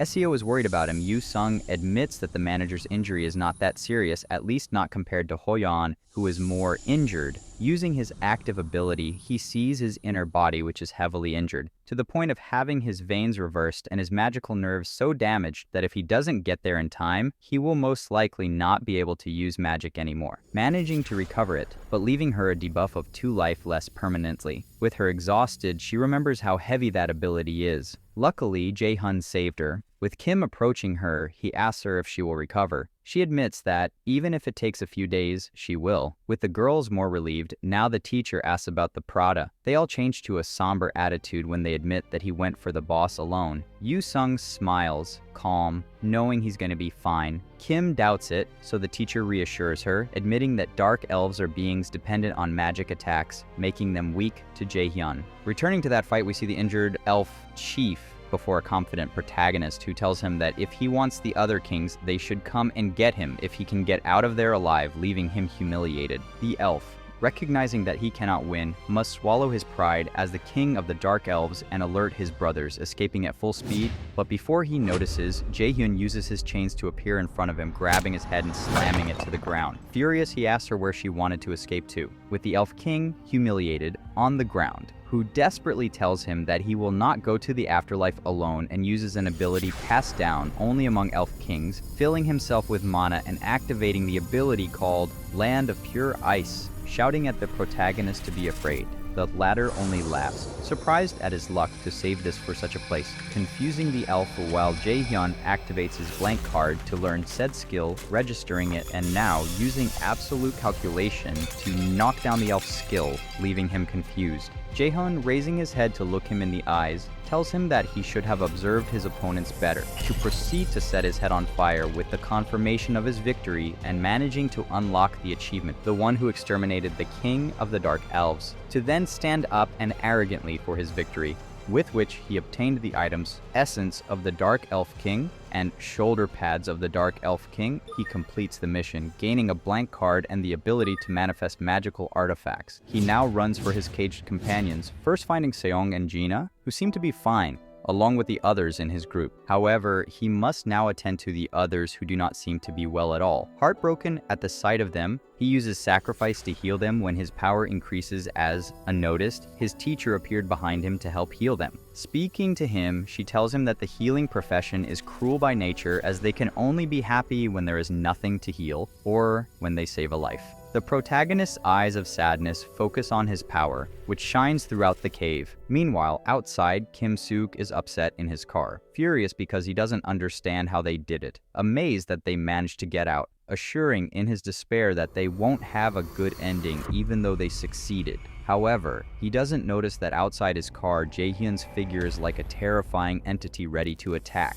reaching in and tearing the glass to choke the instructor and pull him out, smiling sadistically gleefully for having found him. But first, we flash back a few moments to the Kane Guild's exit, with everyone recovered and thanking the manager and the teacher for their help, although the latter would be satisfied if they visited her guild soon, which Kim immediately signs up for. Jae-hyun tells him that they should check the situation first, which arouses the girl's anger, who kicks him so hard, reminding him that he asked her not to talk to him that day. The protagonist doesn't understand how it hurt her so much when she is clearly stronger, although Kim lets him know that she is upset, as it made many people worry, including Seo, who shyly tries to dissemble as the prota tries to apologize. Meanwhile, Yoo-sung notices the arrival of the reinforcements, some vans from which Hana comes down, worried, saying that she followed her orders to bring reinforcements if she did not contact her. The teacher receives her very calmly, sending her boys to the guild and the rest to the hospital, although she will stay to take care of business with her student. With that, Hana leaves, asking her brother to go with her. Jae-hyun tries to tell her about the manager's injury, but the manager, in desperation, uses telepathy to ask her not to.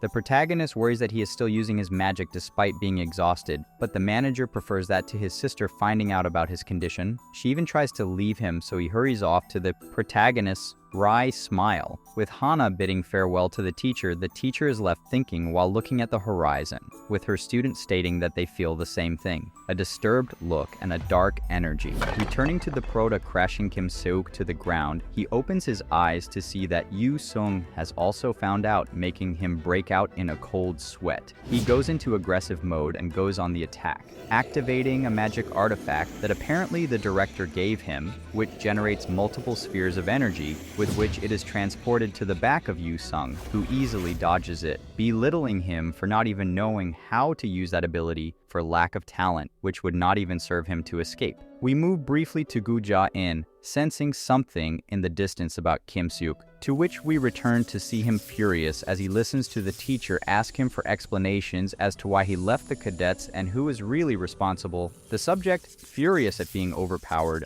pulls out a magic suppression device, with the principal in the distance, leaving him to his fate like a worn-out piece. The teacher telling him that that's as far as it went, making the whole place glow. Dropping a gigantic beam of light from the sky comes straight down towards the instructor, who has no choice but to wait to be electrocuted. At the astonished look of Jae-hyun, who can't believe her eyes, as that skill is known as A-class lightning call. Looking admiringly at her teacher, she remembers that it is a skill that depends on the strength of the user, and although they are of the same rank as her chain, hers is at a completely different level. When the skill ends, only the shattered magic sphere falls, where the face of the powerful mage is reflected, and as the days seem to pass, we see Seo in her room, now completely smitten and in love, remembering how the protagonist saved her in the elven realm, dispelling the magic in an instant. And although she admits to still being very weak, she feels very giggly as she hugs her pillow, thinking of thanking the protagonist. On the other hand, the Academy is being besieged by thousands of media, interested in the statements of the Academy and its director, to whom Jung, still under the Prota's control, gives this information. He watches as Gojain, furious and in a cold sweat, smashes his cell phone when he hears that he is directly accused of creating a ghost guild to abandon the cadets. Not understanding why this is happening to him, he listens as Jung asks him for orders on what to do with the press. The latter,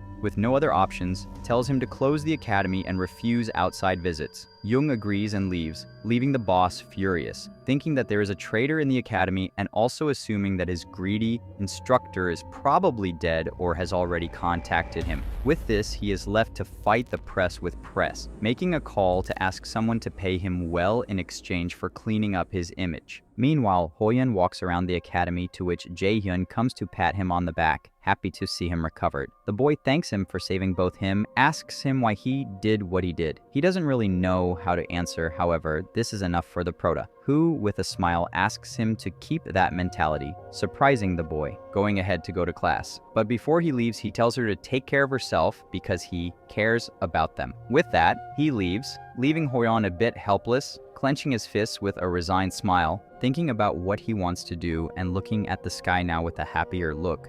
The protagonist later reviews his achievements, which increases his strength and effectiveness against monsters of darkness. However, he had not managed to do much since the incident with the Cain Guild. In this way, he continues to review the materials, one of them being the essence of the Elven King, which, well prepared, can be a useful medicine and increase magic by tenfold. He also observes the Dark Elf Armor bracelet. With the essence, he plans to visit Jaesong, who he knows will be very excited to play with new ingredients. He also checks out his latest skill, magical artifact materialization, with which he will be able to materialize specific weapons or objects made with mana. He finds this skill really interesting, so he tries it right away to create a knife in his hand, which he finds really amazing. Whereupon, it doesn't even matter if the rank of the weapons is low, as these can be worth a lot on the black market, seeing it as a business opportunity while playing with it, only to be amazed when this knife in the air starts to glow with the activation of the Mistletoe, which merges with this ability, removing the restrictions and turning him into a genius of creating objects, adding a +1 in all the artifacts he creates, which even he admits is very broken. Seeing his new acquisition, he remembers why the Mistletoe was classified as a weapon in the past, creating more weapons content. He decides to try it out in training. The next morning, though, it seems that the entire academy is in a testing mood, which, according to the narrator, are the hardest they can be, leaving many cadets failing. The exams range from theoretical subject tests to dungeon practices in subspace spaces, which are broadcast across the country. For the moment, we see Hoyeon, asleep, is abruptly awakened by an angry Kim. He excuses himself by saying that reading makes him sleepy, but she makes it clear that after being failed, books won't make him sleepy but scary. For her part, Seo is in the same condition, very focused on her book. Meanwhile, Jaehyun watches them with a very fake smile, remembering that he offered to teach them but had no idea that they were so bad in theory. For her part, Kim, in authoritarian mode, doubts if it was a good idea to accept when they begged them, who seemed to wander from so much studying, increasing Kim's anger even more, who moves on to the next topics while Jaehyun looks at the sky. And so a few days go by, already in exam time. A group of students complaining about the difficulty of the exams recognize Seo on the road, who walks with a shining step before them, remembering her for her place in the freshman hunt. In the distance, they see her being greeted by Kim and Jaehyun, whom they also recognize as a group of talented geniuses, who, along with Hoyeon, surely solve the exams with their eyes closed, which for the protagonist is a lot of pressure. Although he accepts that he prefers that to criticism. As Kim gives Seo affection, asking her if she did well in the exam, her lifeless expression says it all. So Kim at least feels that she has given her best effort. For the prota, it's not his responsibility, but the two who don't know how to study, walking away to secrecy, leaving Seo with a tantrum face, telling them that they can hear her. They don't really hide it, so Seo walks away throwing a tantrum. In the distance, Soo-hyuk watches him from a distance, determined to beat the protagonist, while his friend just hopes he doesn't get into unnecessary fights. Later, after some mixing in a cauldron, Kim ends up all dirty after failing a formula, to the laughter of Jaehyun, who is standing next to Jaesang. Jaehyun asks him if he's in charge, but for the shy guy who can't find a way to say it, he ends up being honest with them, admitting that not only are they not talented, but they're about to fail alchemy, giving them a tremendous blow to their pride. With the prota determined not to fail, he asks his friend for an alternative, and he tells him that there is an option if they get a special item, with Kim and Jaehyun exchanging glances. So they both go in search of something, a magical firefly, which can maximize the effect of a potion. To do so, they have to talk to a blonde they haven't seen for a long time, Hwan, whom they defeated in the hunt at the beginning of the year and who doesn't understand why they are there. Recalling their past events, she sees them confused so Jaehyun clearly tells her that they they have a favor to ask. She doesn't seem to want to listen until they talk about money, and not just any money. 30 million won in cash through a legal contract, which seems excessive to Kim and also to Kwon, who doesn't think twice about accepting. With the duo of childhood friends seeing how the plan worked out, they arrive in Jeollabuk's province, Muju County, a mountainous region, where Kim is enjoying the weather of the place, whereupon Jae-hyun, as usual, picks a fight with her, starting an argument as they are observed by Jae-song and Kwon, remembering how an hour ago they went to look for her to ask her to track the firefly. She agrees that she can make it, but she needs someone to be in charge of finding traces. Luckily, the boys will bring along an excellent alchemist. At this, the duo turn to look at the shy boy, who appears awkwardly, making the blonde doubt his ability as a good alchemist as they seem to know each other. Precisely, returning to the present, the blonde recognizes the boy for having been her companion at her entrance to the academy during the novice hunt, where he himself admits to not being useful. Luckily for the girl, who seeing him as an alchemist and not as an idiot who was pushed to be a warrior. Feeling him as someone interesting, blushing the boy, who must follow her while she goes ahead to go with the others. Continuing on his way, Jae-song comments that moon fireflies are demonic beasts, which are in the category of natural, so they usually appear in nature. Without understanding how they arose, they suppose that after the first outbreak of monsters, the mana that was sheltered in the soil and atmosphere led to the creation of these species. They chose that place because it can be easy to find them since it is very dark, so much so that Kwon admits to not seeing much in front of it, but Jae-sang has no problem for some reason. Jae-hyun thinks it's because he likes bugs, which Kim doesn't understand. This weird discussion ends when the boy finds a trail. With Kwon having to earn her salary, she uses her search ability, sensing the species in the area until she detects the moon fireflies, creating a loop that will lead her to the place. This surprises Kim, who is thrilled that it was so fast, when an impulsive Jae-sang comes too close to her to tell her not to make so much noise or the fireflies will escape, scaring the girl who obeys. So night falls, and after arriving at their destination, Jae-hyun gets worried because it doesn't seem to be the place they were at. Kim backs this up by being a bit scared, confusing everyone, even though it is the place marked by the ability. The Prota on alert sees how a huge light source appears in the middle of the place, illuminating everything and astonishing Kim and then the others, since according to Jae-sang, it is the right place. Seeing them, which are really huge, the protagonist tries to lock them up using a gravity technique, but they escape, being recognized by Kwon, who didn't really expect him to be able to control his magic better.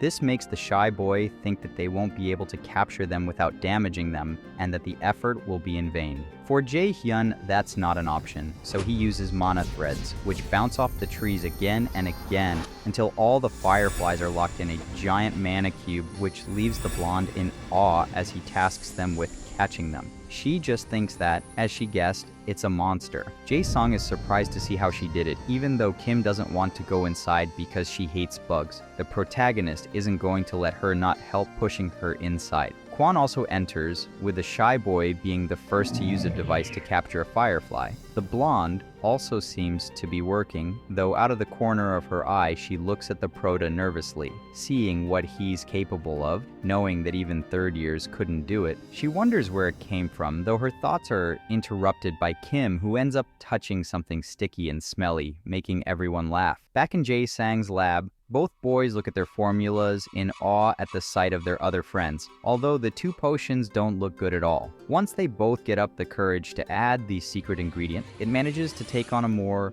decent color so they can say they've succeeded, although Jae-song knows that the refining that ingredient gives doesn't exceed 70%, which means they shouldn't aim too high. But the formula reacts again, taking the boy by surprise. Although the boys are happy, thinking that the results are better than they expected, Jae-sang can't figure out how to tell them that. Really, it's a miracle they made it to 50%. Hoping that it will be enough for them to pass. And apparently it doesn't work, as a few days later the two end up epically disappointed, receiving the hurtful taunts of their friends. Kim, completely chagrined, admits that, even with the complicated ingredients they searched for, she came in 42nd place, a little above her in 31st a pride-stricken Jae-hyun, and above them Hoyeon, very happy with his 29th place, while Seo came in first place. Hoyeon tries to comfort him, making it so bad that, facing a cold look from the Prota, he decides better to run away, leaving the boys with their pain.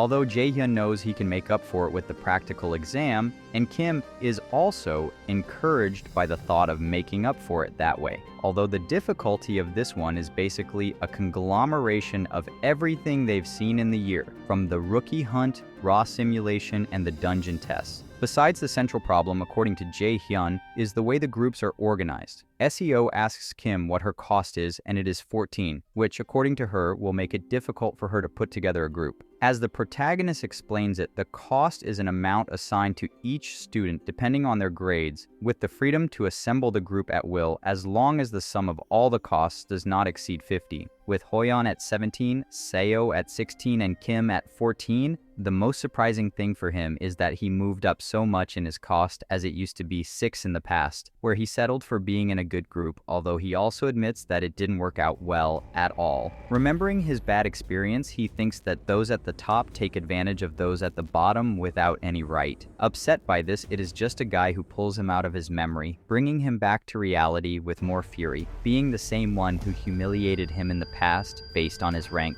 Quite unlike before, when he humiliated him, he now greets him with a big smile, introducing himself as Chu Hansong. Jaehyun doesn't pay much attention to him, and the boy, insistent, goes to the point, asking him to be part of his team since he has a low cost compared to his skills, and since the prota has a cost of 20, he will have a hard time finding other partners. But Jaehyun, holding back anger, thinking about how he had the bad luck to meet that trash from above or below the rank, haughtily rejects him with a cold stare. The boy tries to make him reconsider, only for him to end up humiliating him by telling him that he is too weak to be of any use to him. With Chu angry, Jaehyun leaves to approach some boys, whom the blonde looks down on. These are Seong and Jina, who cheerfully greet the protagonist. Jaehyun sees them smiling, confirming that they will go with him. He is relieved, while Chi watches them angrily, remembering that they are the same ones who abandoned the protagonist in the dungeon, so he leaves the place furious and confused, promising to take revenge. Later in a cafe, the three meet, with Gina breaking the silence, shyly asking if he's okay with them after how unhelpful they were in the dungeon, especially after abandoning him. The blonde finishes off by reminding her that they were selected as the victims of the Cain Guild for their lack of skill. He reassures them, telling them that he is not with them just to lower costs, because although this is low, they are undervalued with respect to their skills, especially because of the negative balance of their escape from the dungeon, which is now convenient for him. They are calm when they hear this, and Seong asks about the fourth member who, according to Jaehyun, will arrive soon,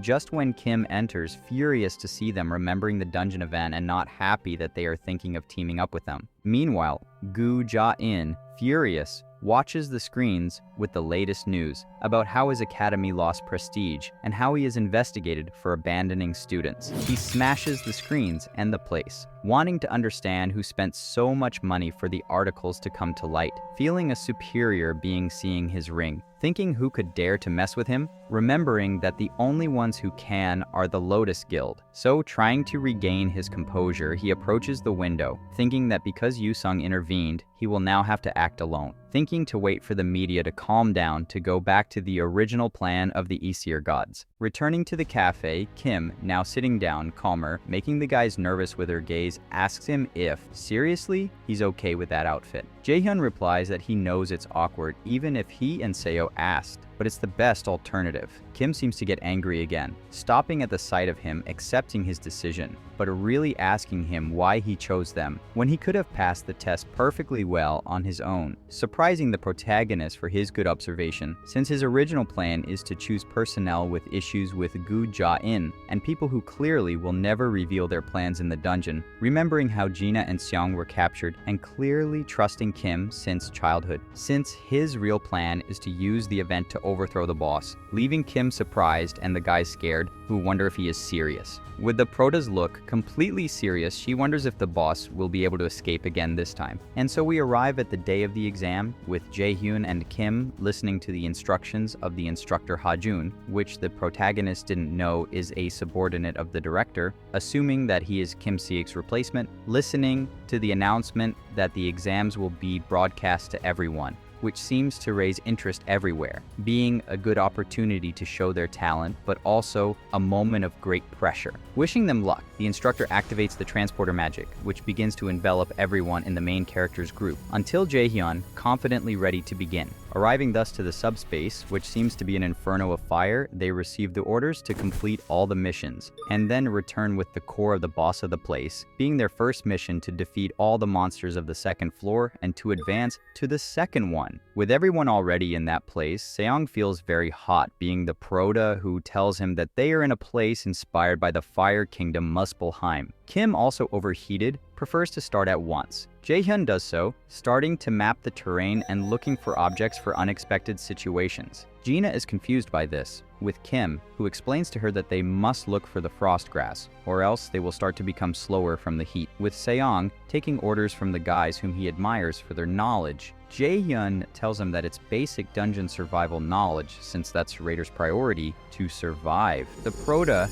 then, activating his mana detection, easily finds the grass, surprising Kim, and thus advancing quickly, just arriving at the place with Gina surprised to see the herbs for the first time, and the protagonist hurrying her to take as many as she can in her inventory. Then, talking to the blonde to whom he asks how he did in alchemy, the latter admits that decently, which is enough for him to entrust him with the creation of potions, gladdening the boy, who accepts. However, the prota is restless, seeing how the viewers arrived, which will be more attentive to the most eye-catching strategies. Being basically a TV show that excites many people, something that will be useful to him, but first they must take care of the monsters approaching. Everyone goes into alert mode in front of the lava slime, with Jaehyun ordering to apply strategy B with him in the lead, while Seong uses provocation to attract the attention of the creatures, which he can't get too close to, as he can make them explode, getting hurt, suggesting to use water techniques,